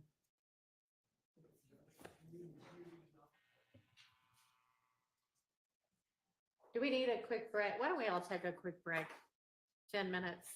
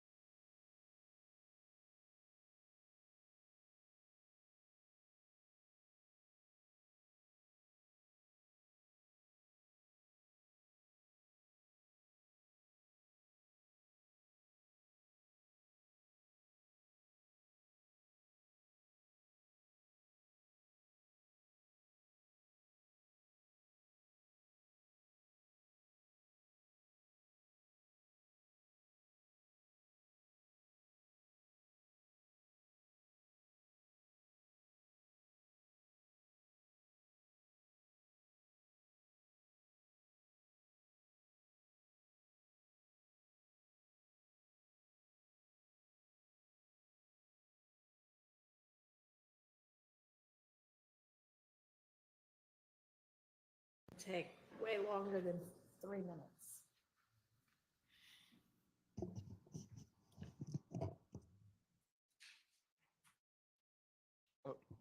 I'd just like to recap if we can before Ms. Hilton. Can we recap where we are just for a second? Sure. You And there can she help me is. with that, please, Judge. My notes from our previous sessions said 513 was open, 624 was open, 806 was open. The state today said 1109, and I'm going from the reference numbers. All right, hang. They weren't going to try to get that in. Was there a ruling on 513? That's what she needed to go back and Okay. listen to again. So that's what we're about to hear from her, whether she's narrowed. Okay, great. And then, okay, so read those out to me again. All right, 513 we're going to deal with right now. Yeah. 624. I had that, my notes reflect that that was open as well.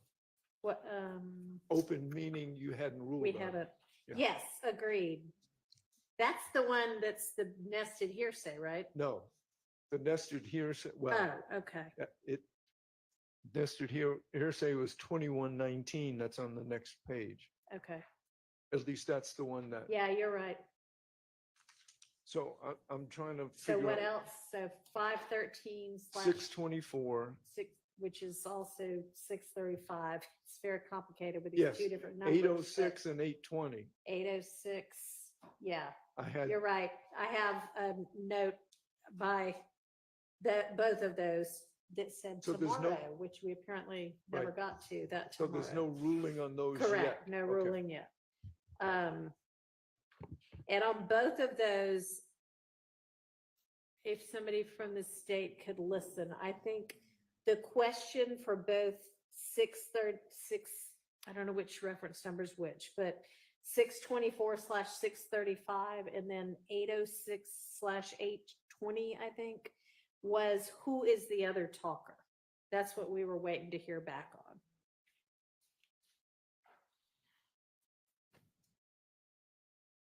But yes, that matches up with what I've got as well, Mr. Harvey. All right, so if you're ready on the 513, 523 one, we can do that one. So I can answer the 624 and 806. Okay. We just know right now there's a person named Unc, but we don't know who that person is. Okay. Name, what's the first name? Unc, like they call him Unc, okay, which y'all knew also, and they don't know who that is. And so are y'all asserting that Unc is a co-conspirator, or you have no idea? No, we're not going to circle. We don't know who. Okay, Unc is. and so then is there some other basis under which you're asserting those two, whatever they are, conversations could come in? One second, Your Honor. Okay, No, 624, 806.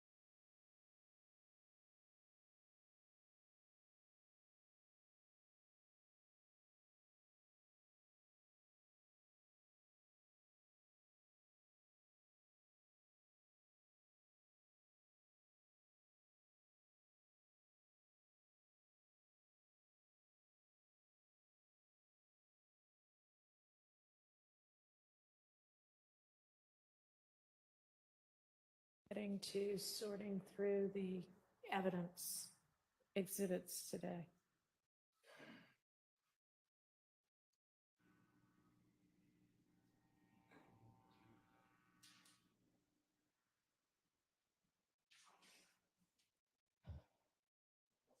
And also, Judge, while the state is discussing Sure. among themselves, I think that's almost as far as we got. It is, because we Um, stopped, well, we stopped with, I mean, we got much further, but we stopped with, the one that is 2119, that Right, is that's- that nested hearsay. Yes, that's what I mean. Yeah, And then there's a page That's and as a, far as we there's a got. page and a half. I know, Okay, after that. yes, that's, Yeah, no, there are many, many pages after that. 3 pages after that.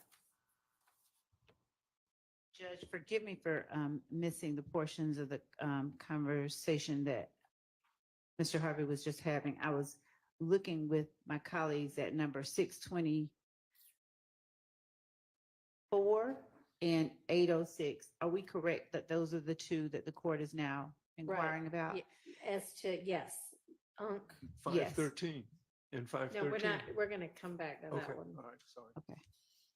That's- So, Go ahead, sorry.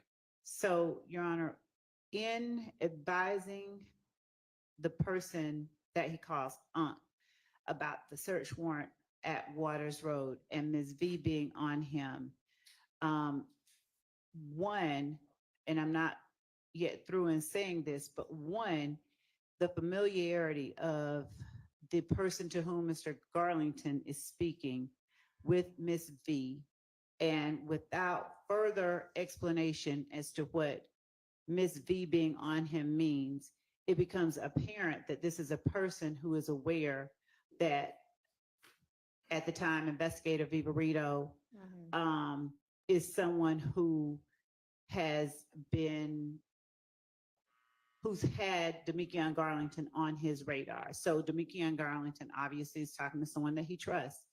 But the 806 call where Deamonte Garlington is telling the call Unc that he said on the news they got 2 and 1 outstanding warrant. They just hadn't said my name. He just wanted to make sure he didn't know what was going on. You've made it back, okay. And the person advising him to keep it to your chest, and that Mr. Garlington is advising that person that he's trying to make as much as he can now. These words all lead us to conclude that this person, though we don't know his identity, he is a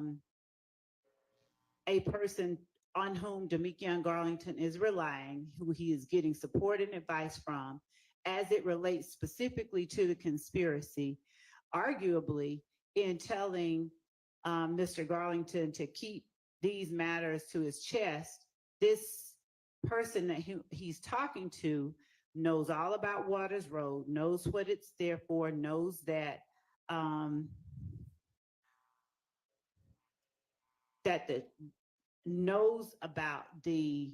likely knows about what was being kept at Waters Road, given that he's not asking, wait, what do you mean? What about Waters Road? Who is Ms. V?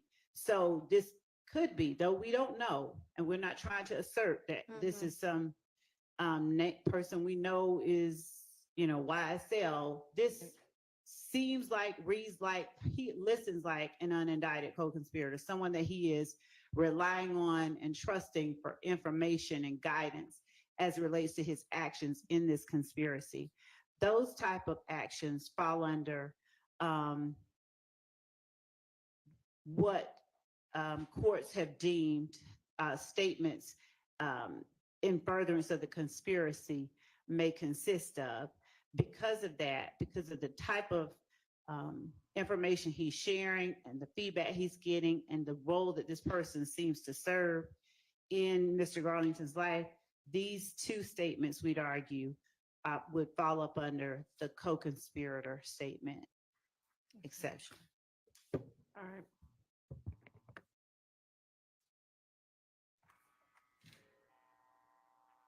Does anybody need to hear them again?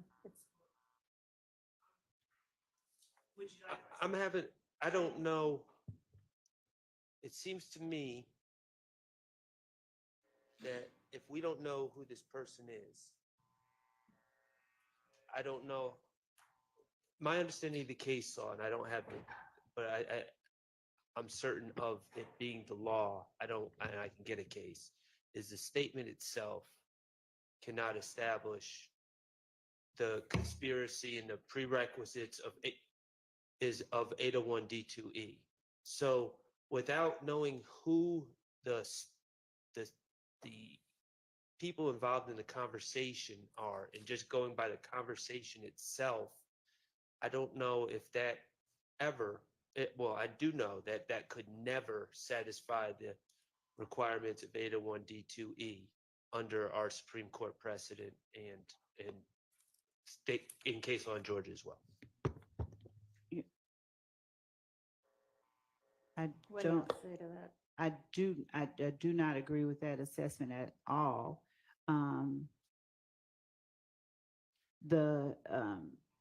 In 502, this is an 11th Circuit case, but United States versus Miles 290 F3D1341 is from 2002.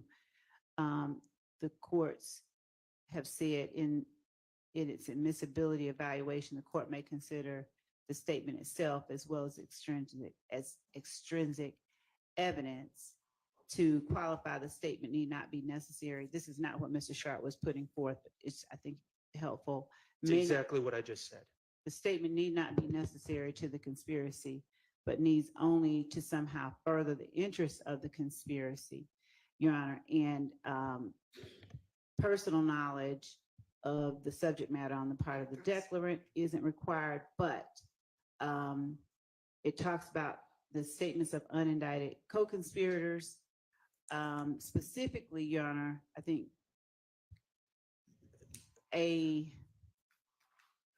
All right, we know Statement statements of unindicted Right. co-conspirators Right. can come in if they otherwise qualify. What Mr. Shard is saying is the conspiracy and it being in furtherance can't be established by this statement alone? Is that what you're saying? Correct, Your Honor. I haven't seen It that. can't bootstrap itself, and right. I'll get you. So, All right, Your Honor, he'll get us a case. So- and then we'll take it up. I'm reading It's not from, in the It's statute. yes, it is. The statement must be considered, but does not by itself establish the declarant's authority Your Honor, under the existence or scope of the relationship or the existence of the conspiracy or participation in it. Your Honor, I'm reading from United States versus Rivera, Okay, and I'm reading from the Hang statute. on, don't talk at the same time. Let me pull up the statute. That would certainly be the easiest place to go to if it answers the question.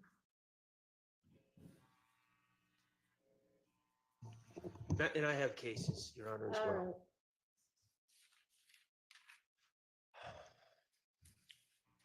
Give me a second.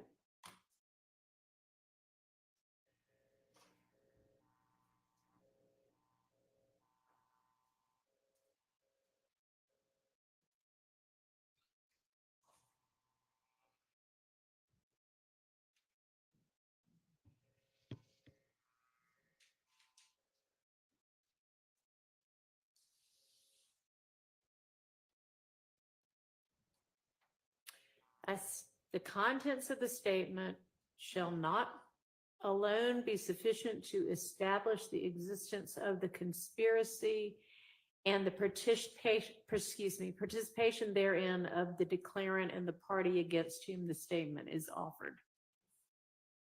and so, Your Honor, the state is not tendering the statement. We in no way suggest that the content of this statement alone establishes a conspiracy. The conspiracy, we'd argue, has been shown by evidence that we've already presented at trial and more evidence that we will be presenting later on. What the content of the statement does show is that the unknown party to whom Mr. Garlington is speaking about about things that the conspiracy inherently kind of involves, i.e. Waters Road, Miss B looking for him, the outstanding warrants, all of those things that sort of the conspiracy encapsulate. When he does that, he is receiving, he's giving the statements and he is receiving assurance, and the statements made between the two are serving to maintain trust and cohesiveness among them, or inform of the current status of the conspiracy, which furthers the ends of the conspiracy, so long as the other requirements of 801D2E are met. And that's coming from a First Circuit 2012 case, United States versus Rivera, RIVERA-DONATE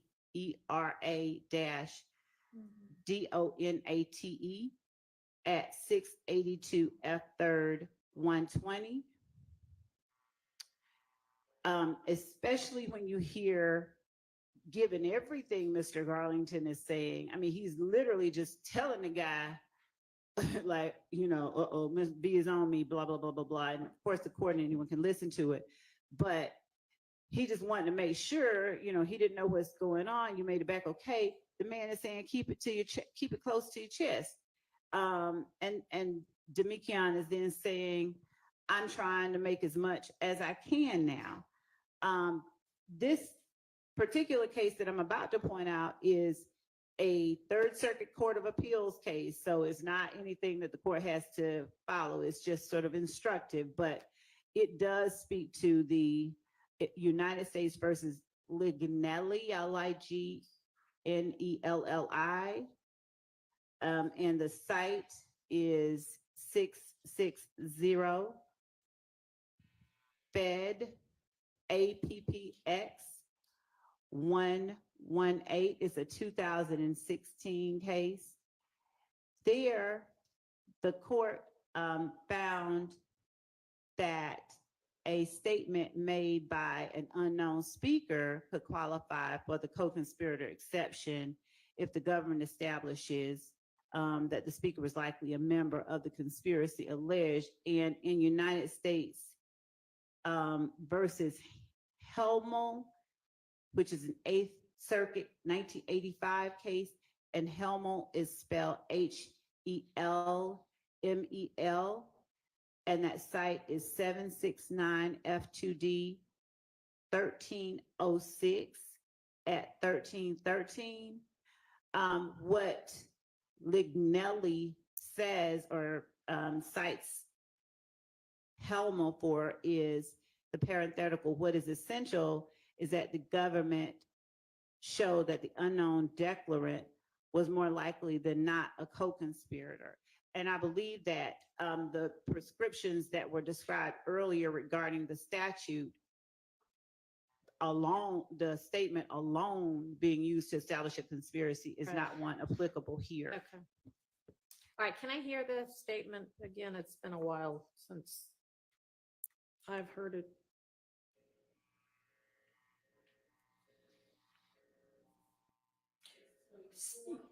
Yeah.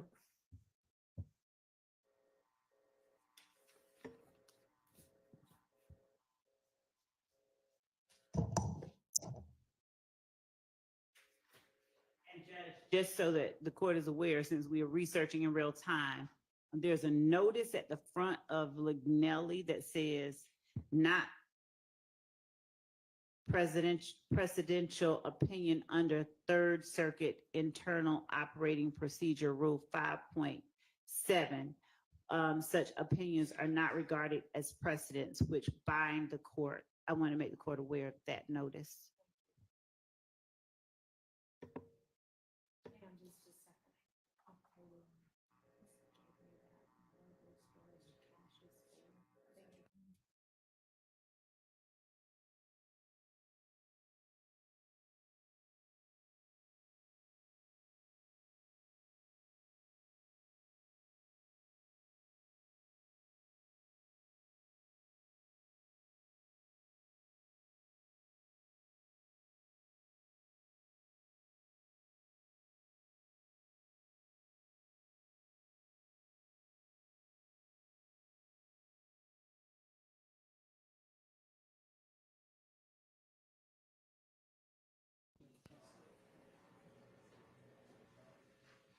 What?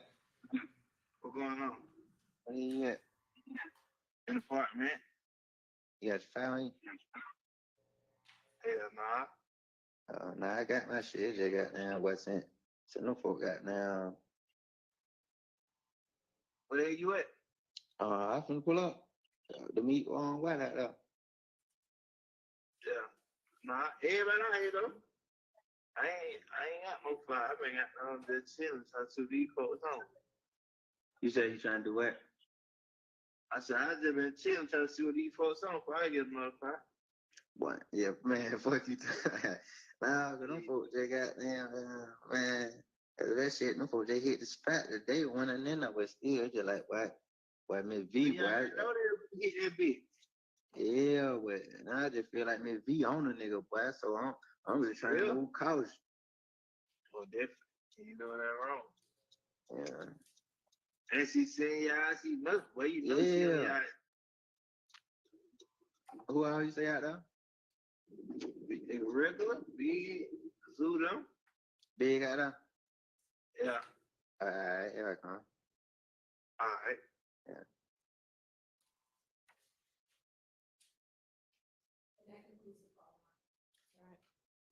Your Honor, I'd also point out a thing I left out. The person to whom he's speaking is also advising Mr. Garlington, giving him more information about the circumstances out there that Mr. Garlington was describing at Waters Road, where he's talking about who all else is still out there. So that adds to our argument as well. All right. Let me hear the next one, if you don't mind.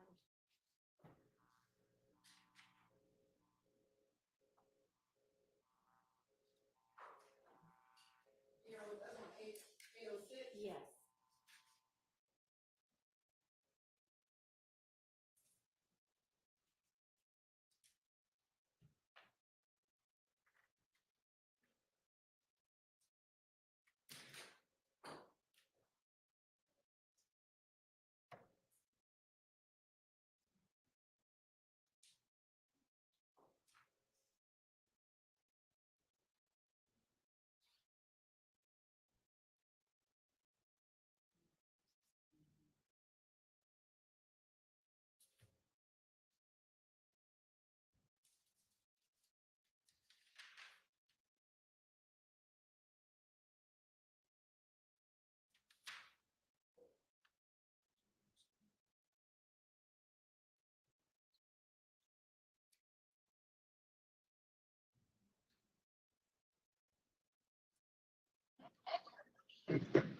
Hello?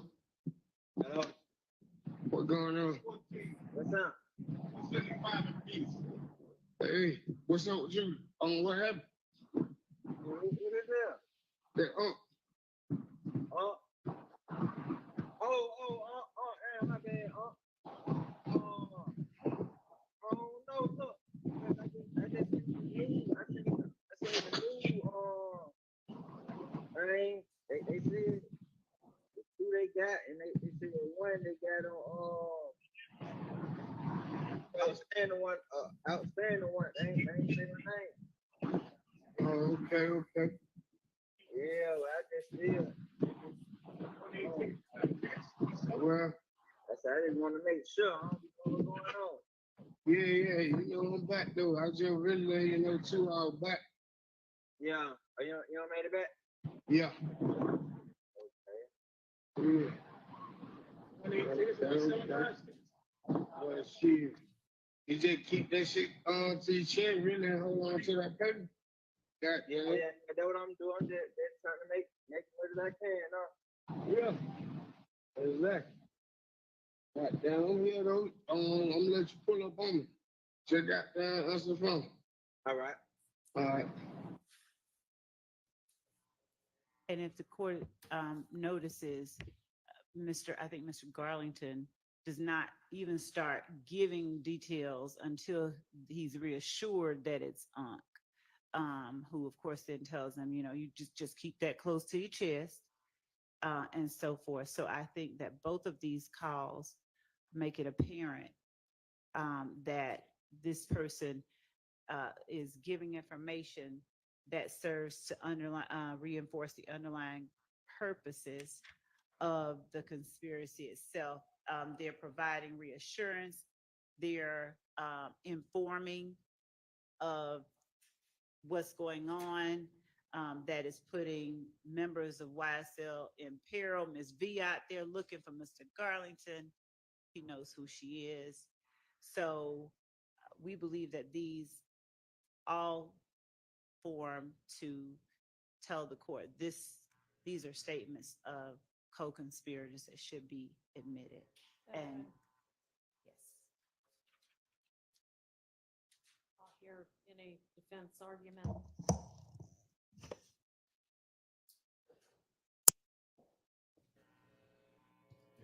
And Mr. Sharp, I think with regard to, and Mr. Harvey, the issue of the statement alone can't establish the participation of the declarant. I think with regard to Garlington, there's certainly more. And are y'all offering like both sides of the conversation? In order that they understand what's going on, yes, both sides are being offered of the conversation. The most important part we feel is what Mr. Garlington is saying. His words are more pertinent because they're reflecting a knowledge of something that just took place, is very important and close in time to acts that are alleged via overt acts or counts on this indictment. So Mr. Garlington's words are the most important ones, but the other ones are needed for context. Can I just respond very briefly to this? It's still just the statement itself.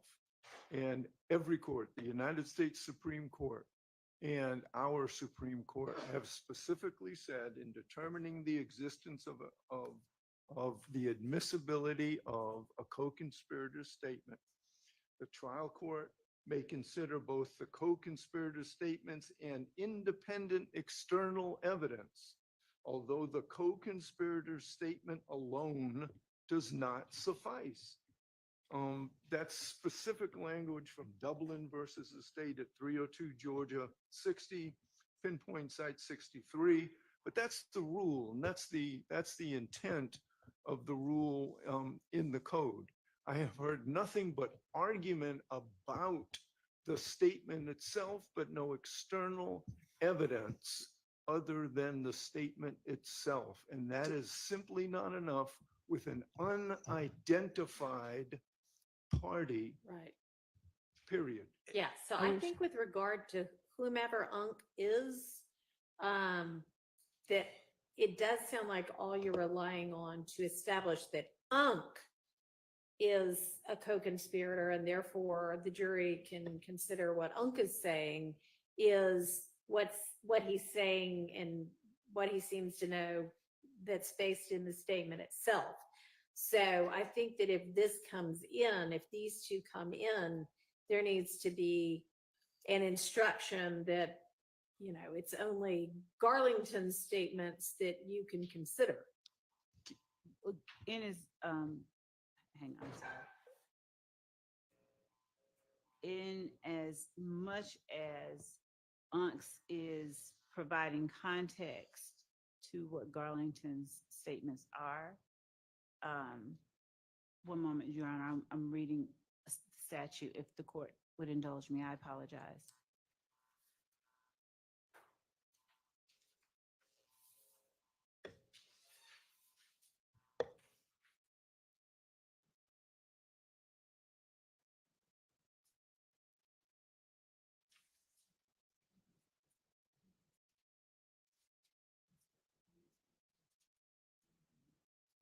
Your Honor, if I may jump in, I just have actually a couple pieces.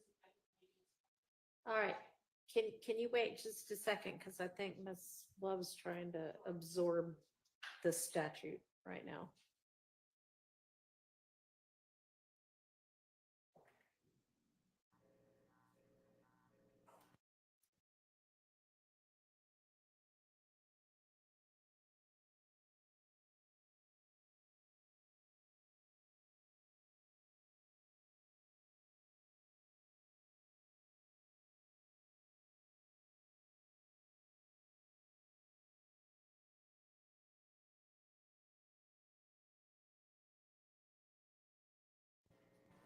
Almost, Judge. I apologize.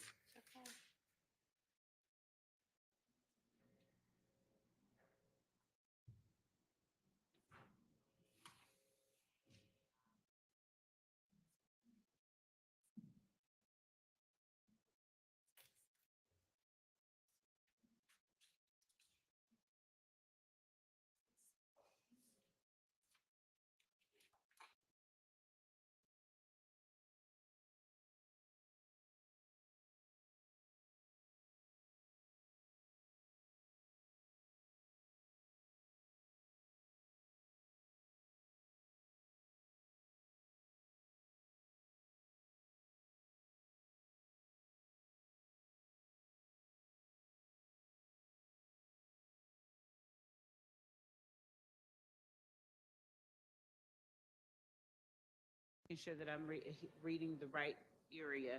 It's the portion of the statute that says the contents of the statement shall be considered, but not alone sufficient to establish a declarant's authority under paragraph C, which is not applicable here Right. because we're not talking about B that. is not applicable, and then, yeah. Or the existence of the conspiracy and the participation therein of the declarant and the party against whom the statement is offered under subparagraph E. Right. So if I'm reading this last portion that Mr. Harvey references, we're not trying to establish both The existence of the conspiracy, right. Right. That part's not the issue. and the participation therein against of the declarant. That declarant being Unc. The Garlington statements are one thing. I mean, y'all have other evidence that Garlington is a member of this conspiracy, but you don't appear to have others for Unc.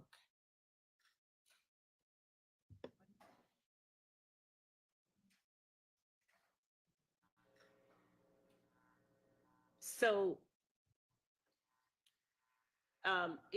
it's not, and I hesitate to say it, but it's not so much Unc's statements that are important. Unc's Right. statements are the ones that give context to Garlington's statements. And so to the extent that you need to hear what Unc is saying so that you know what Garlington is responding to, that part is important. So to the extent that I guess an instruction that Unc's statements, you can consider them for context for Garlington's statement.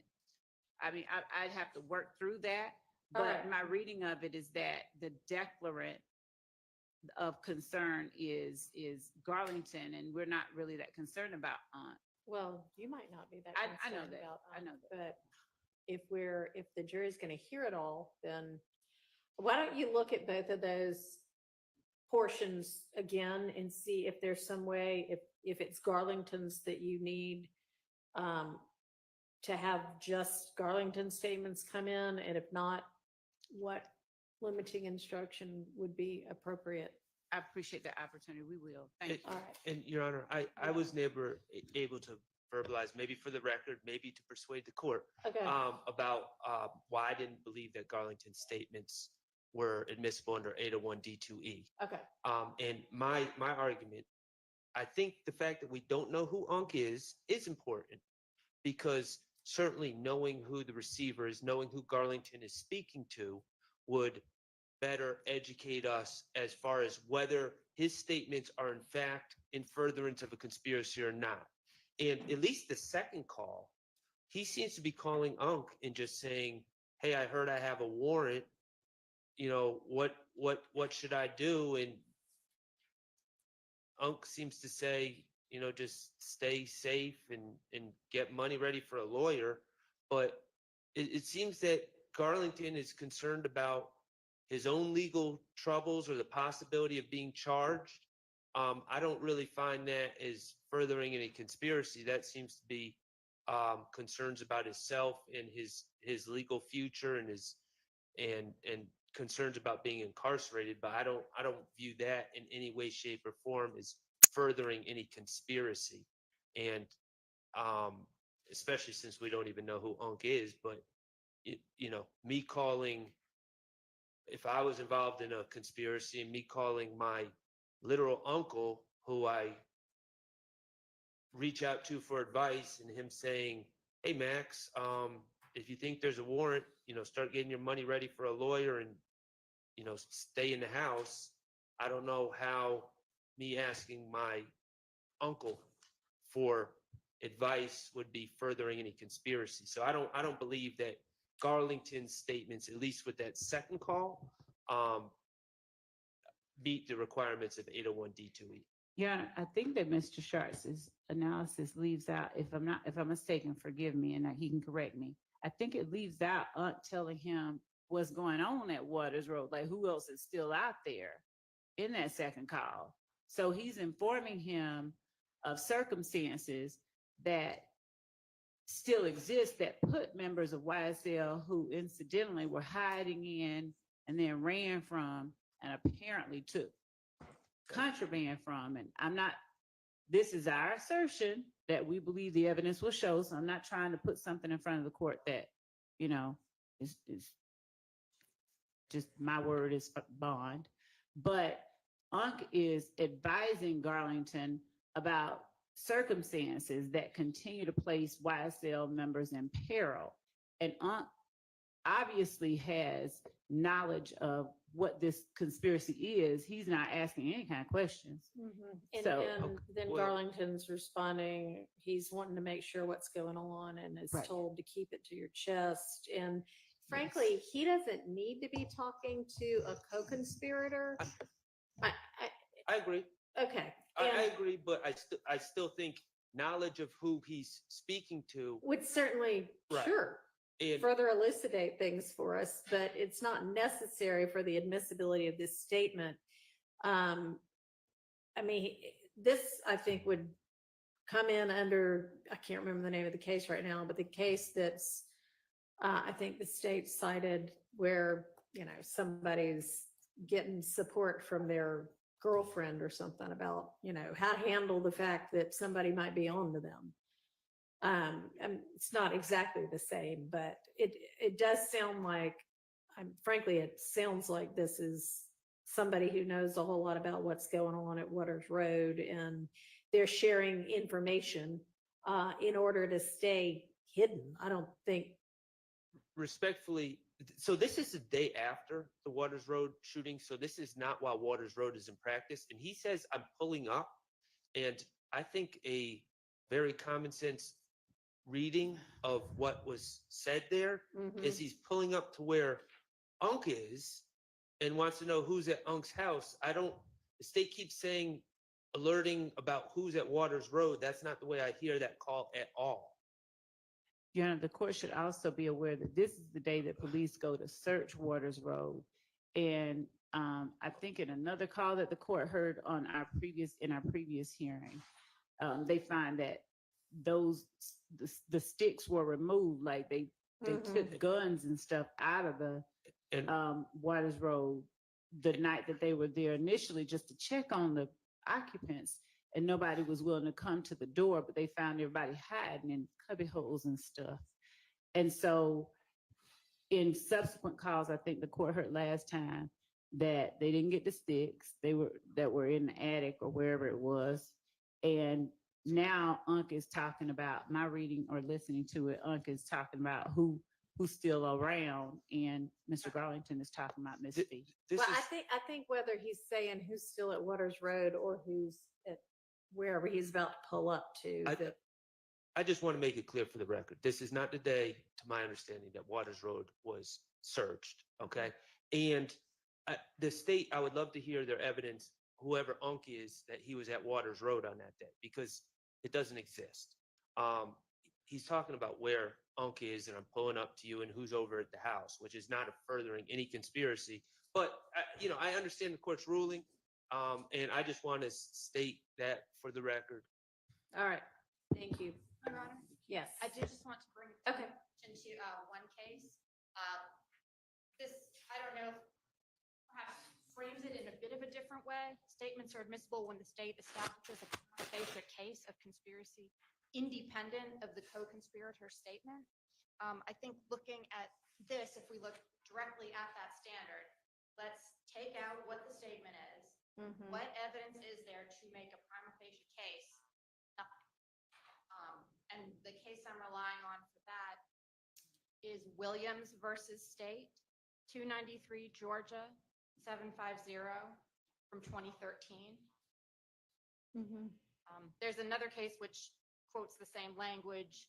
It's Newer Franklin versus State, 298 Georgia, 636, 2016. And in both of those, they go on to discuss some of the other independent, separate, apart from the statement evidence, which did justify using that co-conspirator exception.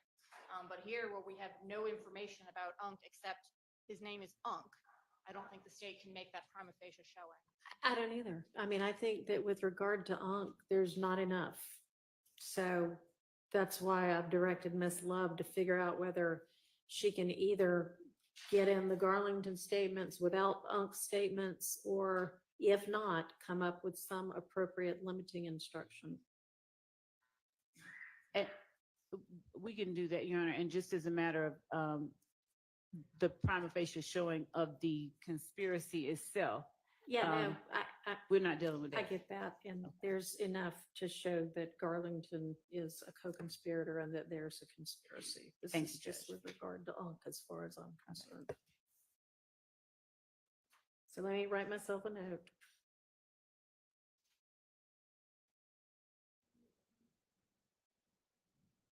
And then we'll circle back to the 513, 523 one.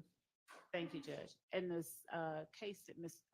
Abbasi just cited, does the court mind providing that site one more time? Franklin or Williams, or both? Both, please, if the court doesn't mind. Franklin versus State.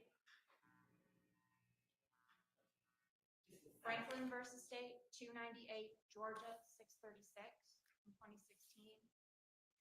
And Williams, 293 Georgia, 750 from 2013.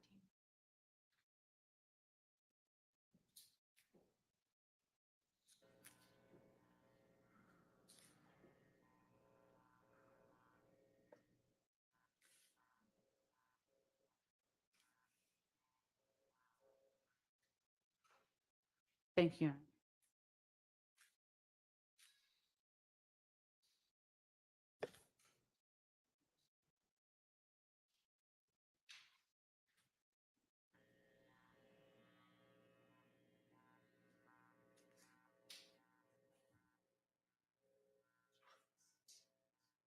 And I think that the court already has Kemp. I do, thank you. All right, let's go back to the 513, 523 or whatever it was, one.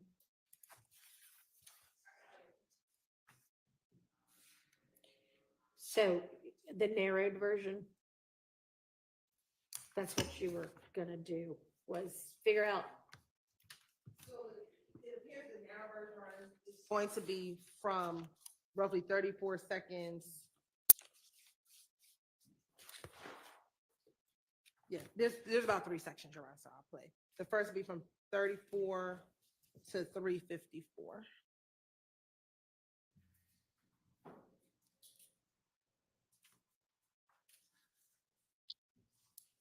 I don't need to hear the drug part again. We already rolled on that.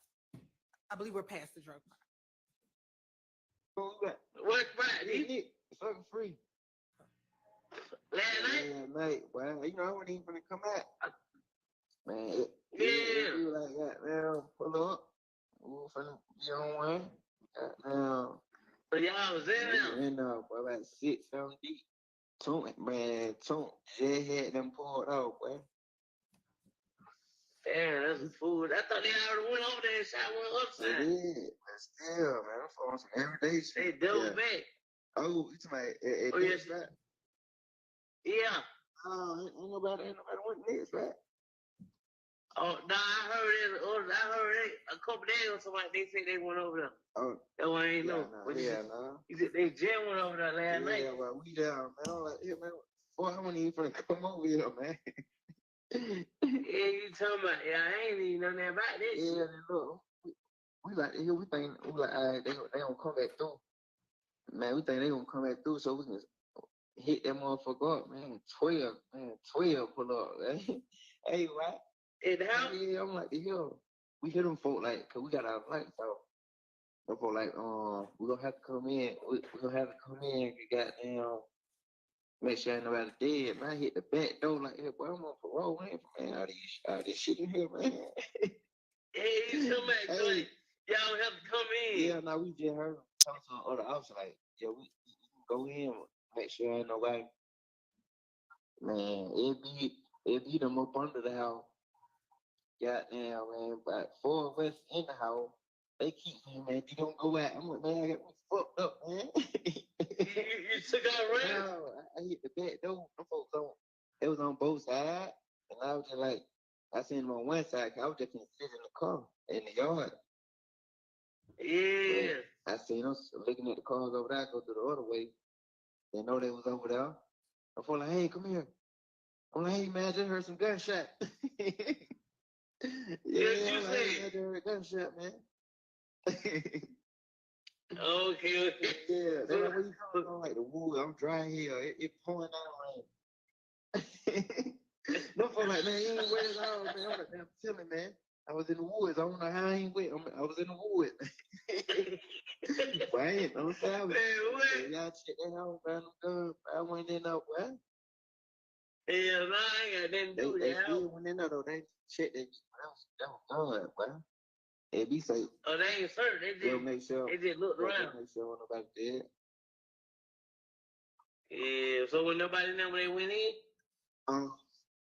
Yeah. They found Now, goddamn, look Quay and other name. Okay. Yeah. I'm like, yo. What they at the house? Yeah. From the pop out for Colt on her. Colt said they got a little video shoot. And we'll stop it here. We'll fast forward to the next relevant portion, and we'll say, Your Honor, Little Quay is not either Mr. Nichols or Mr. Huey. That is Quatez Arnold, who was at the house during the shooting. That's Are what y'all gonna stop and tell the jury that? that will come out through Investigator Viverito, who was all in the house prior to this call coming in, because Investigator Viverito will testify as to who was there when it occurred. But we've always established, even when we did the motions hearing, who was at the home, and it was never Mr. Huey or Mr. Arnold. And so that will come out. Well, couldn't you just stop it 3 seconds before that Little Quay part gets said? Right, and we can either remove it, or we can do a stipulation so that it can be, so the jury can hear it in real time, so that the jury doesn't develop. Okay. Yeah, because I mean, Viverito may not be coming till sometime later. What this call is coming in through Viverito. So none of this. Regardless, I think it's stipulation. Yeah. This is not either of these people that are on trial would We'll cover be that. safer than, if you can either do that or you can take that part out. Yes, we can do the stipulation and ask her. And I mean, we all agree that it's not either of these individuals. I have a solution. Don't play it. Don't play it at all. Yes, But because it's important, Little Quay. it's two parties giggling and laughing about what happened at a prior event. There's no informing anyone for any purposes I of know. further any Well, conspiracy. It's just spilling the beans. Your Honor, and and giggling. I would say, though, that Quatez Arnold is important because that individual is in a previous video that we have with Quamarvious Nichols that's already in evidence with Quamarvious Nichols. But just because something's important, just because something As to who all was at that house, right? Right? Hello? I'm sorry. I apologize. You are gonna have the detective testify to that person being at the house anyway? Yes. I mean, I didn't hear anything in this portion of the conversation that does sound like anything other than, man, can you believe what happened? So this portion is out. Yes, So it'll be out, Judge. as I opposed- know, I hadn't listened to that other portion yet. No, I mean, she was on the cusp of addressing Mr. Sharp's concerns and was wanting to make sure the court knew who was in the house, but she had another argument she wanted to make. That explains. Thank you, Your Honor. Yes, Your Honor. So when you hear this portion of the call, Your Honor, they are boasting and bragging about what happened in that home, the fact that they were hiding from the police, or he was hiding from the police with the other members in the house. We believe that was stated to obtain confidence between co-conspirators. We do believe that this person is the Waskin Wright, who I mentioned All right, earlier, Your well, Honor. nonetheless, it's out. Let me listen to the next part.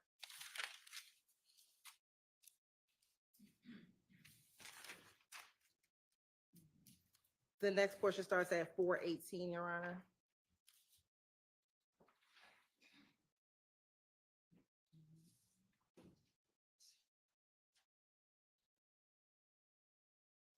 Start a little bit earlier. Too much going on, oh yeah, nigga got to see what's going. They flip nigga get up on the bridge in the Ville. Yeah, I heard. Yeah. Yeah, I heard. Where the hell you at? All right here. So, Your Honor, that's what they say they flipped Right. under the bridge under burden. We believe that they are referencing and laughing about Shamel Drinks because he just got killed under the bridge, which would be the I-20 bridge in Mechanicsville 2 days before this phone call. Okay, and you had said before that you had some non-hearsay purpose for it, that wasn't even hearsay, that you, I mean, I don't know what it was, but you said that there was some non-hearsay purpose to introduce that. So that it didn't need to come in under an exception. I don't know, I wrote it down, I don't know what it was. I got it. Your Honor, we believe that the fact that they are speaking in code and laughing about this particular murder when they say, I heard someone flip the car in Mechanicsville, and then there's like a pause, and then they both laugh. Given that this is again 2 days after the murder of Mr. Drinks, and we believe that Mr. Garlington was a part of that homicide, the fact that they are laughing about that particular instance at that time is a non-hearsay purpose of why this portion of the call will come in.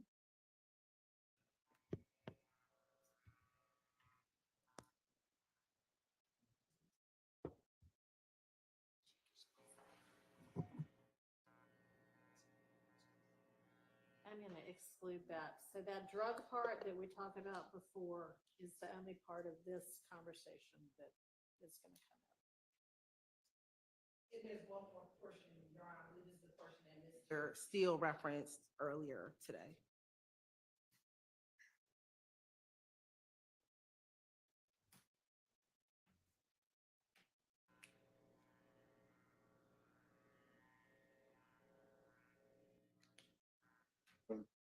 Oh yeah, they were like, they say your mom like, well, she only wanted to come. Yeah, they said she only wanted to call. Yeah, I already told them for but folks family gonna be talking crazy anyway. Like they gonna be like, we don't want no money, nothing. Like they gonna be tripping. Yeah, you know how. They just how they shit be, yeah. Yeah. I'm like, damn. That's why I know he just like, man, he just respect it. He just know how this shit is. Yeah. Yeah. I never see what the hell you had going on. That you know. I'm pull up on you like tonight or tomorrow or something. And Your Honor, that portion is Mr. Wright and Mr. Garlington speaking of the murder or the funeral of Christian McMiller, and it's Christian McMiller's funeral, and that Mr. McMiller's mother did not want Mr. Williams to be present at the funeral. We do think that that is relevant, given that we believe that Mr. McMiller, Mr. Ford's murder was a direct result of Mr. Bennett being stabbed in the jail, and we do believe that the evidence, we believe, will show that the stabbing at the jail was done at the permission of Mr. Williams, so it was a trickle-down effect. So we believe that Mr. Jaden Myrick, who actually stabbed Mr. Bennett, asked for permission through the Meghann Cuniff to Mr. Williams to get permission to do that stabbing. That stabbing occurred once that stabbing occurred at the jail, and with that information was released to the public on early in March, on March 2nd or March 3rd. Only about 7 days later was Mr. Ford and Mr. McMiller murdered by YF and Associates, and then the other murder happens when Mr. Drinks after that, Your Honor. And so the fact that Mr. McMiller's mother does not want Mr. Williams at the funeral, belief is relevant to show that there is a belief that he is the cause of the murder of Mr. McMiller and Mr. Ford. And Your Honor, I in didn't- addition to that, I see the question, you said, I'll be quick, but Judge, the fact that he is bragging about what we believe to be the murder, and that he is informing the person that he is talking to that they were gonna come back and they were getting ready to light them up, we believe falls under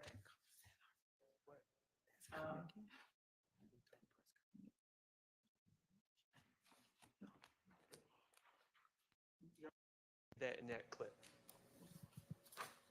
So It part was- about That part is the coming. funeral Oh, is the definitely funeral out. is If there's some other part where somebody. That's the first part, Your Honor, I think is coming in, that you allowed. My understanding is everything from the drugs to everything before Little Quay can come in when we talk about what it, No, or, no, nothing from this call is The coming drug in. part is the only part that can come in. but Your Honor,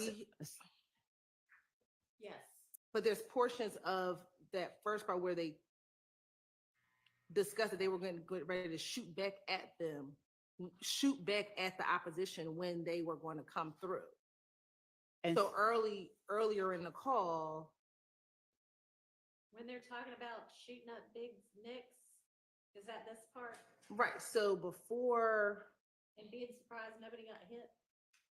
right, but Deamonte says we were getting ready to shoot back at them, but it ended up being the police and not the opposition coming. And so I think that that's important, that they were willing to shoot back at them if they came back through the Your Honor, this And, is- through the and, location. and to augment that, Your Honor, just to add a little to what Ms. Hilton just said, them boasting and bragging to one another, we would argue our statements used to obtain confidence between co-conspirators, and it is serving to up and maintain trust and cohesiveness among them, and to inform them of the current status of the conspiracy. And in doing so, furthers the ends of the conspiracy. As Okay. Ms. Hilton. Thank you. I Thank you. understand the argument. I appreciate y'all perfecting your arguments. For the record, my ruling stands. So the drug part can come in, and that's the only part from that wiretap. Now, I have a note that the one above that, 502 or 512, there's a reference to a quay in that one also. And there was a question whether there needed to be 105 instruction, or there could be a stipulation that as to who that was about, if y'all know it wasn't. Yeah.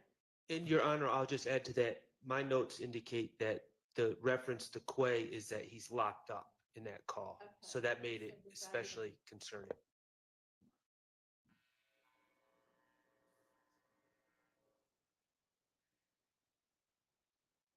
Do y'all know who was being referenced there? Probably.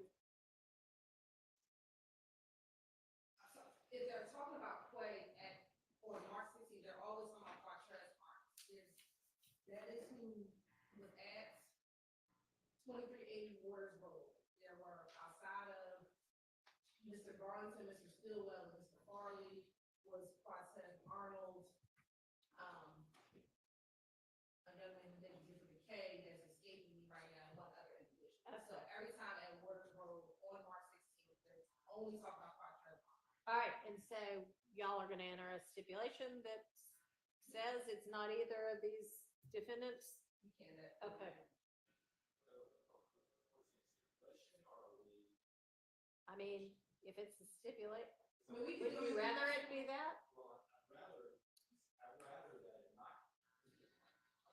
I can't hear you. I rather that it not come in because it's an assumption, Your Honor, that they're saying we believe, we think that it's Martez Well, Arnold. no, And there's- it's gonna be a stipulation that it's not either of these defendants. And again, Your Honor, we intend to introduce testimony through Investigator Viverito, who was at the house when she arrived, along with the responding officers. Okay. We'll talk about who was detained on that day. So is it gonna be a stipulation that it is whomever Arnold, the Quay referenced in here?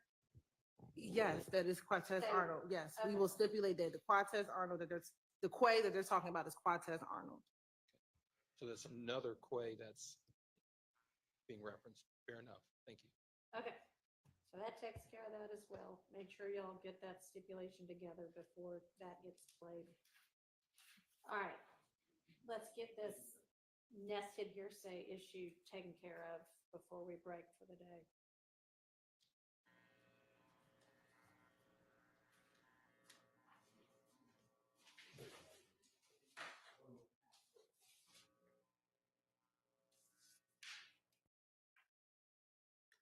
Judge, can I ask how inclined the court would be to entertain a request to do the nested hearsay? Not today, but on another day? Why? Because I want to make certain that we have our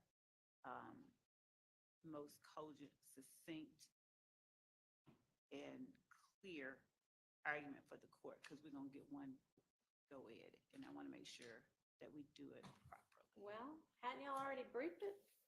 Judge, we have briefed something similar. That's what we were looking for earlier. But I don't want to read a brief to the court. I just like to give about 4 lines to the court if I can, if the court would indulge us and allow us to just argue it on a different day. That particular one, because it has layers, and I want to make certain that we say it clearly and quickly. I couldn't hear. Are we just saying, hey, I need more time because I haven't briefed it yet? No, Judge, I'll be clear, and I'll say it loudly enough for everyone. We are asking to be allowed to make this argument on a day different than today. That is it. Please. And Thank you. the reason is? And the reason is we would like the opportunity to make certain that our argument is as concise as possible. We don't want to be trying to read a brief and distill information. We have briefed a similar subject. We would like to respond more clearly than we believe at this point we would end up doing today. Well, the state has already sent what they thought was the issue to the court, which was 2 pages from a brief that was filed when in November of 2023, maybe? No, 2022. And that was in response to Mr. Copeland's statement. So the state has had plenty of time to come up with this. And you know something, we've been asking since December of 2022 for the unindicted co-conspirators. They were supposed to have been given to us well over a year ago. And now we get in here and unidentified people are being identified now as unindicted co-conspirators. And no, I object to any additional time because we got some unknown person referenced in this phone call. And I don't want to hear anything about, oh, well, now we know who the hell this guy is. Now we know who we're referring to. And now we know that this dude is an unindicted co-conspirator as well. And I don't even know whether it's a dude. So let me undo that reference. And All I right, apologize. and the unindicted, the whomever it is that's unknown that you're referencing is rel? Yes, Or what yes. sounds like rel? Yes. So Judge, I'm sorry, we got the 9:30 PM Monday, 9/9 supplemental brief by Mr. Harvey. And we want to just address everything and be concise. That's all. Okay, and y'all have had this for a couple of years now, and you indicted it. You've had this wiretap. All right, you don't need to be talking to her. So, I mean, I think your biggest sticking point is probably the fact that some of this is only coming through rel. And we're probably gonna have the same issue we just had with UNC, which is unless you're gonna be able to tell us more, it's only this statement that is going to be able to establish anything about, and obviously rel is very knowledgeable about what's going on, or they wouldn't be talking to rel about this kind of thing, but that's only the statement that establishes that. So if we could be allowed at the same time that we address, that we provide the court the additional information the court said it'll allow us to do on that one, the call, or if we have to do it before, I'm just asking for an additional time to address the last call, just this last one. Okay, so I haven't given you any additional time at this point to do anything about the call, right? That's out.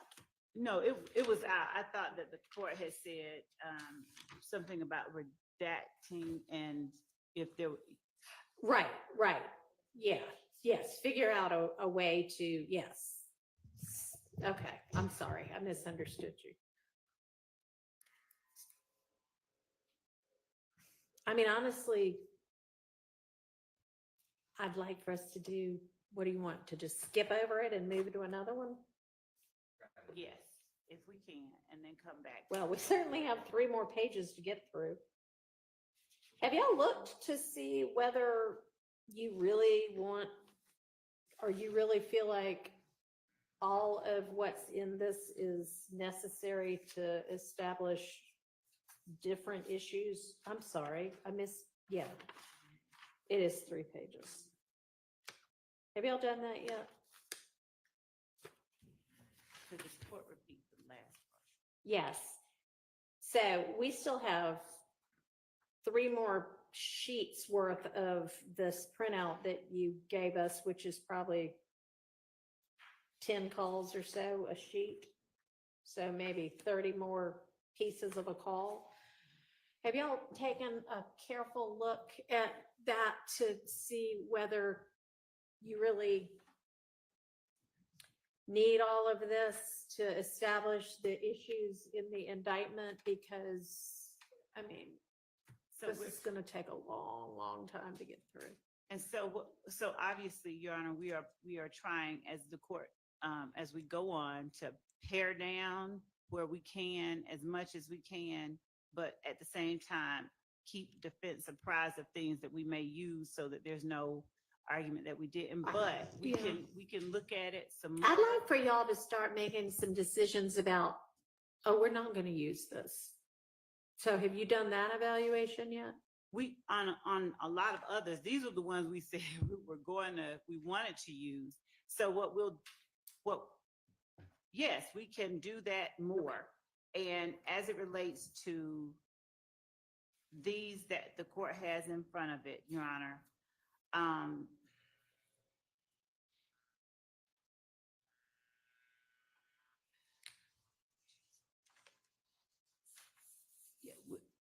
we'll give it another pass. Okay. We'll give it another pass. Appreciate that.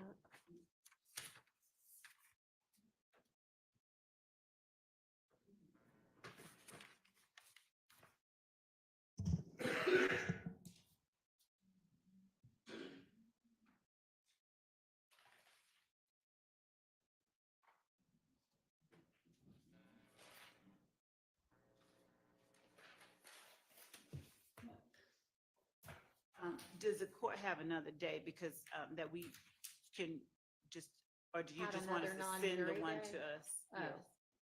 Yes. I mean, can y'all get that done by Monday too? Or no?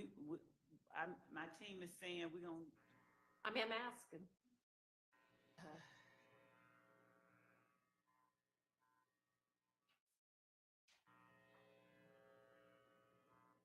If we could have a couple more days, but if we have to, we will.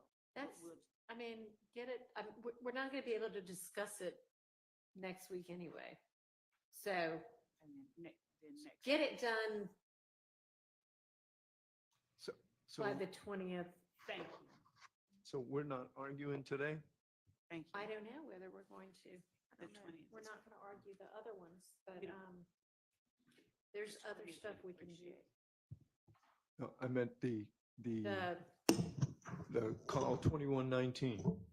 We're not gonna play 2119 prior to the 20th, so we, appreciate that.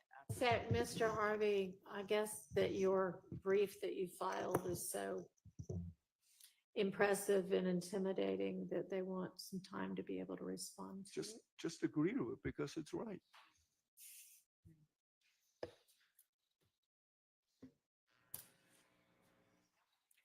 So have y'all gotten together yet on, yeah, Mr. Steele made us all a nice chart of where he thinks the evidence, the status of the various exhibits is. Have y'all been able to look at it and see where there is any kind of discrepancy in what y'all believe? We have been looking at that. We've not done that joint effort, but we've been comparing Mr. Steele's chart with what our chart and what Ms. Weaver's is. And where are y'all on that? We're checking with our team member that's doing in the office now.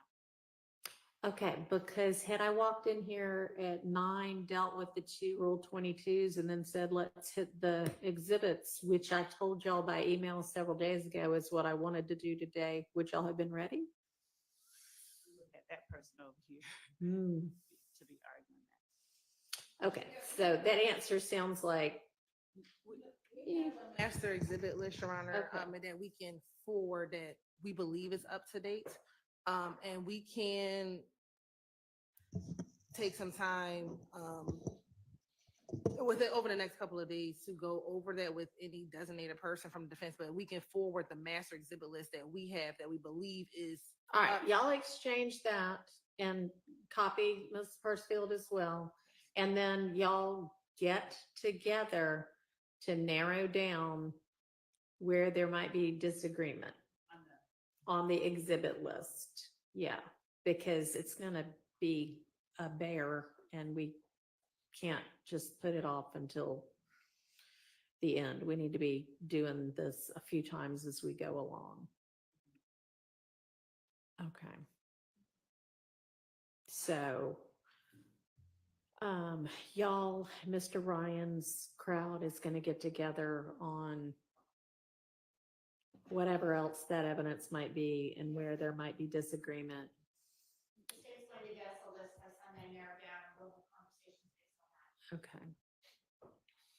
All right.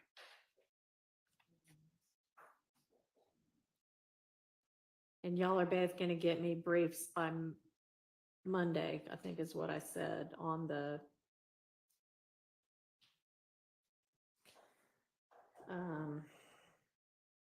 what was it? What did I tell y'all to brief me on?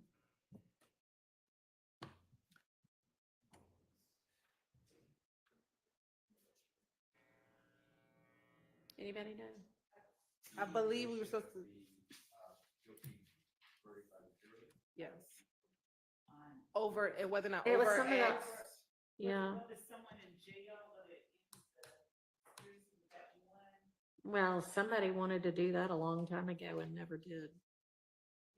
The other one was whether or not an overt act not listening indictment could solely be the basis of a conviction on count one. Okay. No. Yes, that's what An was. overt act uh, that is not listed, not a count charge, but an overt act not listed.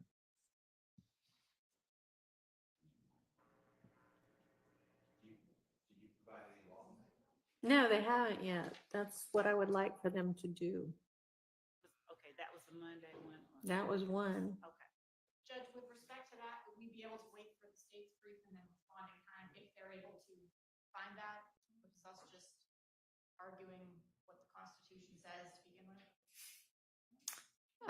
Sure, you can wait on that. Thank you. And then, okay, I guess if a prior conviction, which Mr. Ryan's murder conviction is alleged to be an overt act, were y'all gonna brief me on whether and how and if that needed to have any kind of a limiting I think that would be a instruction? smart thing to. Or was I just writing that down on my own as an issue? No, I think that we had, earlier Okay. today, we had said, that his conviction, that there should be a limiting instruction as to his conviction. We had not, fleshed it out or anything, but Okay. I think it does bear some addressing. I think so too. Your Honor, again, and I'll do whatever if you want to brief, but I can't imagine a limiting instruction to cure. You know, I'm on trial with Mr. Ryan, and to have this jury be told that another jury in Fulton County found Mr. Ryan guilty of murder, and that his overt act, because you're dancing, the court's going to tell the jury to do this dance because, okay, don't use the prior conviction against Mr. Williams or anyone else of the jury because it's hearsay. But you can use it against Mr. Ryan somehow. But then it's an overt act against Mr. Ryan. And if Mr. Williams and Mr. Ryan are in a conspiracy, even though Mr. Williams is not part of that overt act, you can use that evidence against Mr. Ryan to find the overt act, and therefore Mr. Williams gets convicted on that piece of evidence. I don't mentally understand how you're going to cure that. The determination is going to be made separately as to each defendant, whether they participated in those. And Your Honor, I think that the Right, conviction so- itself, the issue of the conviction, not the act of the murder, not the evidence or proof of him having convicted the murder, just like we've had to present evidence of other overt acts that were external to the Right. conviction itself. And you're presenting that evidence anyway, that he Right. committed that murder. Right, yes, Your Honor. And so the conviction itself, and by conviction, I mean the certified Right. isn't the overt act, it's the actual murder that we are putting up evidence of that we. Right, but you're also wanting to put in the certified copy of the conviction of Mr. Ryan for that overt act, right? Right, and that's what we were Right. discussing with the limiting instruction. Right, that and so there is certified. a danger or it gets complicated about how to tell the jury what they can do with that evidence. And Your Honor, I think. And I hadn't looked at the two, cases that you cited yet, the 14 F3rd 881 and the Choco 200 F3rd 1. That was you, right? Yes, Your Honor, that was the state's cases. So maybe those will elucidate it somewhat. I don't know. Anyway, I just want to follow the court and aid the court if we can. So whatever I need to do to write, but I think that would be very prejudicial against. And that's the danger is it, is it going to be, is there a way to correctly limit it?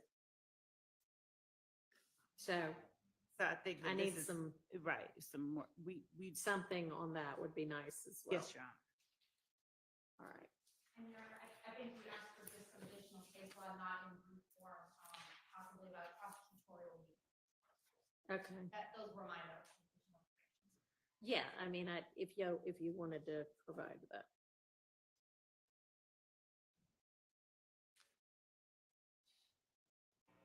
And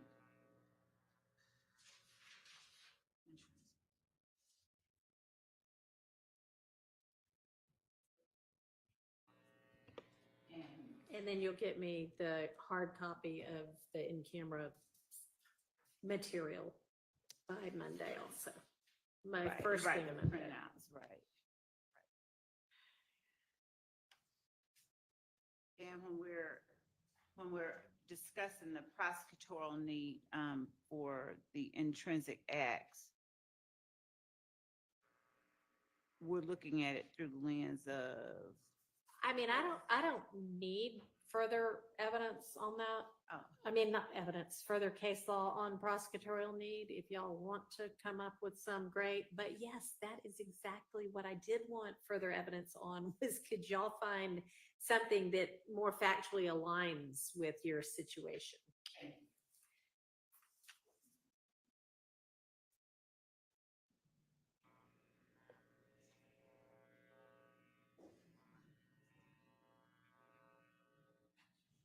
And obviously that one, y'all were gonna file at the same time because you can find case law that factually aligns and says, no, it's out.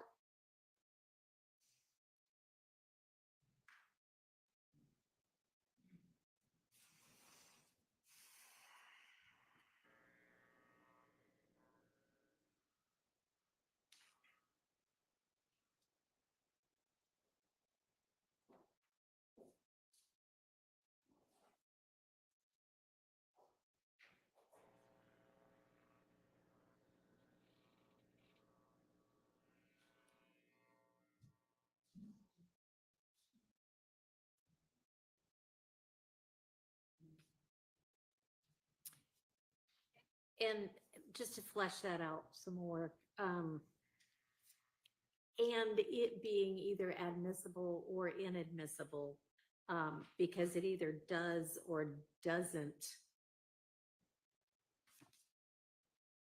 complete the story of the crime of the gangs or the crime of the RICO violations, or, you know, be the same kind of series of events as that.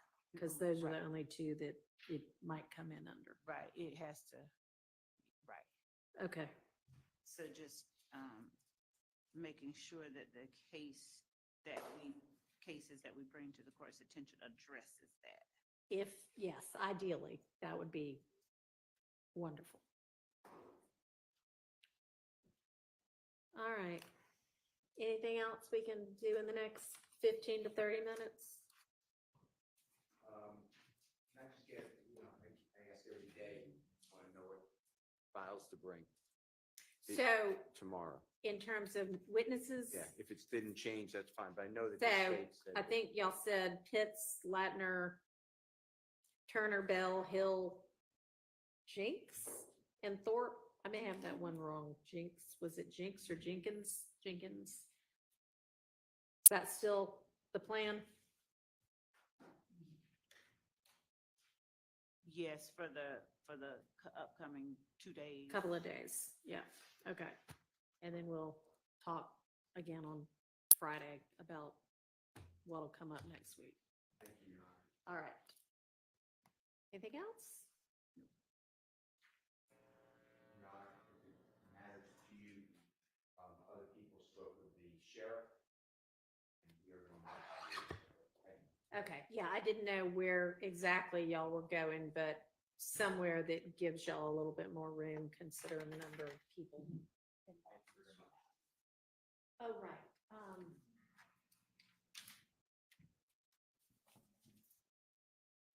I'm sorry, I didn't mean to just point at you. Miss Borden. Yeah, come on up to the podium.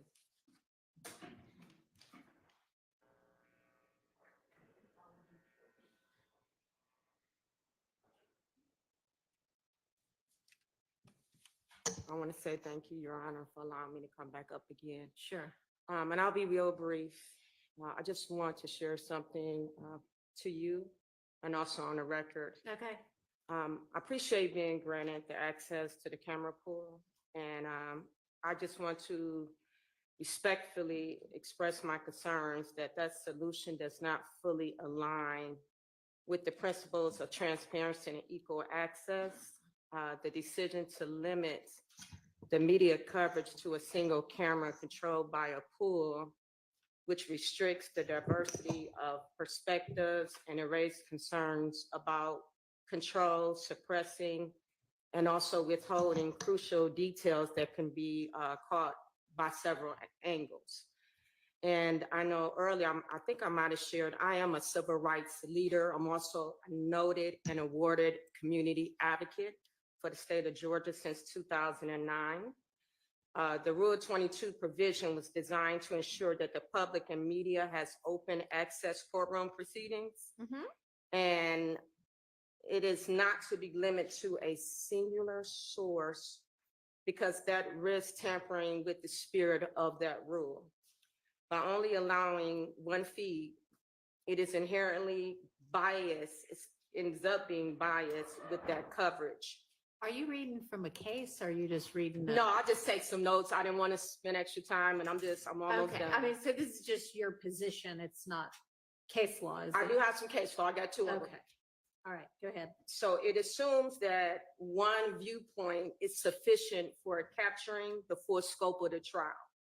It's essential that different media outlets are allowed their own access so the public can be provided with a fair and transparent view of all proceedings. So I am asking the court to reconsider this limitation and the transparency of the Rule 22. So when it comes to, for example, O.J. Simpson trial, also I was a part of Derek Chauvin trial. We were permitted live streaming to ensure full and unbiased representation of the proceedings. If you look up Press-Enterprise COV Superior Court, 1986, also Richmond. I don't know how to look that up. Oh, from I'm what sorry. You just said. Okay. Do you have a site to a reporter, like a case reporter? Well, It's usually like numbers and then a book and then some numbers again. I didn't, so basically I pulled it. If you was to type in Press-Enterprise COV Superior Court 1986. COB? I'm sorry. I got Enterprise. C is in Charlie, O is in Oscar, V is in Victor. V. Yes, okay. V is in Victor, Superior Court 1986. And I have another one. What state? This, wait a minute, this is in the state of. I mean, I can try that, but I don't think that's gonna bring anything up for me. But anyway, what's the next site? Okay, the next one is Richmond Newspaper, INC versus Virginia Supreme Court.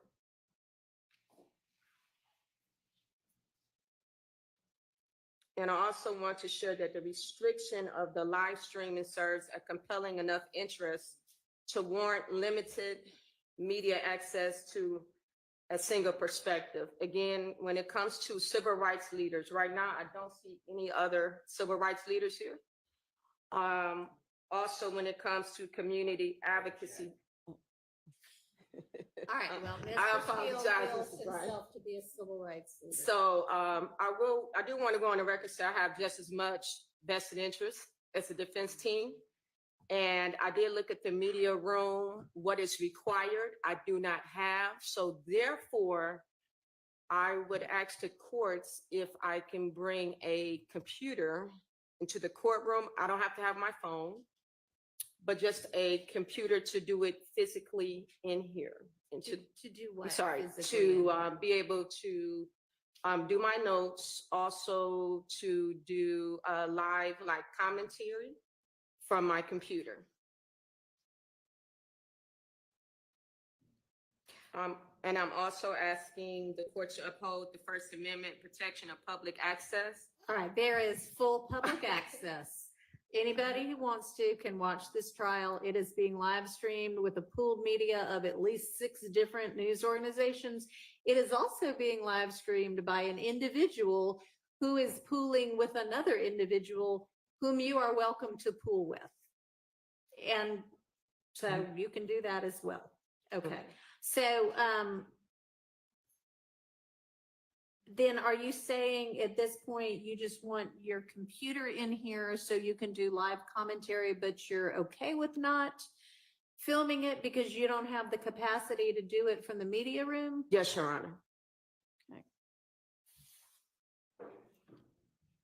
And also, I would like to, I know I brought it up earlier, I still would like to submit to the courts.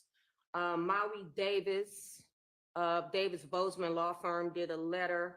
Also Channel 11, I work closely. Oh, yeah, I mean, and I said before, I'm Okay. happy to, and I I would like to know Mr. submit. Davis and happy to, but again, I don't not believe that you are a civil rights leader or that you would be able to add something to what's already in the news. And you are certainly welcome to report on, Okay. everything about this trial. So in there also is a letter from DeKalb, Mr. Robert, he was the DA, DeKalb County. Yeah, I know him as well. Also Channel 11, I work closely with the investigative team. They also did me a reference letter as well. Okay. All right.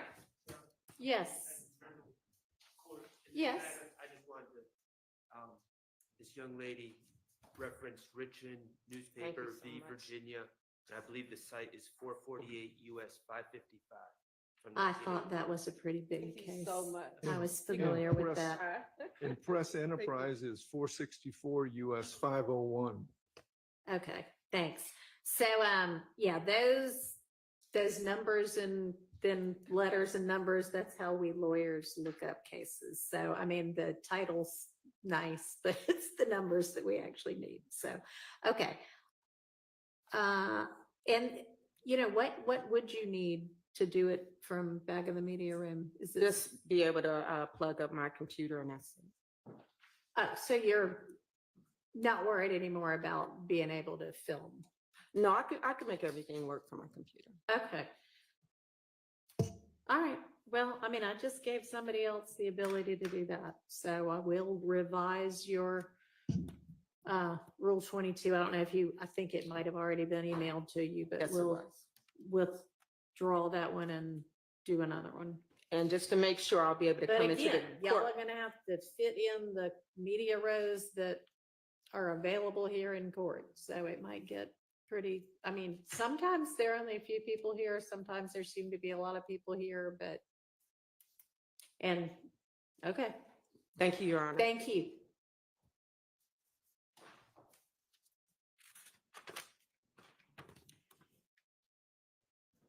All right, anything else?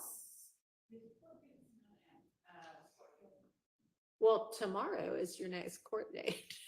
Is that what you meant? Or no, the jury's coming back tomorrow. Did you mean when are we gonna have our next non-jury date? I don't really know.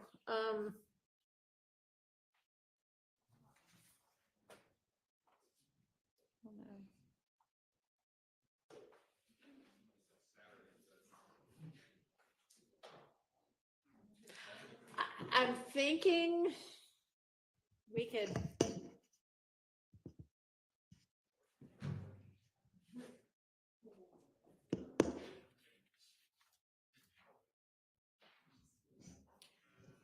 I don't know, possibly sometime the week of the 7th, later in the week.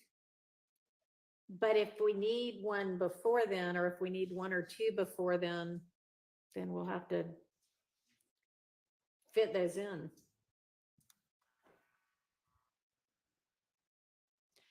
I mean, I'm planning for us to have 2 full trial weeks for the, next 2 weeks of September, but do y'all think we're gonna need 1 or 2 non-jury days? I don't foresee that, not with the, how far out the issues that we still have. Okay. All right. So then we'll plan to do full weeks for the next 2 weeks. And then maybe sometime the week of the 7th, we might have a non-jury day or 2. And if not, I mean, certainly sometime close thereafter. Okay. Thank you. And Judge, one Yes. last inquiry. The matter that the court brought to our attention I don't, from the sound of things regarding the request that we dealt with at the bench. No further. I don't know okay. what you, no, I don't know what you mean. I'm sorry, my memory just may not be as good as yours. I'm not quite sure what you're referencing. May I approach with just any member of the defense so that I can Yes. deal with it appropriately?